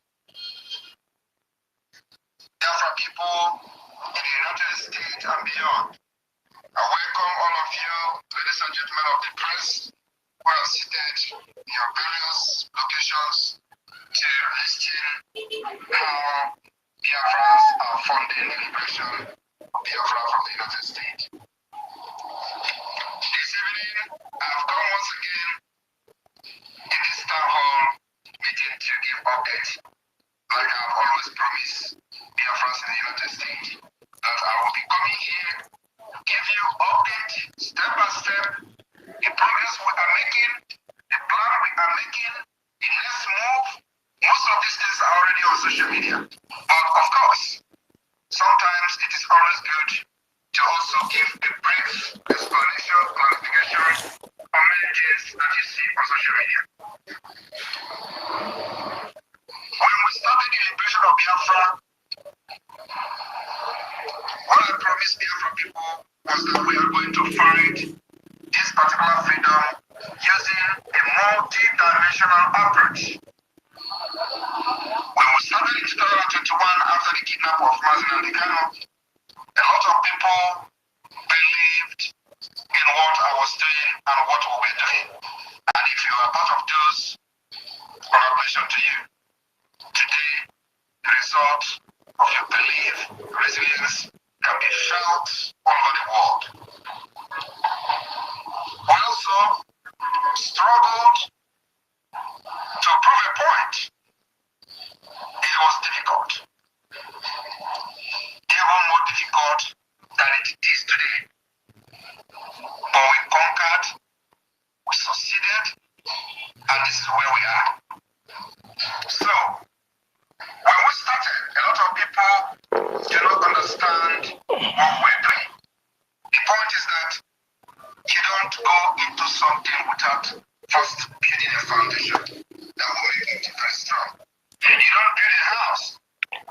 first laying a foundation that will make the house to stand.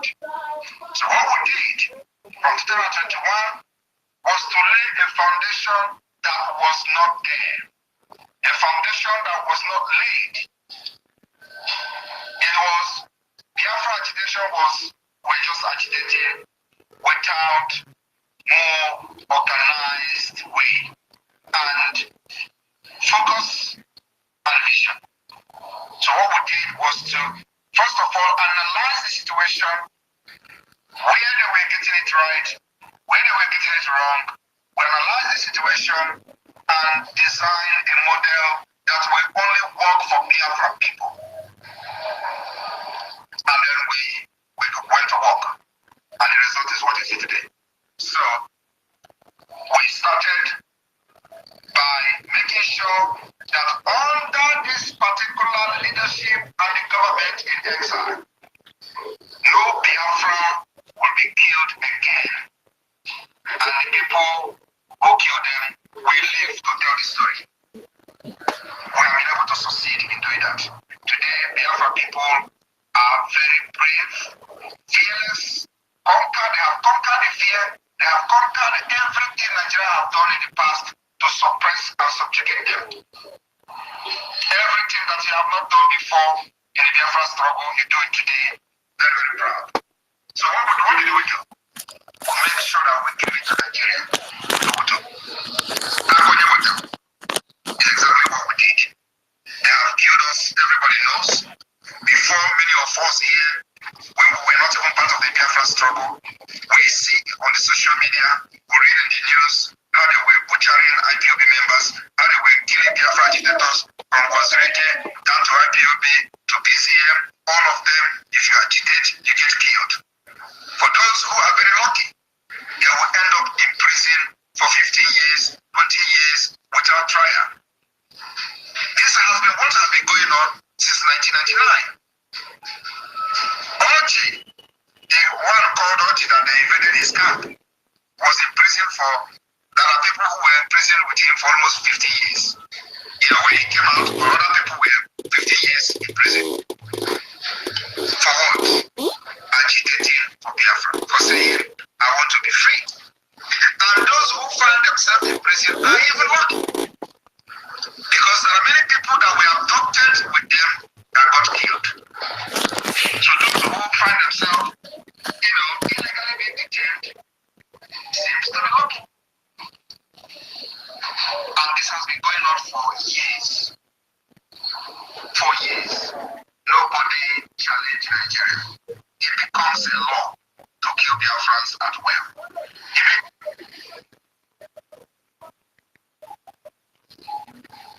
The world leaders at this summit also made it very clear.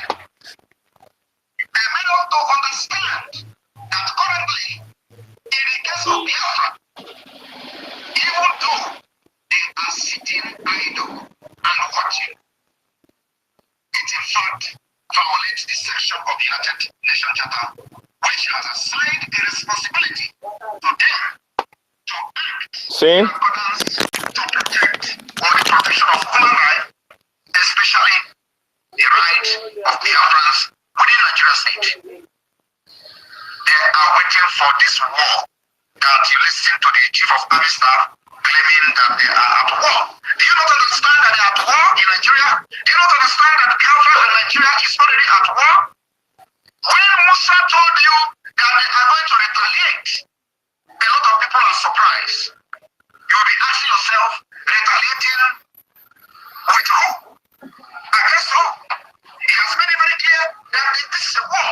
A very difficult war, asymmetric war, which means they are at war with everybody in Biafra land because they don't know who the enemy is. You are waiting for these people to annihilate us before you support the liberation of Biafra? You may be a victim. This submission of Musa is a clear declaration of war, and they call it asymmetric war, which means if anything happens, everybody becomes a target. And that's why they are using the word retaliation. And that's why they will never go after those who attack them. They attack innocent people because they are now officially in asymmetric war.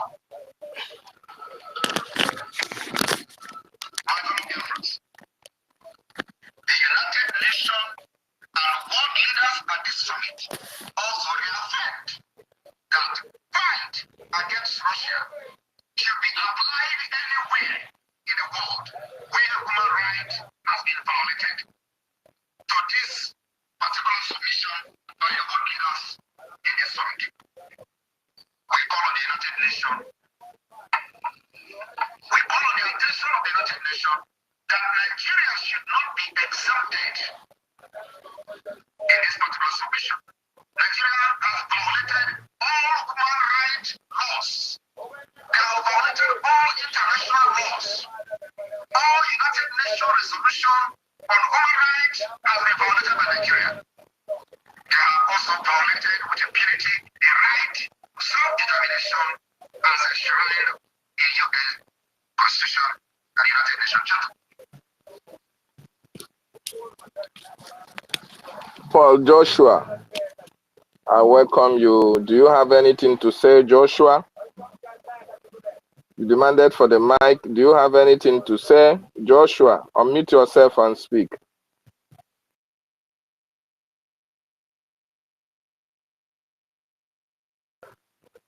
Joshua, can you hear me? Paul Joshua.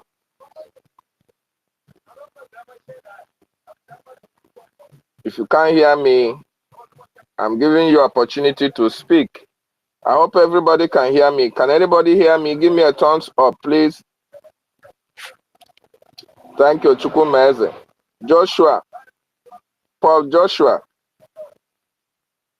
Paul, can you hear me? If you can't hear me, you go down and come back again.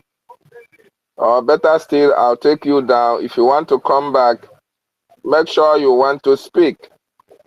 I already allowed you because I saw you have already shared our space through our sister Mary Telkamp. So if you want to speak, you pick up the mic or mute yourself. You're on the mic now. Speak. Okay. So thank you, fellow Biafrans. Anybody who wants to speak can raise up his hands and speak. My fellow Biafrans in Netherlands and those who are privileged to watch this particular address today, by myself as the Prime Minister of the Biafran Republic of Nigeria and the Biafran de facto government of Holland. The world. That is the voice of our Prime Minister, Mazi Simon Ekpanjoko.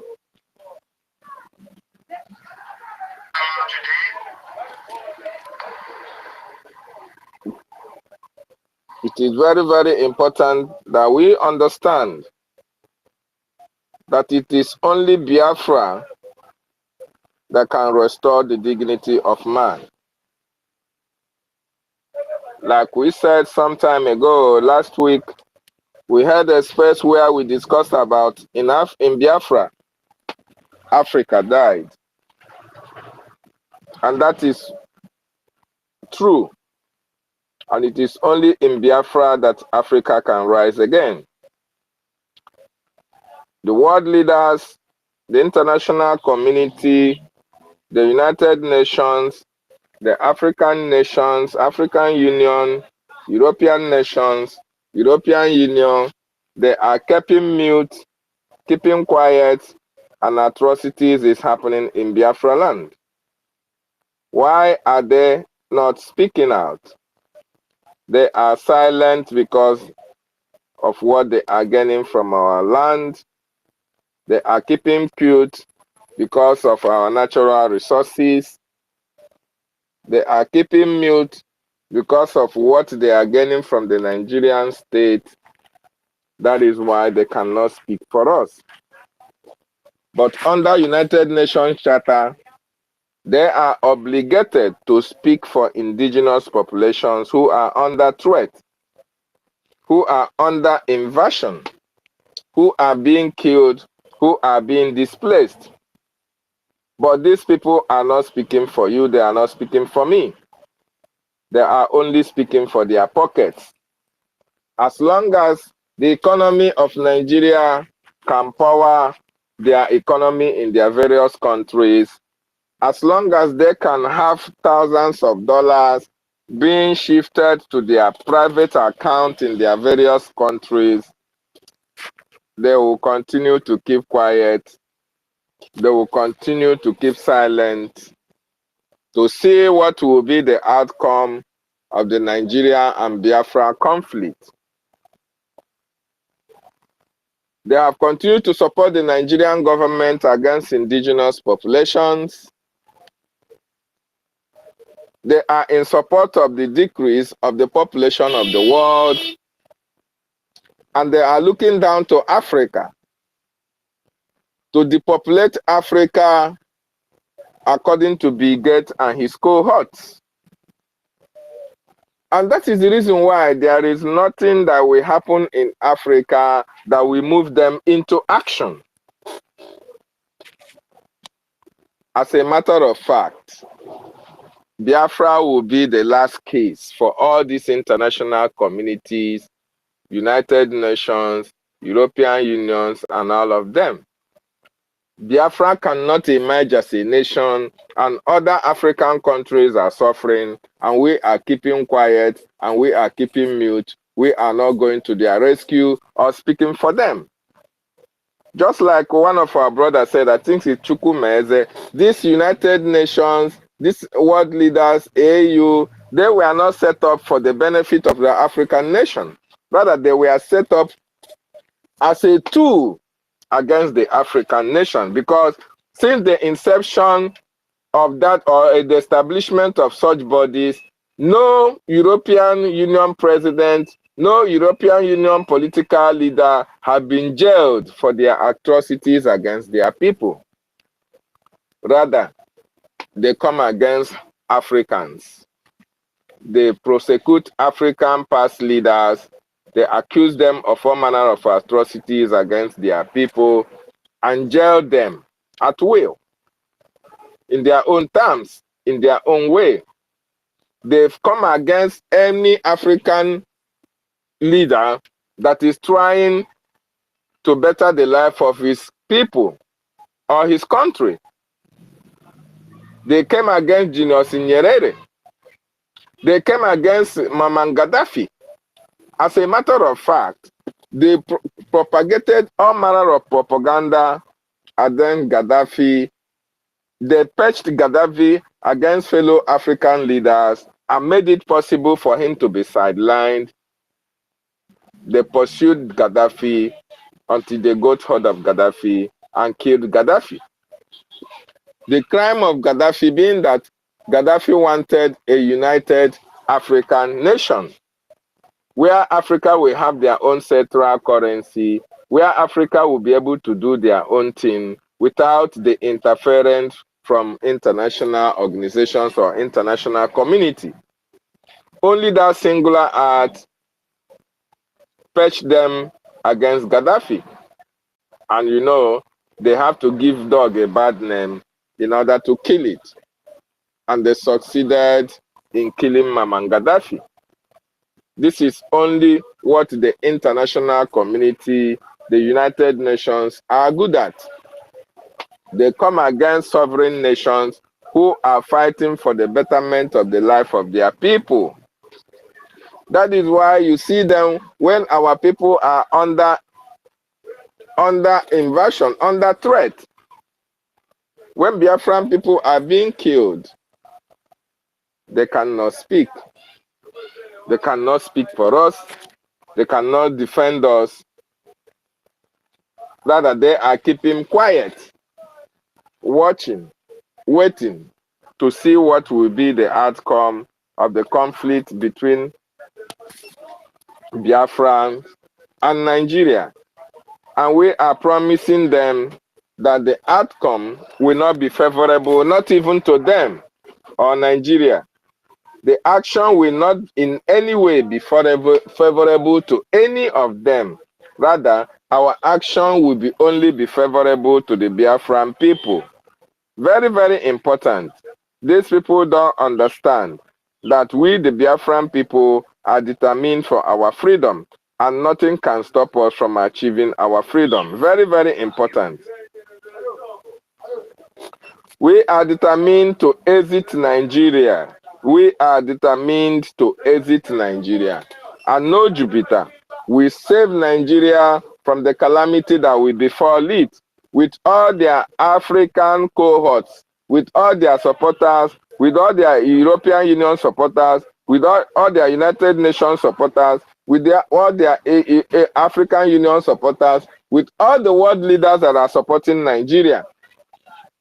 The outcome of the conflict between Nigeria and Biafra, which the Nigerian government had declared war against our people, will be very, very destructive for the Nigerian contraption. It can never be well with them. So I thank you, fellow Biafrans. Thank you for joining. If you have any submission to make, please raise up your hand. Let me know that you are ready to speak. Otherwise, I will continue to play the voice of our Prime Minister or that of our leader, telling you and I what you need to do. You must support your liberation. You must support the freedom of your people. Very, very important. Thank you. My name is President of the Fifth Federation, the President of Ukraine, of a nuclear incident with consequences for the entire world. And foremost, we need to take ownership of what is going on. Attentively, he responded. Don't worry. Because you know, an operation, a special operation on the sit-at-home iPhone situation in the southeast. Yes. But some of the elements and the leaders of this, take it back, outside of back again, take it back again. We have we support them. Take it back, show my name. There's a lot of conflict that comes in here. Yeah? Yes, you worry. You worry. Because you know an operation special. Thank you very much. I'll not take it off yet. I want every Biafran, every person who is reasonable listening to this particular video today to pay attention. Question the asked was, are you worried? So, and if you listened very attentively, he responded, of course, I'm worried. Play it again, please, because you know, there was talk over, you know, the video, and so Femi was talking and his voice did not come out. A lot of people did not pay attention. He admitted that, of course, I'm worried. I want you to play it again, please. And pay attention. That comes in there. Yes, you worry. Because you know, an operation, of course, there's a lot of fun right there. Bring it back again. So that everybody can listen to it. Because you know, an operation, there's a lot of funding that comes in there. Yes, you worry. Because you know, an operation, thank you very much. All right. We can start from here. My fellow Biafrans, those who have paid biggest price to be one Nigeria until we come on board, I congratulate you. Those of you who did not give up when Mazi Nnamdi Kanu was kidnapped from Kenya in 2021, I congratulate you. Those who stood their ground to fight and trusted some of us, I congratulate you. I want you to understand that we have defeated Nigeria. And Nigeria can never rise again. From the speech of the Vice President of the United States of America, and those are the person that spoke on behalf of the American states. I have the following information to give to the Biafran people. I want you to understand that if Biafra, Africa died, and if Biafra, Africa will rise. I want you to understand why the world leaders are keeping quiet about what is happening in Nigeria and in Biafra. We want to let them to understand that in Biafra, Africa died. In Biafra, the world died as well. It is only a free Biafran nation that can restore the dignity of Africa and the world at large. Very, very important. So whether they keep quiet or they don't keep quiet, Biafra is going to emerge. 100% is an assurance we are giving to them. Drake, do you have anything to say before I can continue?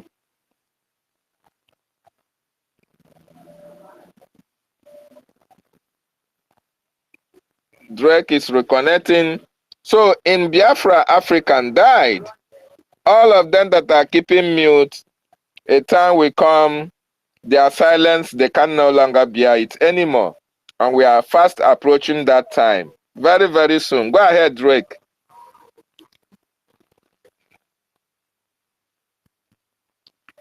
We can't hear you, Drake. Are you there?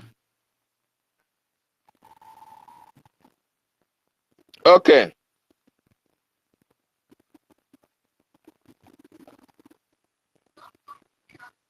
This summit was directly and indirectly meant for Biafra people as it reaffirms and justifies our rights as a people and our actions towards the fight against Nigerian terrorist state aggression.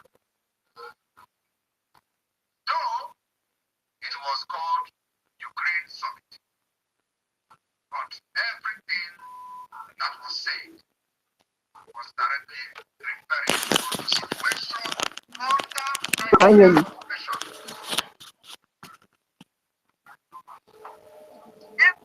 Drake, do you have anything to say? Go ahead if you want to speak. Go ahead. Can anyone hear me? Can anyone hear? We can hear you. Go ahead.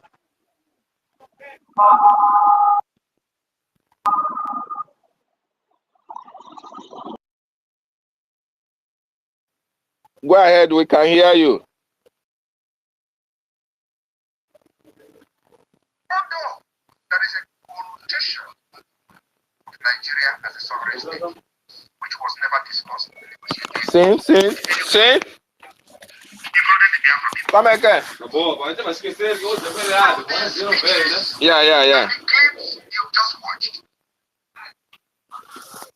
the United Nations, the world leaders have indirectly validated Biafra Liberation Army in our quest to protect and preserve the life of the Biafra people. My fellow Biafrans, the world leaders made it very clear that self-preservation is a must. They use the word must. And it should be protected. Drake, are you ready to speak now? Yes. Can you hear me? Your background is noisy. Go ahead. We can hear you.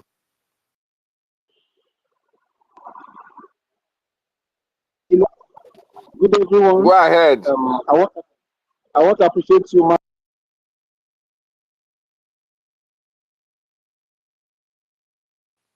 Are you speaking from the homeland? Can you hear me? Yes. Are you speaking from the homeland?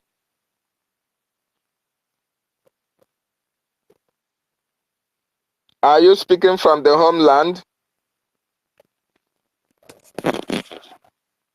We can't hear you, please. We can't hear you. You are not coming out. You are not coming out. At all costs. At all costs. Self-preservation must be protected at all costs. And Nigeria has tried everything to destroy and annihilate Biafra people, and we must protect and preserve ourselves at all costs. And we are referring to Biafra, even though the summit was about Ukraine. My fellow Biafrans, the world leaders told us to be, and they made it very clear in the summit, as they define the United Nations Charter in a very clear term through their submissions. confirming that Biafrans are acting within the legal framework of international law. My fellow Biafrans, I want the Nigerian terrorist state to listen to this. The world leaders have spoken up that even they themselves have no right to violate or act outside the charter, which has been agreed by all nations who are party to it. But the same charter that they have agreed they will never violate, Nigeria has violated it. Nigeria is a signatory to the same charter that they say can never be violated by killing those who they claim to be their citizens, Biafran, kidnapping Biafrans and enforcing their disappearances for many years. Unchallenged is the violation of this charter and the nation with impunity. And today we are resisting them. My fellow Biafrans, I want you to understand that the world leaders at the summit also made this very clear. They made us to understand that currently, in the case of Biafra, even though they are sitting idle and watching, it in fact violates the section of the United Nations Charter, which has assigned a responsibility to them to act in accordance to protect or the protection of human rights, especially the right of Biafrans within Nigeria state. They are waiting for this war that you listen to the chief of army staff claiming that they are at war. Do you not understand that they are at war in Nigeria? Do you not understand that Biafra and Nigeria is already at war? When Musa told you that they are going to retaliate, a lot of people are surprised. You may ask yourself, retaliating with who? Against who? He has made it very clear that this is a war. A very difficult war, asymmetric war, which means they are at war with everybody in Biafra land because they don't know who the enemy is. You are waiting for these people to annihilate us before you support the liberation of Biafra. You may be a victim. This submission of Musa is a clear declaration of war, and they call it asymmetric war, which means if anything happens, everybody becomes a target. And that's why they are using the word retaliation. And that's why they will never go after those who attack them. They attack innocent people because they are now officially in asymmetric war. My fellow Biafrans, the United Nations and world leaders at this summit also reaffirmed that fight against Russia should be applied anywhere in the world where human rights has been violated. So this particular submission by the world leaders in this summit, we call on the United Nations. We call on the attention of the United Nations that Nigeria should not be exempted in this particular submission. Nigeria has violated all human rights laws. They have violated all international laws.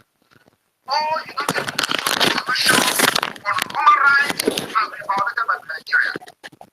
They have also violated with impunity the right to self-determination. I hope you heard that. All human rights laws, including the right to self-determination, has been violated by the Nigerian state. But the same UN we are telling all these things are aware.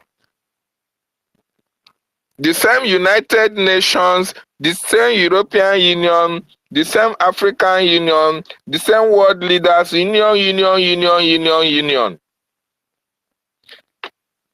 Human Rights Charter on Human Rights People's Charter on Human Rights, People's Charter on Self-Determination Rights.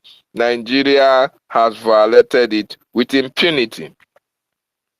All this union that our Prime Minister mentioned, why are they keeping quiet? Does it mean that they have not seen that Nigeria have violated it? Why are they not sanctioning Nigeria?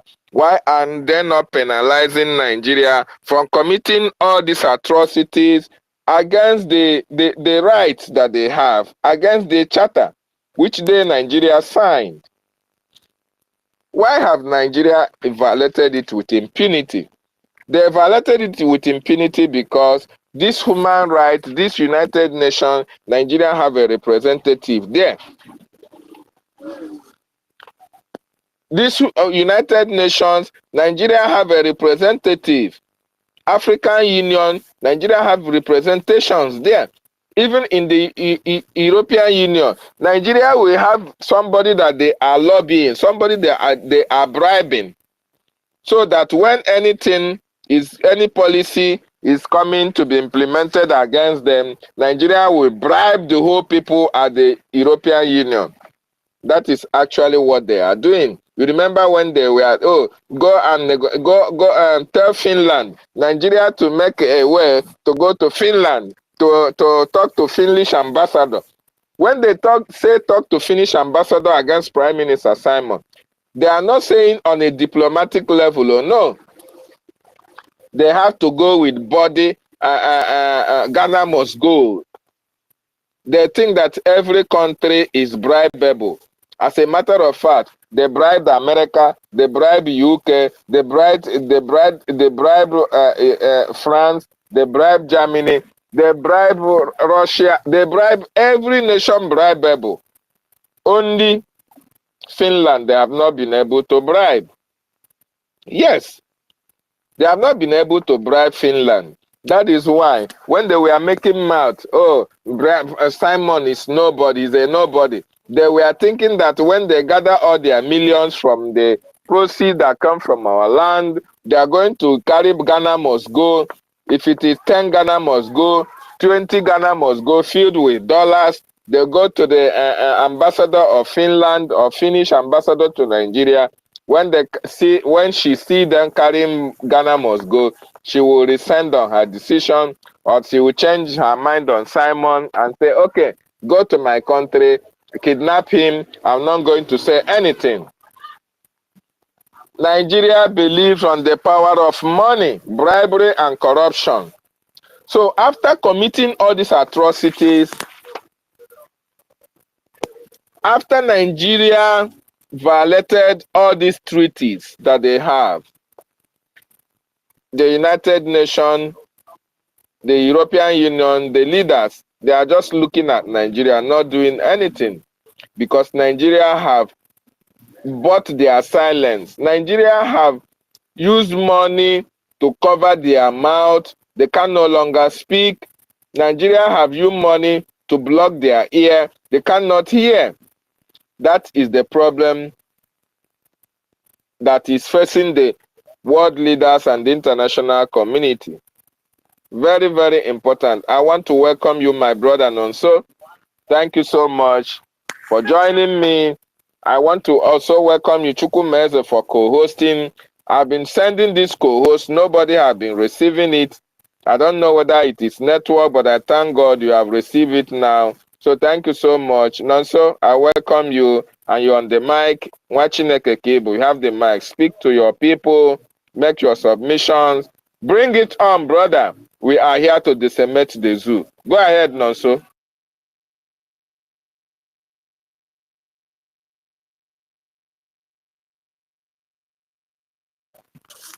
Can you hear me, Nonso? I can hear you. I can hear you, Mazi. Yeah. Go ahead. Go ahead and make your submission. Welcome, sir. Welcome. All right. Thank you very much once again. Mazi, don't use the investigation of what happened there to come here. Mazi,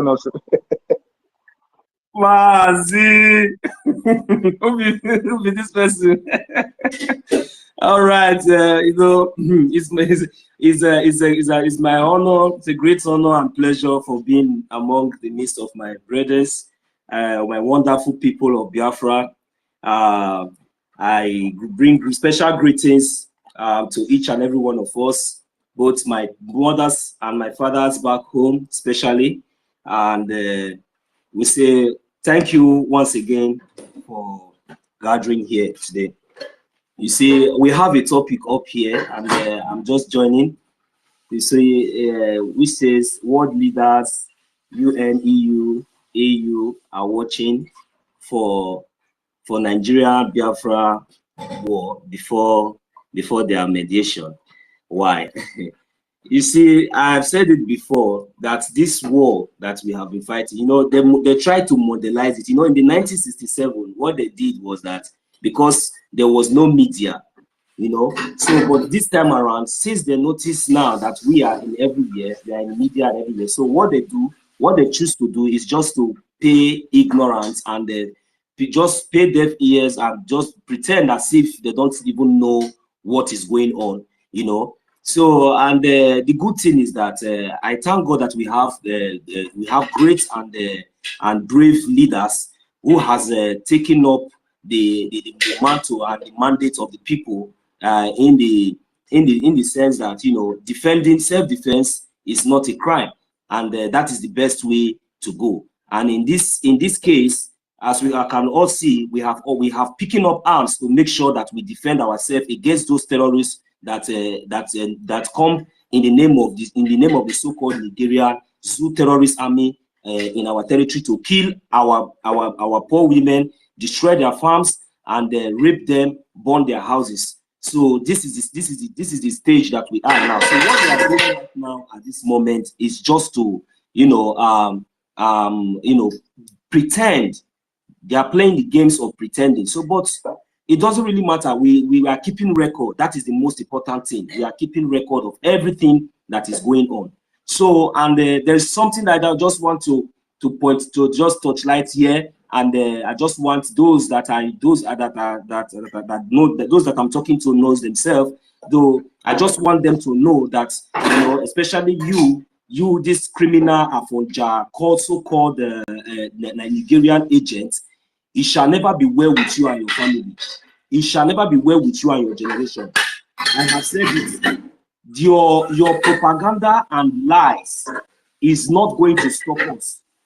Your propaganda and lies, false allegation and false words against our leader, Mazi Nnamdi Kanu, or against this Biafra government in exile is not going to sell, because evidences are there in public and evidences are speaking for themselves. So you can rant from now till next year, rant from now till you go, or rant from now till thy kingdom come. Your words or whatever you are saying does not hold any water. I am speaking directly to you, so-called Afonja Chibueze, or Mazi. You call yourself Mazi Chibueze. It shall never be well with you. May woe betide you. Thank you very much, Mazi Chukuma. Thank you very much, my minister. Thank you very much, each and every one of us that are here. I welcome all of us once again. I yield my mic here. Thank you. Thank you so much. Chukwumeze, go ahead. You have the mic, sir. Okay, thank you so much, Nonso, for that wonderful submission. The British can pay deaf ear, Americans can pay deaf ear, world leaders can feign ignorance, United Nations can pretend, European Union can continue to rant and look as if nothing is happening in Africa. Even the African Union can continue to dance naked in their various markets as if nothing is happening at their backyard. The Biafran people are determined for their freedom.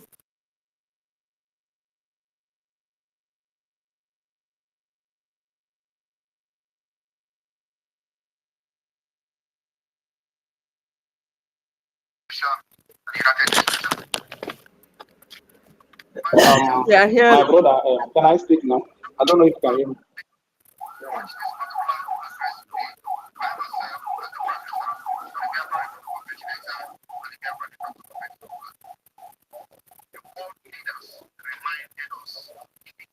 Can anyone hear me? Can I speak now? I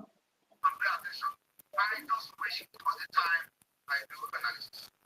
They reminded us, that we need to hold this some face against the dictator, tyranny, the terrorist state who have taken up the war against innocent women and children in Biafra. They are telling you, you must hold your self-defense like never before.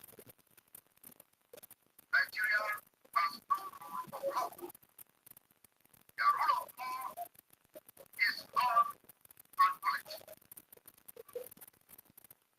And we have all to resist a government that uses violence will be responding with the same and the same measure of violence.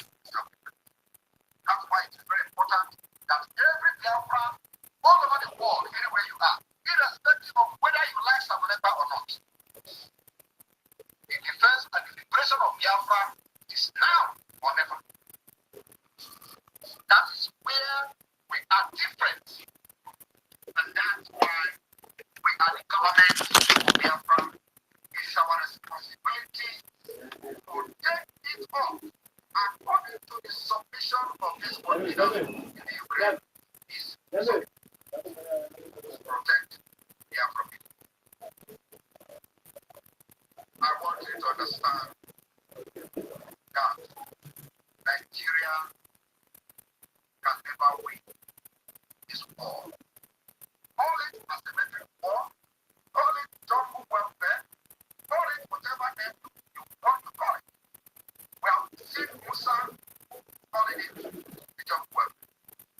We have also seen him saying they are in asymmetric war. And it is difficult one because you don't know who is in it, everybody's in it. Sometimes they go to the place and you beat them from the back. And that's why they are retaliating against the people. And Nigerians, those who call themselves Nigerians, do not understand that Nigeria is at war. Yeah. The only point I'm trying to make you understand today is that Musa has explained that I'm at war and he called it asymmetric war. What else do you want to know? The question was, they left primary responsibility and handling the secondary responsibility. Nigeria is at war and the military are laying siege. The place they believe the war is taking place. Where is that? Biafra land. You as a Biafra person, if you refuse to hold this liberation day, you or your family be affected. Because whether you believe in Samoneta, whether you believe in the Biafra government or not, you are already an enemy. By the submission of Musa, your family are also the enemy. In the asymmetric war that have been declared against us, your family could be the one they will retaliate on. Because we cannot put our hand, we've already taken up arms like everybody else. So asymmetric war, where the other is the enemy, at the same time, when every Biafra enemy, you are already out of the walkway. The earlier you come to support this liberation, you are going to. And this is also to give kudos to the Biafra liberation army who have Nigeria with our little resources. Followed all social media analysis on me.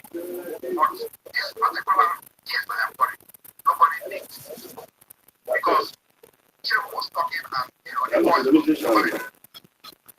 So everybody should talk and listen to Musa and the king is worried because we have defeated them. The Biafra Liberation Army has neutralized nothing of these terrorists in our land. And we are proud of them. They will continue to hold down. Our demand is very simple. Pull them out of Biafra land. Remove every checkpoint. Where the enforcements of Biafra are taking place, the appearance of Biafra are taking place every day. If you do not dismantle all the checkpoints, they will continue to die.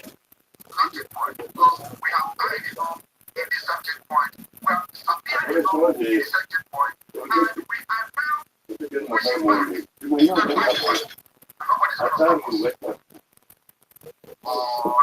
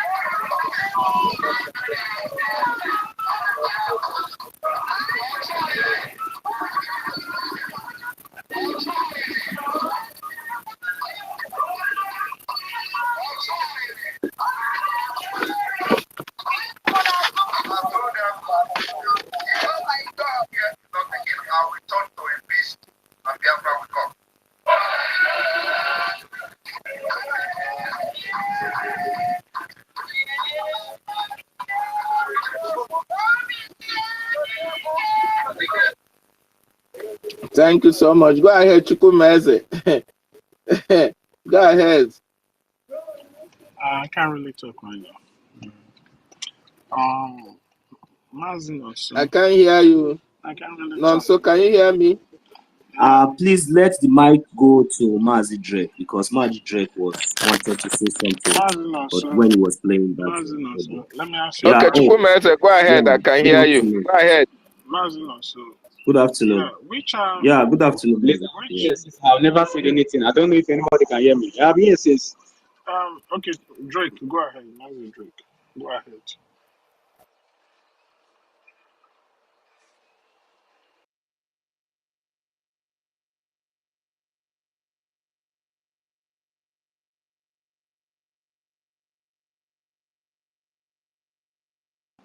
If I am Laura, go ahead. If Mazi Drake is not ready, I don't know.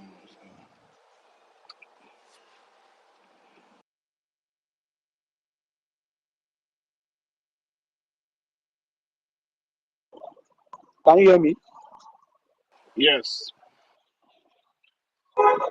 Okay. Yeah. I want to appreciate you all for your wonderful work. Yeah. Going on this topic, I remember when our leader, our prime minister was telling this. If you like to bring all the fighter jets come to Biafra land, all of them will go down.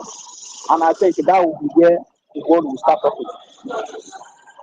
And I'm seeing that, the propaganda and whatever they are doing, up to today they are panicking. They are now paying their agents to carry on their propaganda. But I want to assure each and every one of us here that we are at the top. We are winning them. It doesn't matter whatever they say. It doesn't matter whatever they do. There's what pains me most is that when I see some of our brothers, that will open space and stop talking trash. Guys, I get mad because these people they are food. They are being bought over by the US. You open your mouth and call our leader name.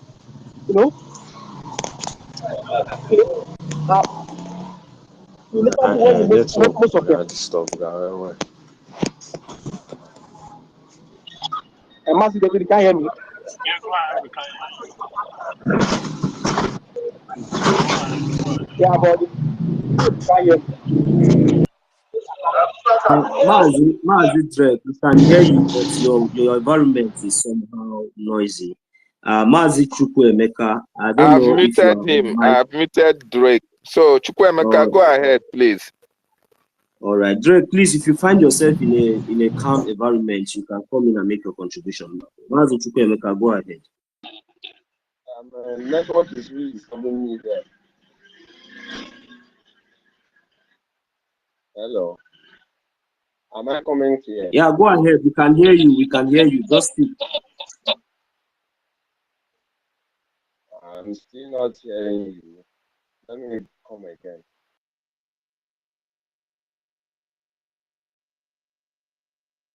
Okay, Mazi Chukwumeze, go ahead. Now, I just want to ask Mazino, so the Chibueze is talking about, is it the one from yesterday that was with us on the space? No. This one is Afonja. You know, this one is, you know, these criminals, they are everywhere. They can use any name. No. Shouldn't be. This one is Afonja. I just had the opportunity. Talking rubbish.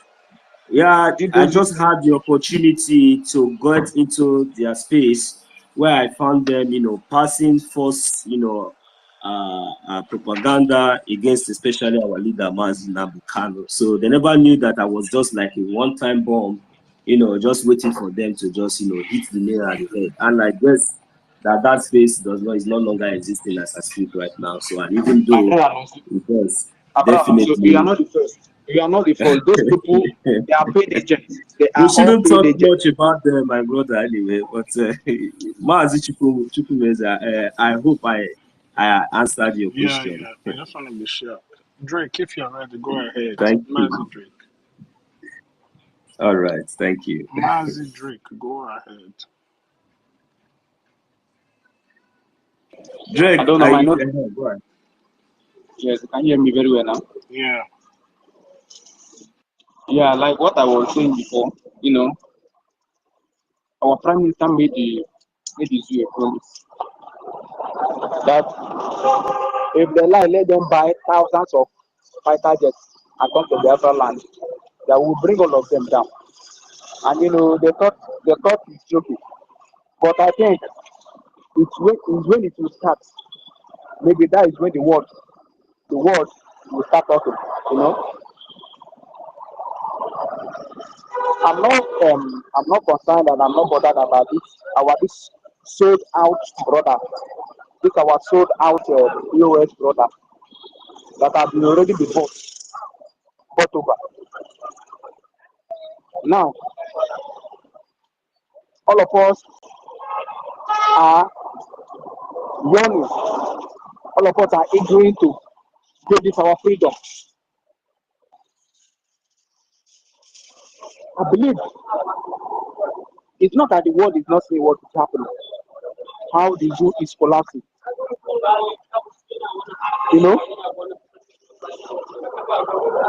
And believe me, the zoo can go to any extent, to make sure that this data will doesn't come to reality. I get me. They can go to any extent. They can play anything playable to make sure they silence this data with them. But they are above it. What is their fate now? I don't know all that dream in that their chamber today. Doing meeting. They are all crying. So I want to let us know that the time we are now, I'll still keep on saying it's a critical time. That the arrow will come from every angle, to stop us. But we should not give up. Their propaganda, their lies, what they can, they are coming with every news, to make sure they bring us down. But believe me, a lot of times you don't believe that come December 2nd, Biafra will be really clear. But I want to let us know that whatever we are doing here, is really, really penetrating. It doesn't matter how many of us that is here. But as long as we are voicing out every day here, I want to look out that our voice is going very far. So, please, my brothers and my sisters, let's keep this fire burning. Let's not back down. The world, I'm, I'm 100% sure that soon the world will begin to talk about us. It's a must because what is coming ahead is even far more greater than what we are seeing today. You know, soon the world will begin to talk about Biafra. Believe me. So let's keep this fire burning. Let's keep pushing. Let's not bow down for this Afonja.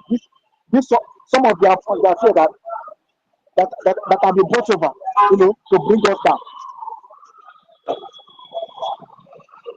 I want to thank us once again. Please, let's continue pushing this movement. Let's continue, you know, making our voice heard out, even if they are ignoring us. But I'm sure sooner or later they are all going to talk about us. Please let me stop here for now. Thank you.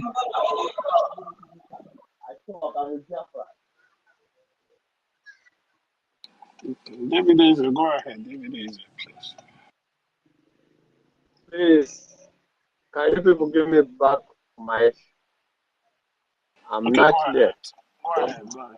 Please, Chukwumeze, did you hear me? Did anybody hear what I said? Yeah. Or was I talking to myself? Yeah, you were ahead. Okay. Go ahead, Chukwemeka.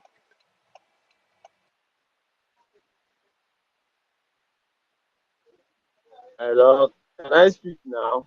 Yeah. It seems like my network is clear now. Speak, speak. Am I free? Okay.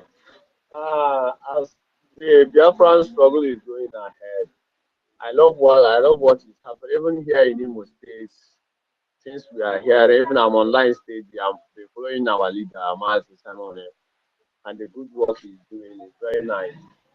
Even as no matter how we always try to preach the news here, some people will just be talking nonsense, saying that they don't like the clean of our security agencies and all those why. Me, they even have luck that I'm not I'm not inside the Biafran Liberation Army because for a long time I have found a way to see if I can be a member because all these stupid checkpoints around this way, it's only here in the southeast that they know how to be a quick checking point. Even the ones along this road, Akashi road, by now they would have run away from here. They should even pray to God that they are alive to stay there and be collecting money from people. Even the day on that sit at home as I was coming back, I just went out to see how the vicinity and how the whole town is moving. I saw how everywhere was cool, everything, everybody, no fly was even moving out.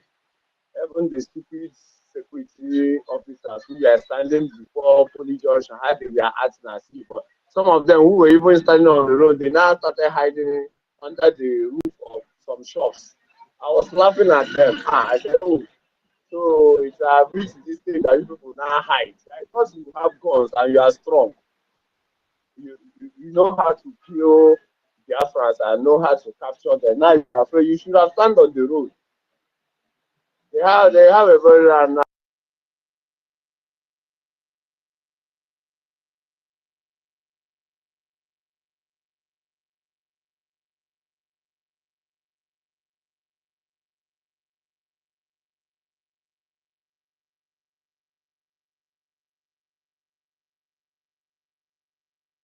What is going on now? Chukwemeka, are you there? I think they keep Okay, David Azer, go ahead. Okay, thank you so much. There is just a small thing I just want to add for what some of my brother have said. One thing is that someone saying that they're ignoring us, they cannot ignore us because they are getting the message.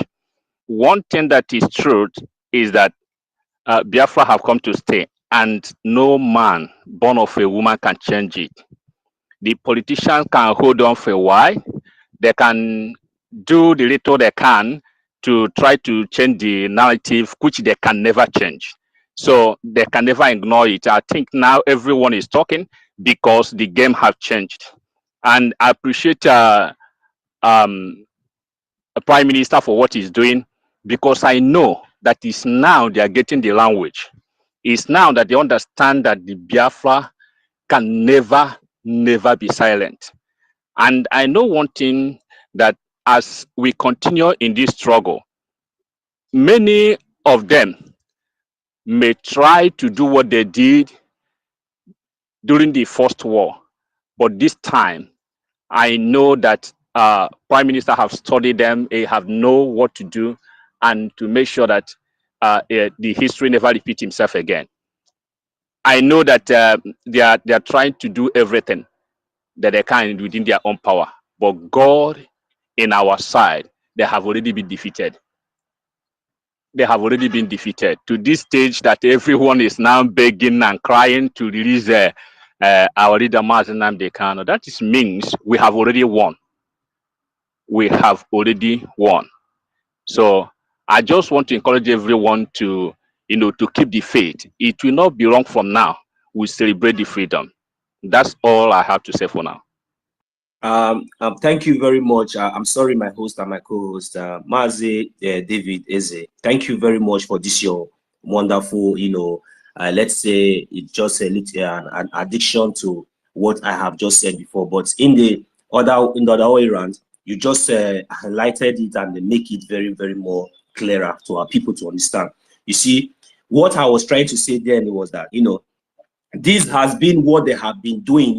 They did this to us in 1967, and though they didn't succeed in full, so they continue doing it even till the time of our leader Mazi Nnamdi Kanu, till the kidnap of our leader Mazi Nnamdi Kanu. They did the worst to the extent that it got to the extent that our leader Mazi Nnamdi Kanu was kidnapped. And even before then, this was what they have been doing, because all this while we have been, our leader Mazi Nnamdi Kanu, when he was here with us, I believe that he summoned so many petitions to all these entities, and they ignored to read, pretending as if they don't know exactly what is going there or what is happening, feeling just, turning deaf ears all this while. But today, the result, what is the result of those things that they were doing? They thought that it's going to, make us to give up. They thought that we will then maybe somehow they could defeat us, by ignoring us all this while. So, but it didn't work, to the extent that they went ahead to kidnap our leader Mazi Nnamdi Kanu. That was the worst, and that was when they thought that it was over for everything. But to God be the glory, he gave us our prime minister who took this mantle, and today now see where we have gotten to. And now they have now realized that this thing is not something that they can stop. It's not something that they can even try to even play on our intelligence, or even try to bring to apply those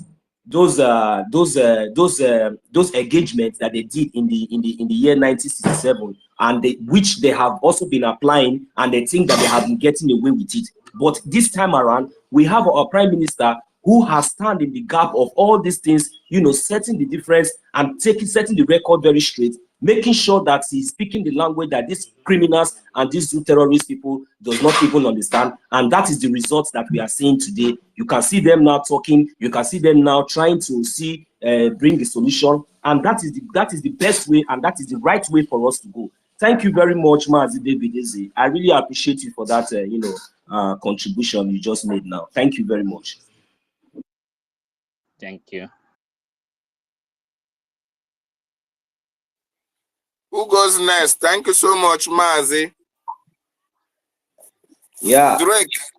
Have you spoken, Drake? At the moment, we just feel on the speaker.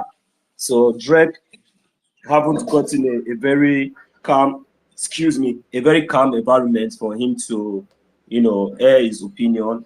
So though he was making his contribution, then we couldn't hear him very well. So Drake, I believe that you can hear me. If you are in an enable environment, which you know you can be able at least to give us your 2 minutes contribution. I know that you are at work. Then you should be welcome. Mazi Chukwuma, you are on the mic. Please go ahead because I don't know, these people have been kicking you off and all. Please, Mazi Chukwuemeka Amadi, please pick the mic. Yes. Mazi Chukwuemeka, go ahead, please. Thank you.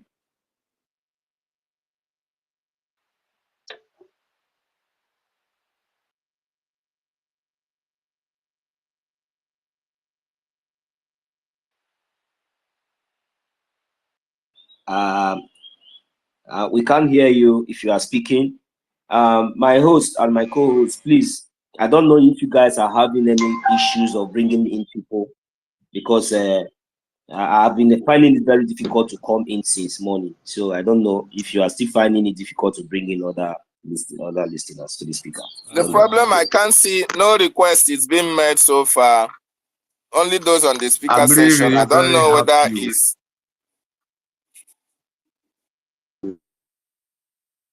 that we have gone a very long way, and I will be happy that one day I will just wake up one morning to see another nation, a great nation, that my children will live in and be happy. Thanks to our leader Mazina Nekalo and our Prime Minister Simon Ekpa, the undefeated and strong man at that. Tunga. I'm very happy. I just wish if I can contribute by money, at least if I had the chance to be a Biafra resistant fighter or liberation army, I'll be very, very happy to follow them to do the work of Biafran soldiers. I'm very, very happy of how things is moving now. They are just shouting. They have not started shouting, the Nigerian government and all these some useless senators who are there enjoying. One day will be their last day. They are just seeing the little. How will I say it? As in Chichos Bluetooth mode. One day who should that China be now.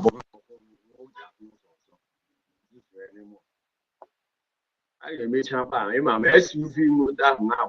None of them will drive it again. Dara. I mean, what?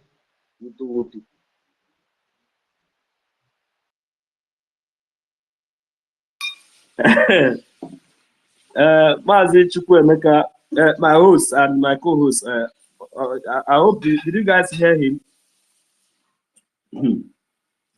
Mazi Chukwuemeka, the way you just said it, because I feel that Ogembo Hagabia, they thought that it's like before, when they come, they just come out and bring their empty carton with, they know how to line up 50 aircraft with just maybe few pilots that does not even understand those aircraft very well. See, it's only when we are not fighting for a just cause.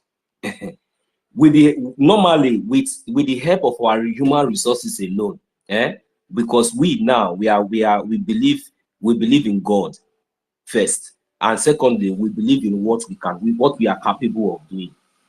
That one is two. So, number one, if what we are doing for defending our land, trying to preserve what Chukwuemeka Abịama has given to us, this one now is between God and is between God to decide. You see all those aircraft.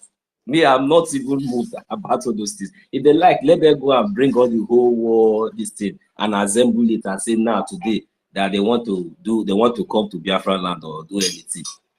I will not be moved. You know why? Because God has already ordained this day to come.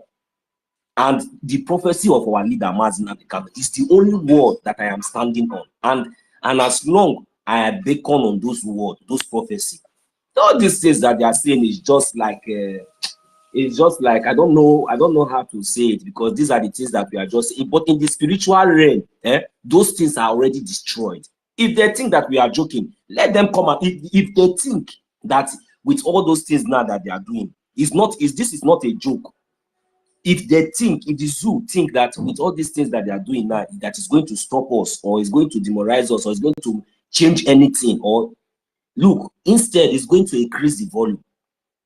With all these activities and all these things that you are doing, it's going to. But any day that you dare to try to fly over our airspace, you see the system of those things, it will disconnect.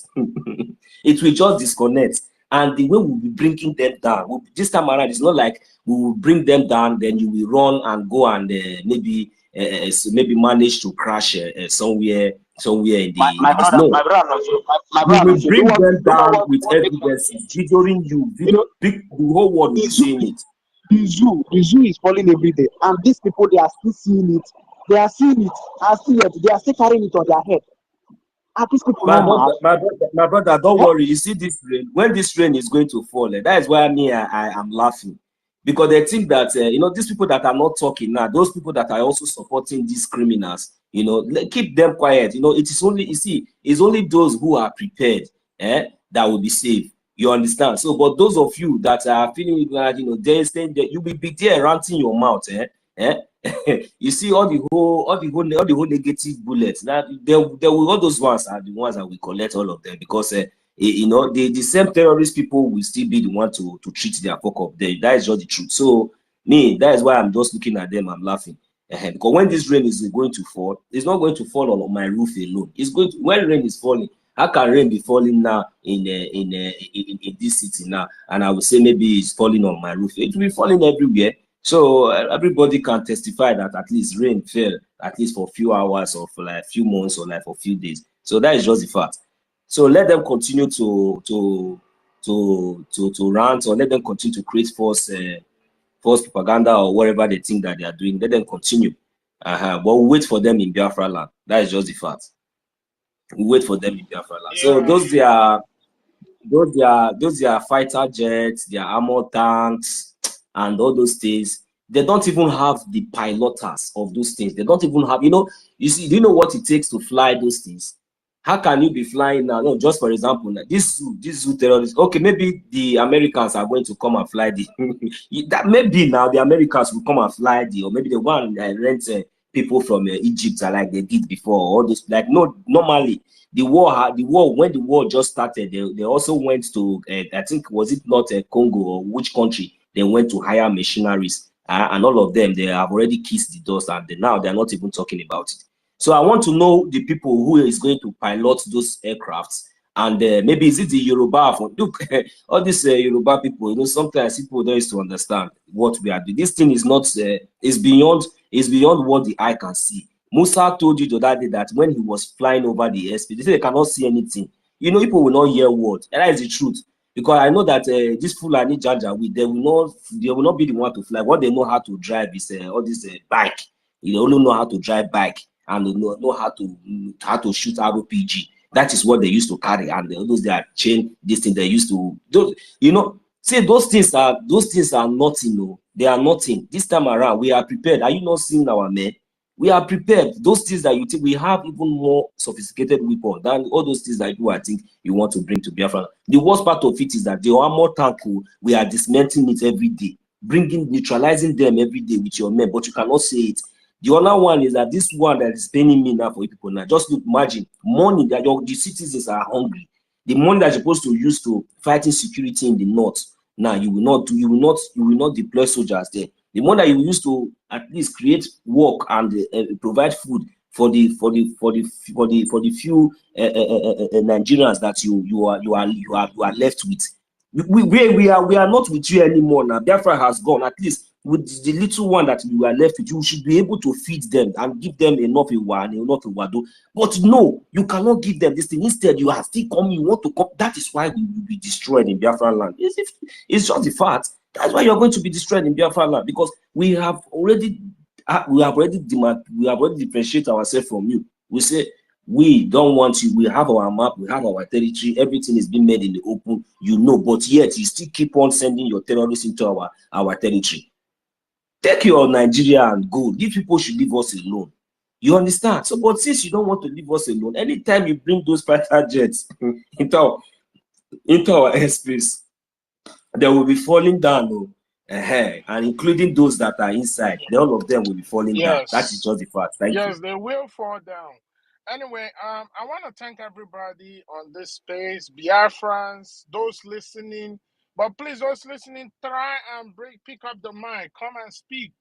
Come and pour out your mind to Biafrans, to the world leaders. You understand? Those media press watching anonymously, come and pour out your mind. I just want to say, Biafrans are they are special people. You understand? Thank you so much, all of you.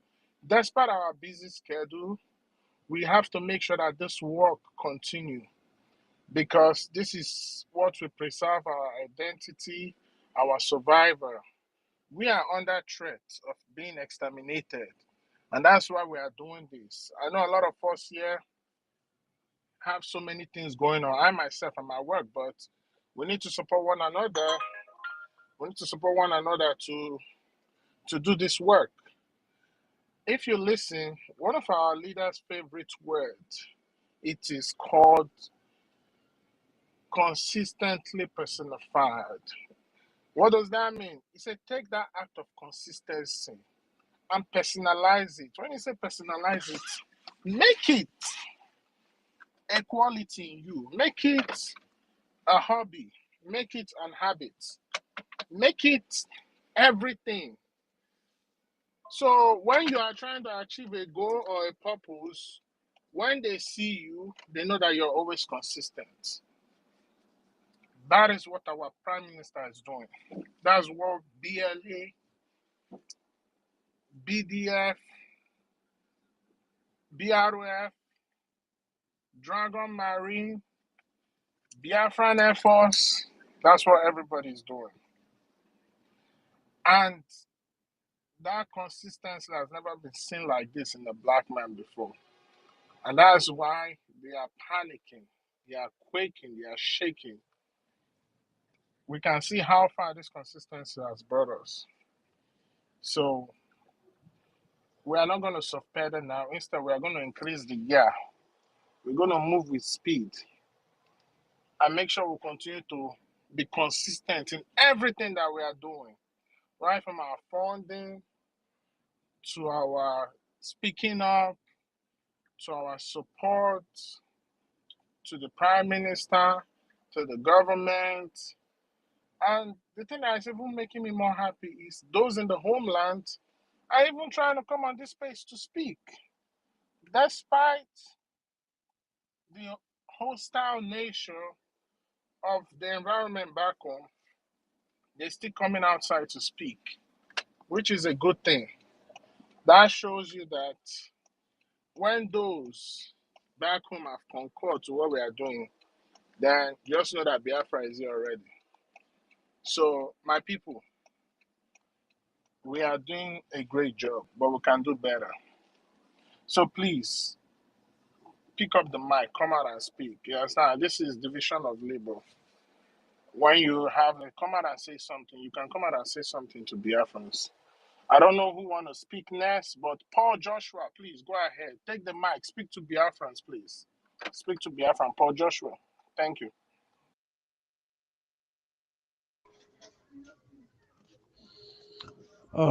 Good afternoon, everyone.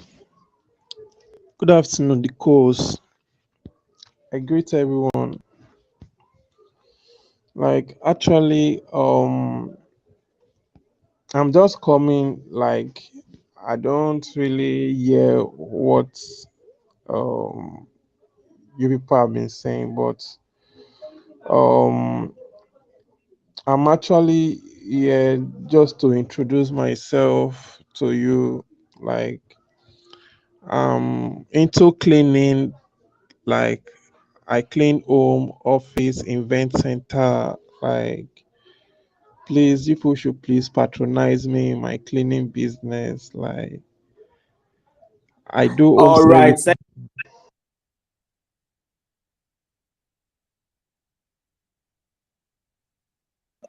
All right. Thank you very much, Mazi Paul. Josh, please, you should mute your mic for now. And we are here discussing a different topic. We are not here in business advertisement. So please, when you are coming in, you should first of all check on the topic and to know what exactly we are discussing here. We are very, very sorry, my brother. Of course, I guess you are calling from the homeland, and I guess you are calling from the zoo. And this is the reason why we are here. You see, you shouldn't be on the space advertising your business and trying to beg people to, connect you to all these things. If you have a good government and if you were living in a sane and a law-abiding society.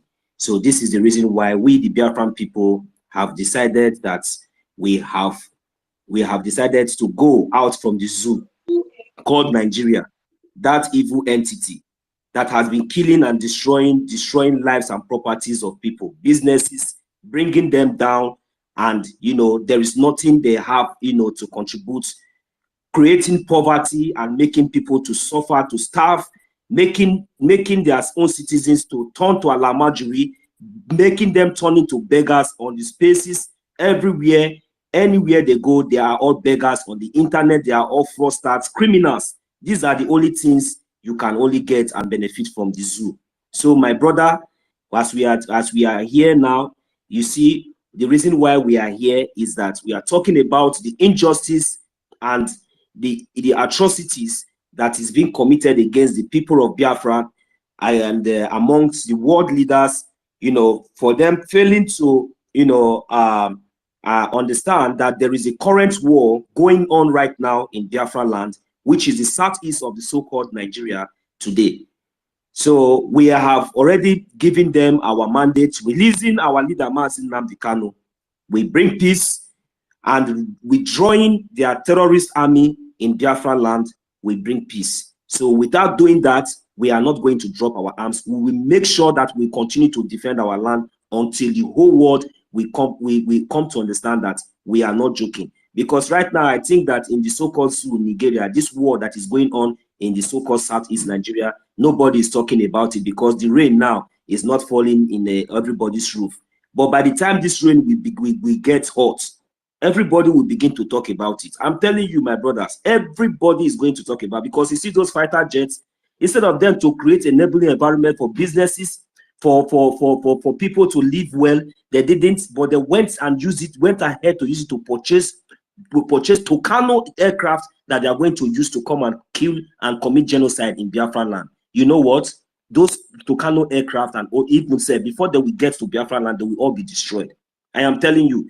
So I wanted to ask a question, Mazi Chikuma, or my host, anyone who, because I don't know if I'm offline, you can, I want to know. You see, when this game gets tougher, because very soon and anytime sooner, we will be declaring and we will be redeclaring our sovereign nation, United States of Biafra, on the 2nd of December 2024 this year.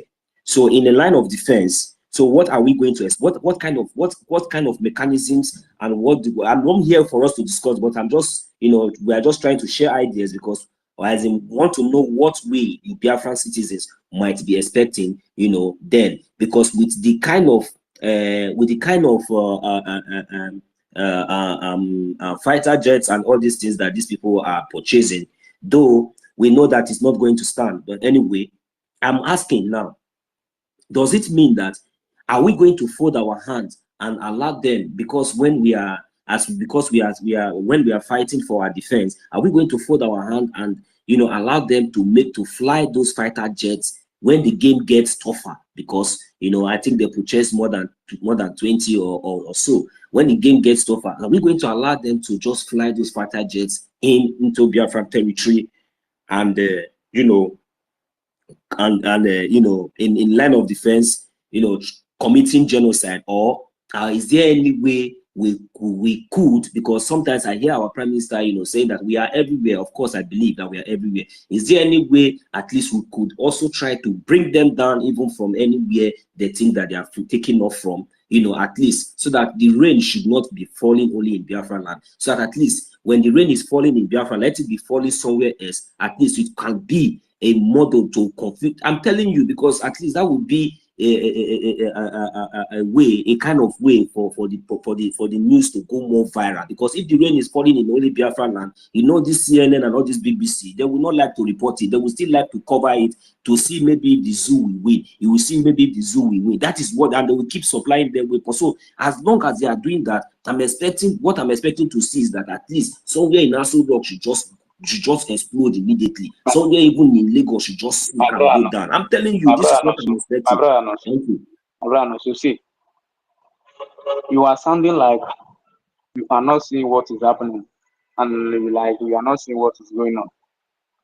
Are you not seeing? Are you not the one saying here that Musa said when they bring their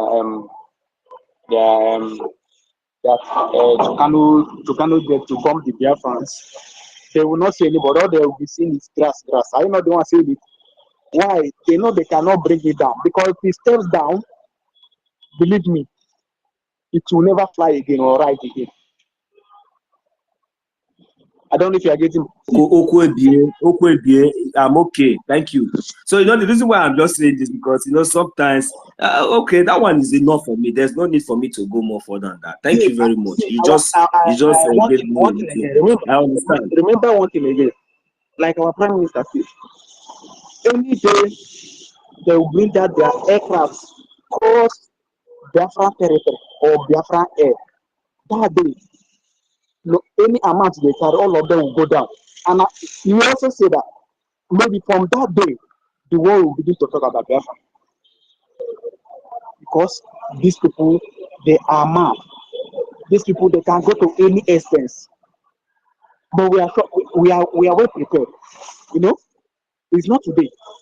Our Prime Minister said it clearly that he has taken his time to study the zoo for so long before he come out. So believe me, our Prime Minister knows what he doing. He knows exactly how to tackle this zoo, because all of them are criminals, non-entities. How could you imagine your country are suffering, your citizens are dying, things are getting worse and worse every day. You don't care about them. All you are interested on is going to purchase fighter jets to come and kill your own people you claim you are securing, to come and bomb them and commit genocide. Your people are dying. Companies are moving out of your country. You are not interested on it. You're not interested on the poor ones that are dying. In the first place, Mazijo, in the first place now, if not for this their propaganda and this American government that is even selling all this Tucano jet and allowing them to use it to come to Biafra land to to fly over Biafra space. No, I want to ask them now. All these fighter jets and all these Tucano jets that they are buying, is it the insecurity that they're supposed to tackle in the north, or are they purchasing all these fighter jets now for the Boko Haram terrorists that they have recruited to come and use it to do what?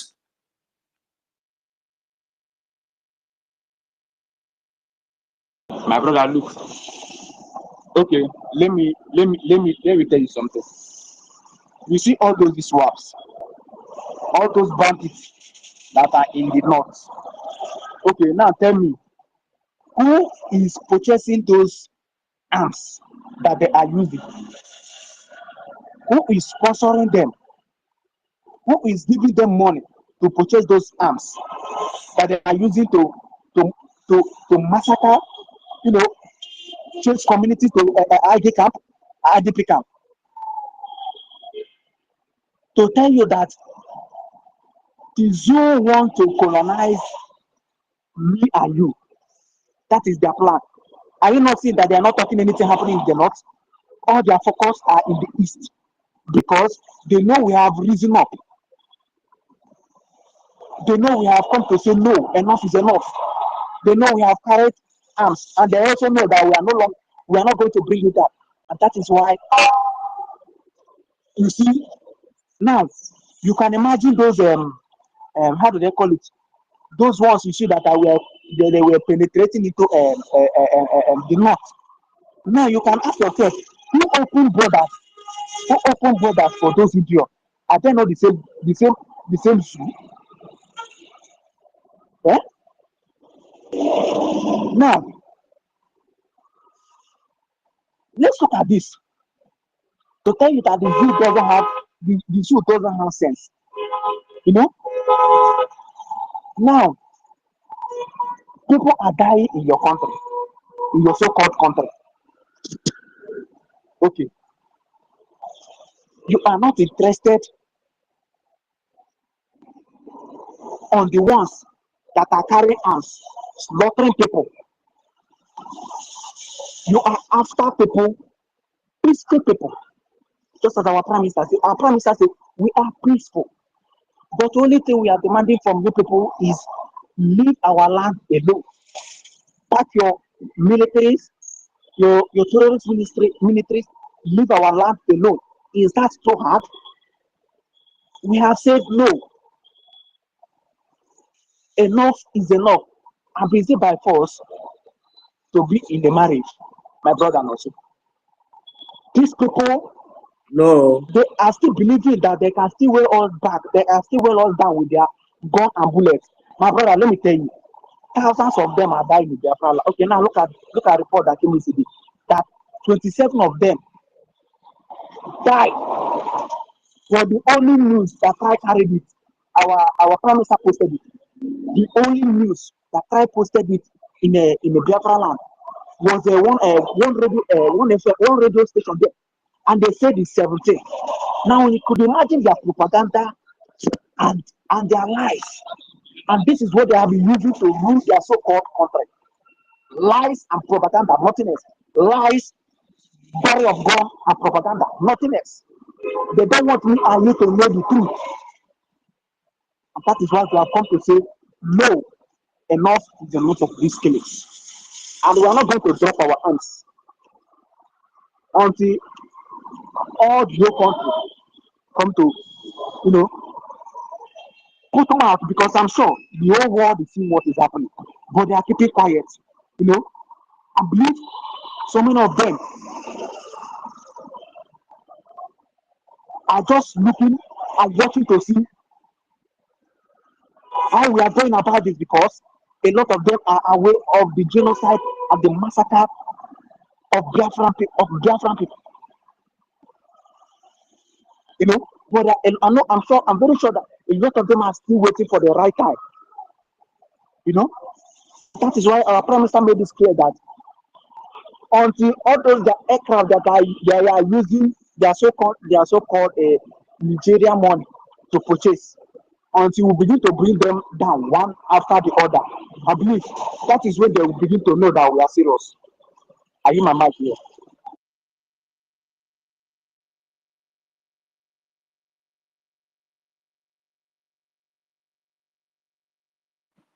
Thank you, Mazi Drake, for that wonderful submission. On the speaker, we have Mazi Sir Williams, my co-host and my host. I hope we are all together. Mazi Sir Williams, Yes. from here. Thank you. You are welcome. You have the mic if you are ready to speak. Mazi Sir Williams, you can unmute your mic. Thank you, sir.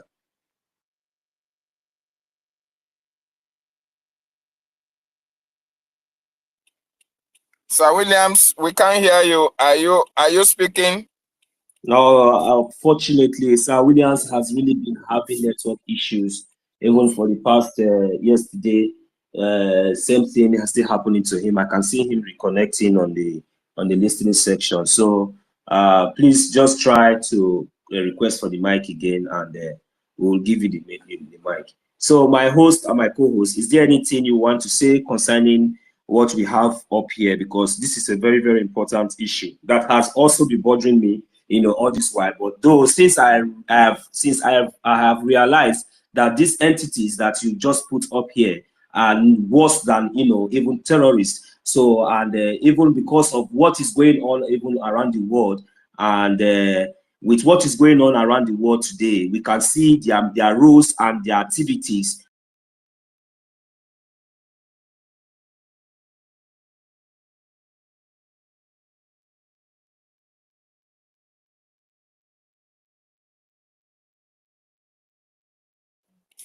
Go ahead, Nonso.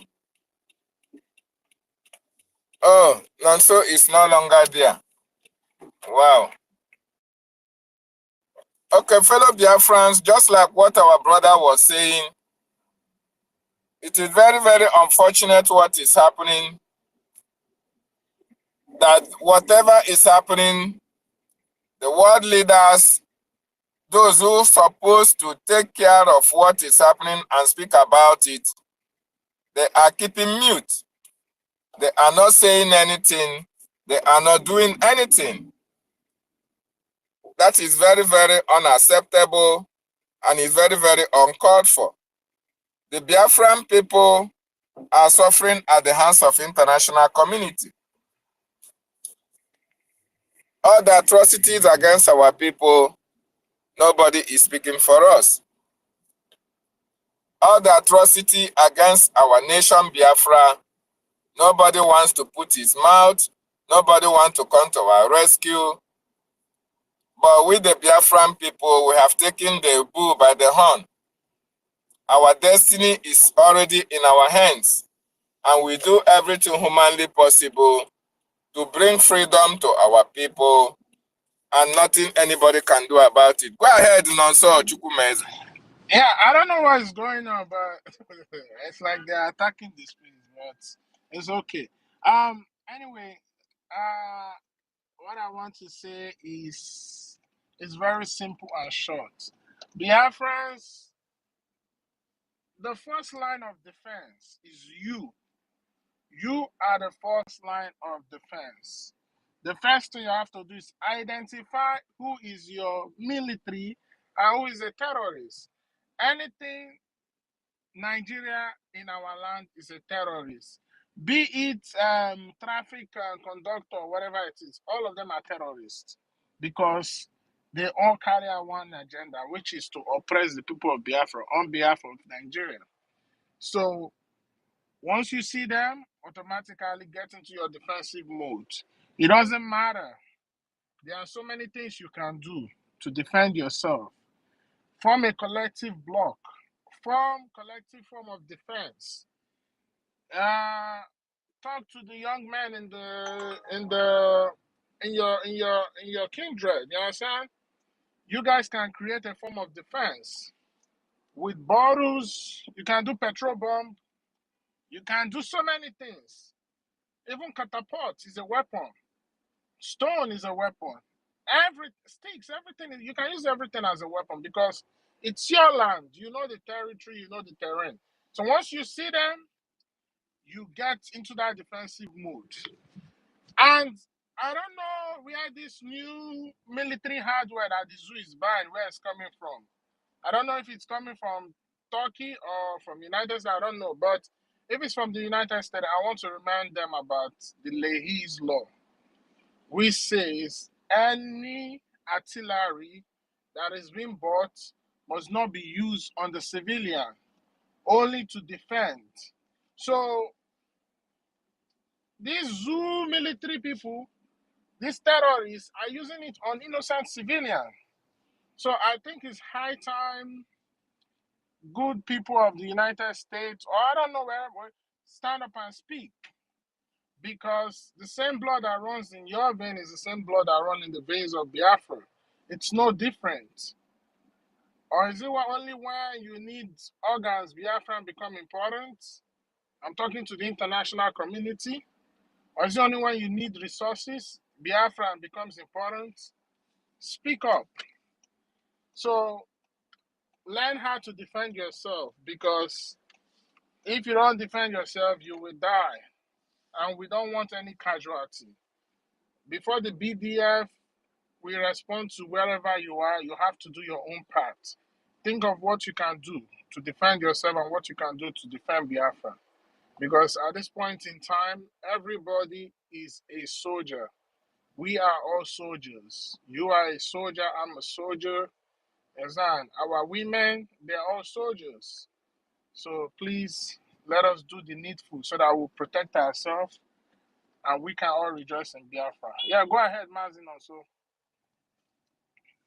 Yeah, my message to these entities that we have up here is that because I just want them to understand that we have seen their activities and what they really stand for, in the public, since the genocide being committed in Israel, October 7, I think October 7, some time ago, that has led to a full-blown war within different countries fighting against just one nation, and now I have seen their roles and their activities. So as things are unfolding, as things are going on, that is when you get more knowledge and more understanding of when our leader Mazi Nnamdi Kanu was telling us that he has made a petition to the EU, to the AU, to the UN, and all these so-called organizations that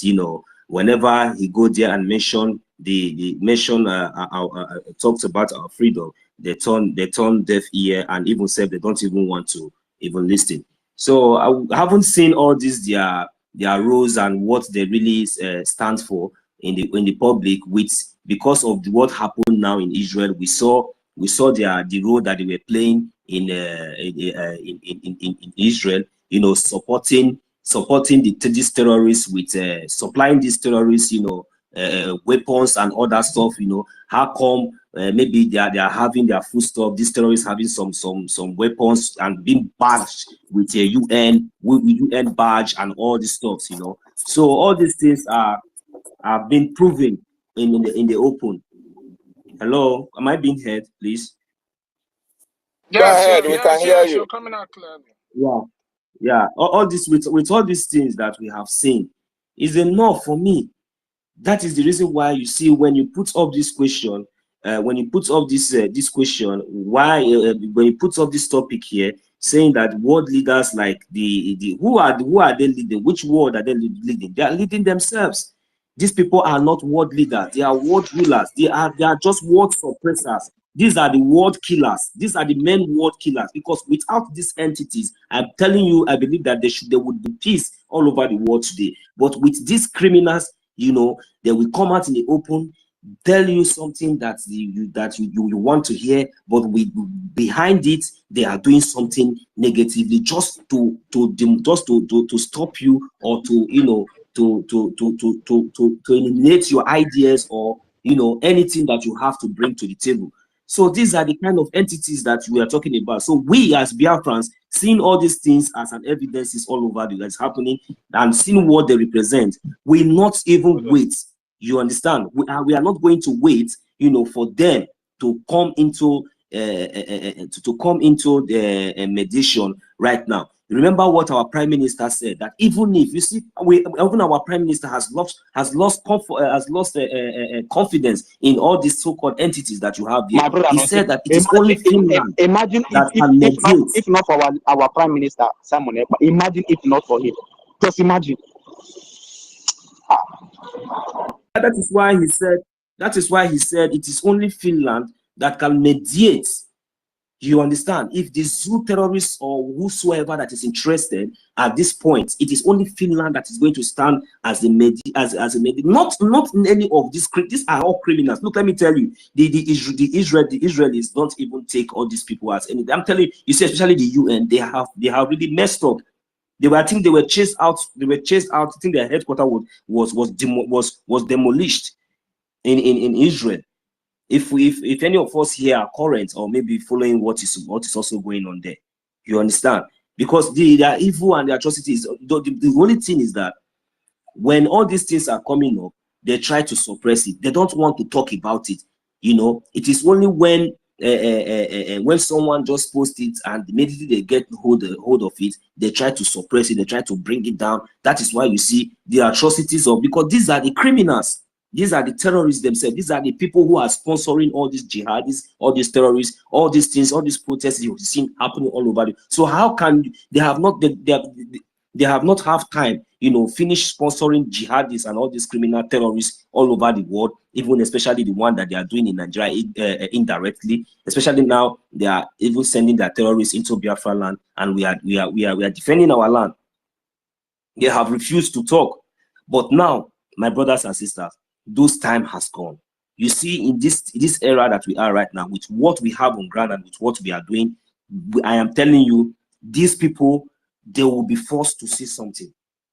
And they will be forced to say something. And whenever they are going to say anything that they are going to say, they are going to apologize for the genocide and for the evil, for everything. And if they think that they are too big, or maybe they cannot apologize, or they are not, that is what is going to befall them. I'm not going to say anything much, but anyway, I will leave it between them and God. But one thing is sure is that Biafra land can never be, we can never allow any terrorists to take over Biafra land. We will defend our land to the last man standing. That is my message for all these criminals that you have here, because if they even exist, I don't know. Now, since the petition also summoned by our Prime Minister now in the AU Banjul Court, we are still waiting for the zoo terrorists, you know, for them to respond. Now, I don't know if they have responded to that court. I don't know yet. So, because if at all, it would have been in the open. So, and these are the kind of entities. So let's see, and we hope to see if they will respond or not. But like our Prime Minister have said, that we are just only following the due steps and following the protocols and everything, so that at least tomorrow they will not say, why did you not do this or why did you not do that? But we are not depending on any of them, because we don't take any of them any more serious. You understand? But we continue to do what we are doing in our land to make sure we neutralize and delegitimize all these terrorists that come to our land with arms and bullets to come and kill and destroy our properties. So we continue to defend our land against these people. If you like, come with your Tucano jet. If you like, you come with your is it come with your, because that thing I don't used to call it ammo tank. I used to look at it as Homer Jeep. If you like, you come with your Homer Jeep. You think say you wise. You think that this is before that you will come with those armor tanks that have all this kind of ugly face. Don't you know that Homer Jeep have ugly face? They used to use it for SUV too. You don't know. If you bring that armor tank in Biafra land, our Biafra Liberation Army will be looking at it like Homer Jeep, you know. So all of them will be neutralized and they will go down, you know. We only see you coming in. So as you are all coming in, make sure that at least in a few days, just make some videos. At least let us see you going out. So that is where I'm going to yield my mic for now. So thank you very much, Mazi David. Thank you very much. Mazi Chukuma, thank you.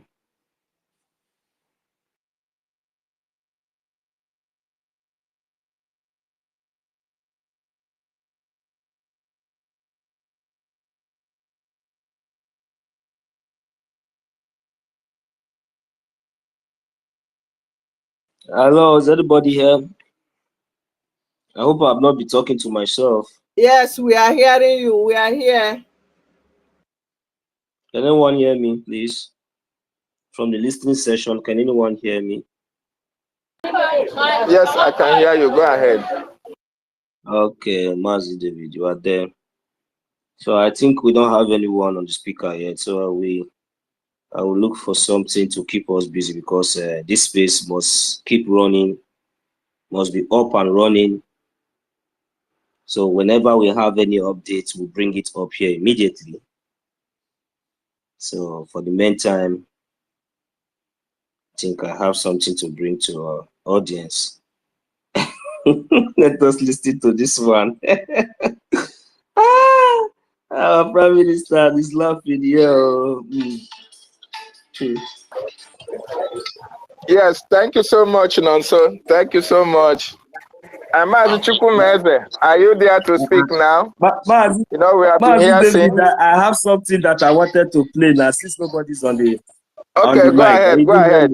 Go ahead. Let me play this one now. Let us listen to this criminal so that we know what to tell them again. We need to be checking our Prime Minister's handle for any new updates, because whatever he posts is what we are going to talk about. If nobody's requesting for the mic, we will just be going and picking updates from our Prime Minister, bringing it up here. We talk about it. So I'm going to play this one now. All these criminals. Any chairman of any market that is opened, any market you open, the chairman will hear from us. In Biafra land, any market you open, you will hear from us. We lost 5 million people. And if you don't sit at home, we'll make you sit at home by force. People, no wonder we are suffering. You would have no appreciation of the sacrifice of the dead. You think everything. Anybody, any chairman of any market that is opened, any market you open, the chairman will hear from us. In Biafra land, any market you open, you will hear from us. We lost 5 million people. And if you don't sit at home, we'll make you sit at home by force. People, no wonder we are suffering. You would have no appreciation of the sacrifice of the dead. You think everything. Anybody, any chairman of any market that is opened, any market you open, the chairman will hear from us.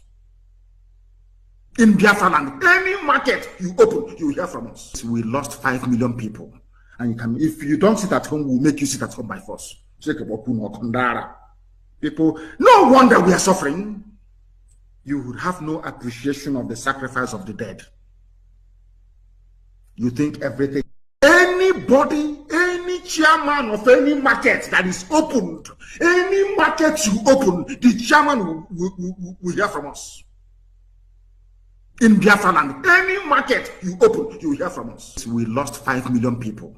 And if you don't sit at home, we'll make you sit at home by force. People, no wonder we are suffering. You would have no appreciation of the sacrifice of the dead. You think everything. Anybody, any chairman of any market that is opened, any market you open, the chairman will hear from us. In Biafra land, any market you open, you will hear from us. We lost 5 million people. And if you don't sit at home, we'll make you sit at home by force. People, no wonder we are suffering. You would have no appreciation of the sacrifice of the dead. You think everything. Anybody, any chairman of any market that is opened, any market you open, the chairman will hear from us. In Biafra land, any market you open, you will hear from us. We lost 5 million people. And if you don't sit at home, we'll make you sit at home by force. People, no wonder we are suffering.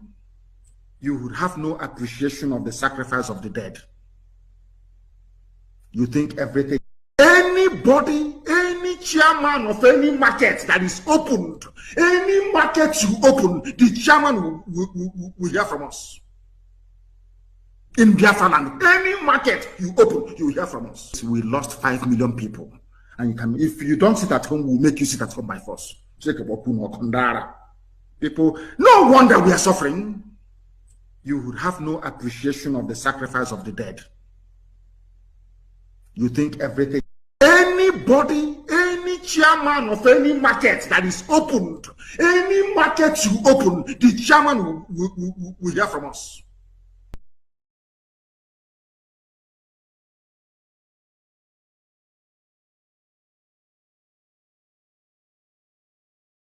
And your entire family and generation that will remain in incarceration.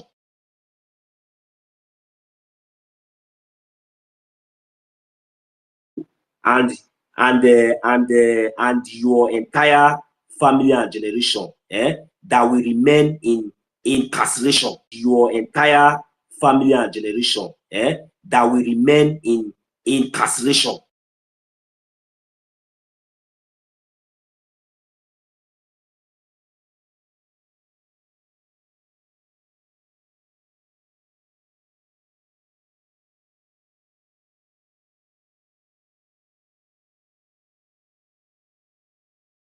wearing a suit.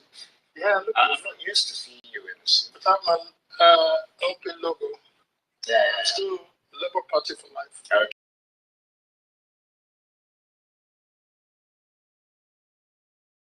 You wearing a suit. Yeah, look, I'm not used to seeing you in a suit. But I'm an LP logo. Yeah. I'm still Labour Party for life. Okay, in a suit. But I'm an LP logo. Yeah. I'm still Labour Party for life. Okay. Gịnị ka ndị a na-akọ dị? All the Nigerian people, all the security forces, all the... Gịnị ka ndị a na-akọ dị biko? Ka m malụkwa ihe a na-akọ.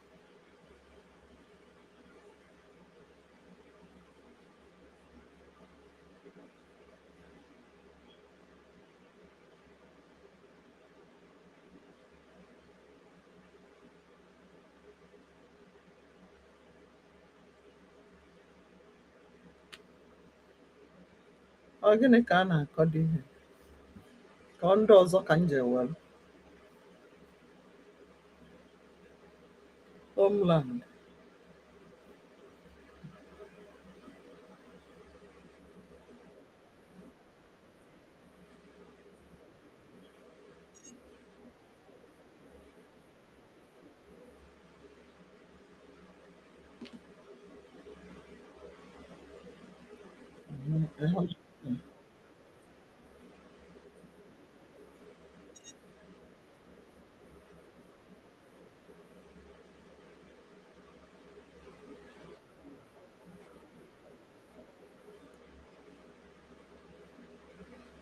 Aghọtakwana m ihe na-aga ebe a biko.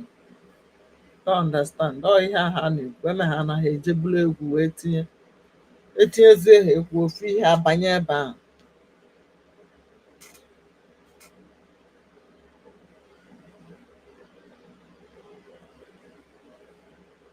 Kedu ihe na-emedo ebe ahụ biko? What's going on? Ọ na-ahụ na ọ dịkwa ka m emechi this thing biko. Biko ruo na ọgwụ ncha ejesi. Bido ha anaghị mere one thing or one thing.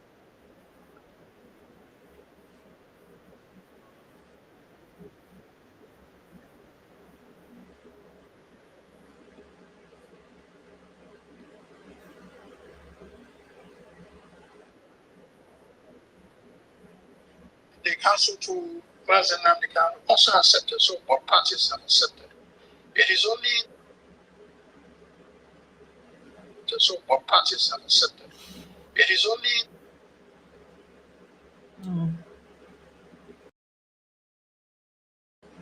Okay, I think I'm gonna end it. They messed it up. moving the political Let me wait. consideration to move it forward so that could be right. Some negotiations. What is enough for the consideration of the trial judge? To be fair, the lawyer representing the government made it clear that it wasn't within his remit and that they would have to go directly to the Attorney General. And obviously it will be up to the Attorney General hasn't responded yet. The Attorney General has not responded yet. Yeah. But the Attorney General also takes instruction from the Commander-in-Chief, President and Commander-in-Chief. So that was why we're appealing to the Commander-in-Chief to direct the Attorney General to invoke Section 174 of the Constitution of the Federal Republic as amended, Section 174 1C, Section 174 subsection 1C, and subsection 3 basically talks about the powers of the Attorney General, that an Attorney General at any time before a judgment is rendered has the authority or the power to be able to withdraw his suit. So we want to take care of that, and also to invoke Section 107 and Section 108 of the Administration of Criminal Justice Act 2015, which basically talks about discontinuance of a criminal case and withdrawal from prosecution. So we believe there has been a precedent set, right, in other cases whereby recently chairman of Metiala, was at the determination of the court. His matter was settled.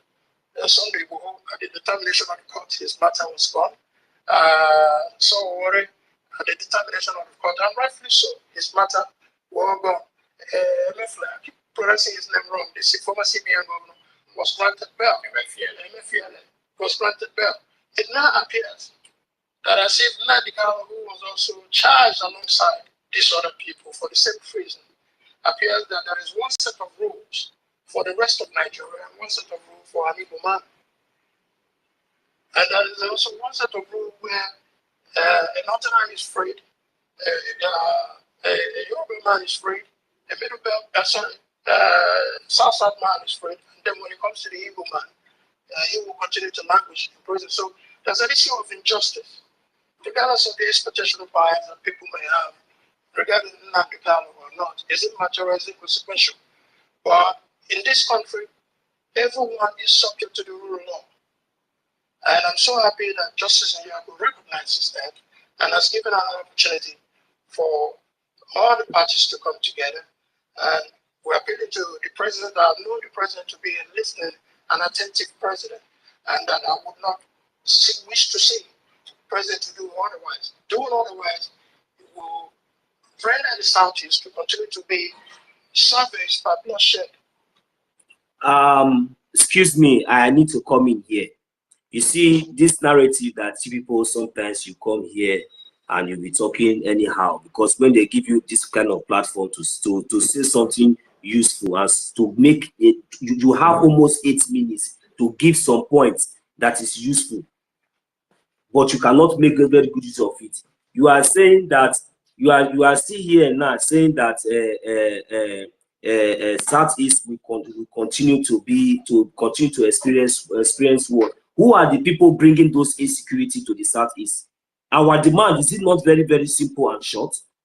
Our demand was very, very simple and short. Even before our leader, Mazi Nnamdi Kanu, was kidnapped, he told you all that you should withdraw the military from our land, because these are the people who have come there to a mountain checkpoint here and there, kidnapping our people, you know, extorting our people, kidnapping them and killing them unjustly.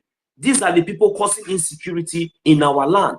These are the people who are shielding this your Fulani foot soldiers, those ones coming with cows, those ones coming with cows and guns and machine gun into our bushes. You are the people that are shielding all these people. These are the simple things that we ask, that withdraw this territory, this terrorist army from our land, and insecurity will stop. Release our leader Mazi Nnamdi Kanu that has done nothing. But you people think that holding our leader Mazi Nnamdi Kanu and the continue of bringing in military is going to stop is going to subdue us. It's not going to subdue us. We have taken it to the other stage this time around, and we are making sure that any terrorist that we find carrying arm under the Nigerian state must be neutralized under our defense. Thank you. Many people, scores of people have been killed mercilessly in the Southeast, including military officers. The high level of crime and criminality, banditry, assassination, and kidnapping continues to be the order of the day. And these are all taking advantage. These are all taking advantage of the incarceration of Mr. Kanu, right? Because all these people are agitated that he's still there. But once we remove Mazi Kanu from the factor, then it's a lot easier to know those who are benefiting economically from crime. Yeah. In the Southeast, are making the Southeast ungovernable, and a lot of people are not going home now. Yeah, we're going to come back to that nettlesome question in a moment, but let's just go through the action that you have taken. And you're one of those who spearheaded that action in the National Assembly. This letter calling for Nnamdi Kanu's release has considerable multi-party support, doesn't it? With lawmakers from the APC, PDP, APGA, and even NNPP, right? And there seems to be an urgency to your call for Kanu's release. I think you mentioned some of that, but just tell us a bit more about what spurred you and your colleagues into action at this time. Well, what spurred me, like I said somewhere, was that I was elected a member of the Federal House of Representatives. And through my campaign, I ran on one single issue, that I would not be shut up in seeking the fundamental right of Mazin Namdekanu and others in that camp. And I've demonstrated that from day one. I've questioned everybody that needs to be questioned. I've lobbied everybody that needs to be lobbied. I've consistently made my case for it. Well, would you lobby in the same way for someone who Of course. is not from Of course, I your will. constituency, Yes, I will. or who's not from the I'm South? a member of the National Assembly, and that's what it means. Right? I'm not just there So you're to there to stand for justice. Right. I want to stand for justice. So, but in this wise, it's Nnamdi Kanu and the sensitivity of it. Now, my colleagues honored me by accepting to be a part of this. I could have easily done it alone, which would not be successful. I could have also done it through other caucuses, which will not be successful. But this is for the first time that Nigeria is asking for the release of Mazin Nnamdi Kanu, as being demonstrated by the members of the Federal House of Representatives representing various constituencies across Nigeria, coming together on this sensitive issue. And how many are they? I mean, because initially, I think the newspapers were, some said 43, others said 50 lawmakers coming together. Honestly, it must have been typographical error. The number is actually 50 that have signed, ready to go. Right. But because that we're on recess, we believe we will resume back plenary on or about July 2nd. And today we have commitment that would actually put that number over 150 honorable members all across political divides, all across the nation. Sizable. Of course, to demand for the release of Mazin Nnamdi Kanu. And I'm honored by that. Yeah, and you called, I mean, you mentioned this earlier, for the Attorney General to discontinue the case based on sections of the Nigerian Constitution. Not just for public interest. Mazin, so can I come in here, please? Pause. I want to say But something. come in before you lose the line of thought. First of all, I want to say this journalist is an idiot. He's a fool. Okay. Thank you. When you hear the name, he's a Biafran, but because he want to be so British, he want to so be British, he's speaking with his nose. That's just to show you how the mentality of the so-called Ifulefus and saboteurs have just been. They love their oppressors. They want to be like their oppressor. If they have a means of taking away their skin and putting the skin of the oppressors, they will. Look at a journalist that's not asking investigative question to know what is going. First of all, he's talking about he's being incarcerated. He's not being, that man is being kept illegally. He did not do anything, but yet they decided to keep him there. They kidnapped him. You know one thing, Mazi Chukuma, when they use that word incarcerate, that thing, you don't know how it annoys me so much. Somebody that you kidnap, that is what the English that they try to use there to look as if they arrested our leader Mazi Nnamdi Kanu, whereas they kidnapped him. Yeah. Nobody is talking about the illegal rendition. Nobody's talking about the kidnap. Nobody's talking about, can you go and kidnap someone because you want to prosecute him? Okay, the so-called idiot man that is saying that I represent his constituency or whatever he was saying. First of all, let me make it clear to you guys that you guys have now been given vote of no confidence. As far as anything, representation, political representation on Biafra territory, you guys are null and void. The foundation which you stand to propagate yourself as representative of the people has expired, which makes you guys null and void. You said that this is nobody is above the rule of law. Everybody is subjected to the rule of law. I want to ask, when Mazi Nnamdi Kanu warned you in your own zoo court and the judge ordered the zoo to release him and pay him compensation, did you guys do that? So, number one person that is supposed to uphold the rule of law, which is the court, and the number one so already of law. Secondly, the court declared our leader why release him, but instead you held him illegally and still went ahead and filing an appeal. The same court that is supposed to uphold the rule of law, that is supposed to say, no, this case doesn't hold no water. Instead, Binta Nyako, that idiotic Amajeri judge, still went ahead trying on an illegal case. Aside from that, you know that you don't have anything against this man. Why don't you leave him and let him go? But you say no. Now you are directing the zoo government to go and negotiate with him. That's why I love what our leader asked them. The journalist said, the judge has said that you should negotiate with the federal government. So what do you think? What did our leader say? He said, I cannot seek what I did not initiate.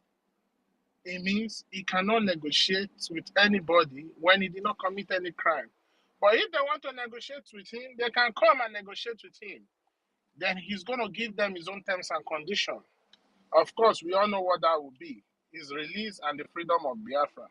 So, Zoo, for so long, have always break the law, and they have not gotten any repercussion. But now, we have turned the tides around. So all their crimes, all their atrocities will not go unnoticed. And for all those of you that are still carrying out diplomatic ties with the zoo, after they have break international law and international treaty, the likes of Britain and the rest of them, don't worry. Your own is coming for you. So I just say, let me just put that out there. The breakers of the law cannot be the same people to insist that you uphold the law. Thank you. Thank you very much. Thank you very much, Mazi.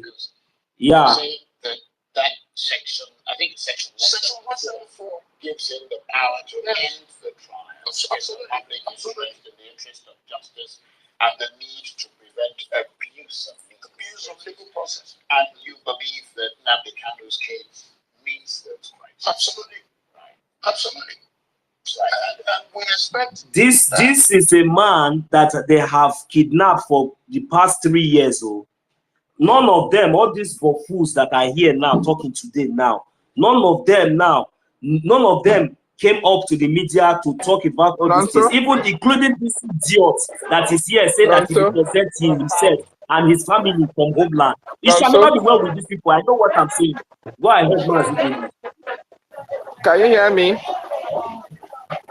Yes, Mazi, we can hear you, sir. Yes, I can hear you. Go ahead. Unfortunately, there is no way I can bring people in. I have about 5 requests here, but I'm only seeing requests. I don't see the bring in button for them. Send me the co-host or the co-host is not working. I've been trying it since. It's not working anymore. So, and it's like we are going to round up. Sorry, you have to make their submissions. This is what is going to happen. Can we bring down this people? We are going to bring down this place. Is there that maybe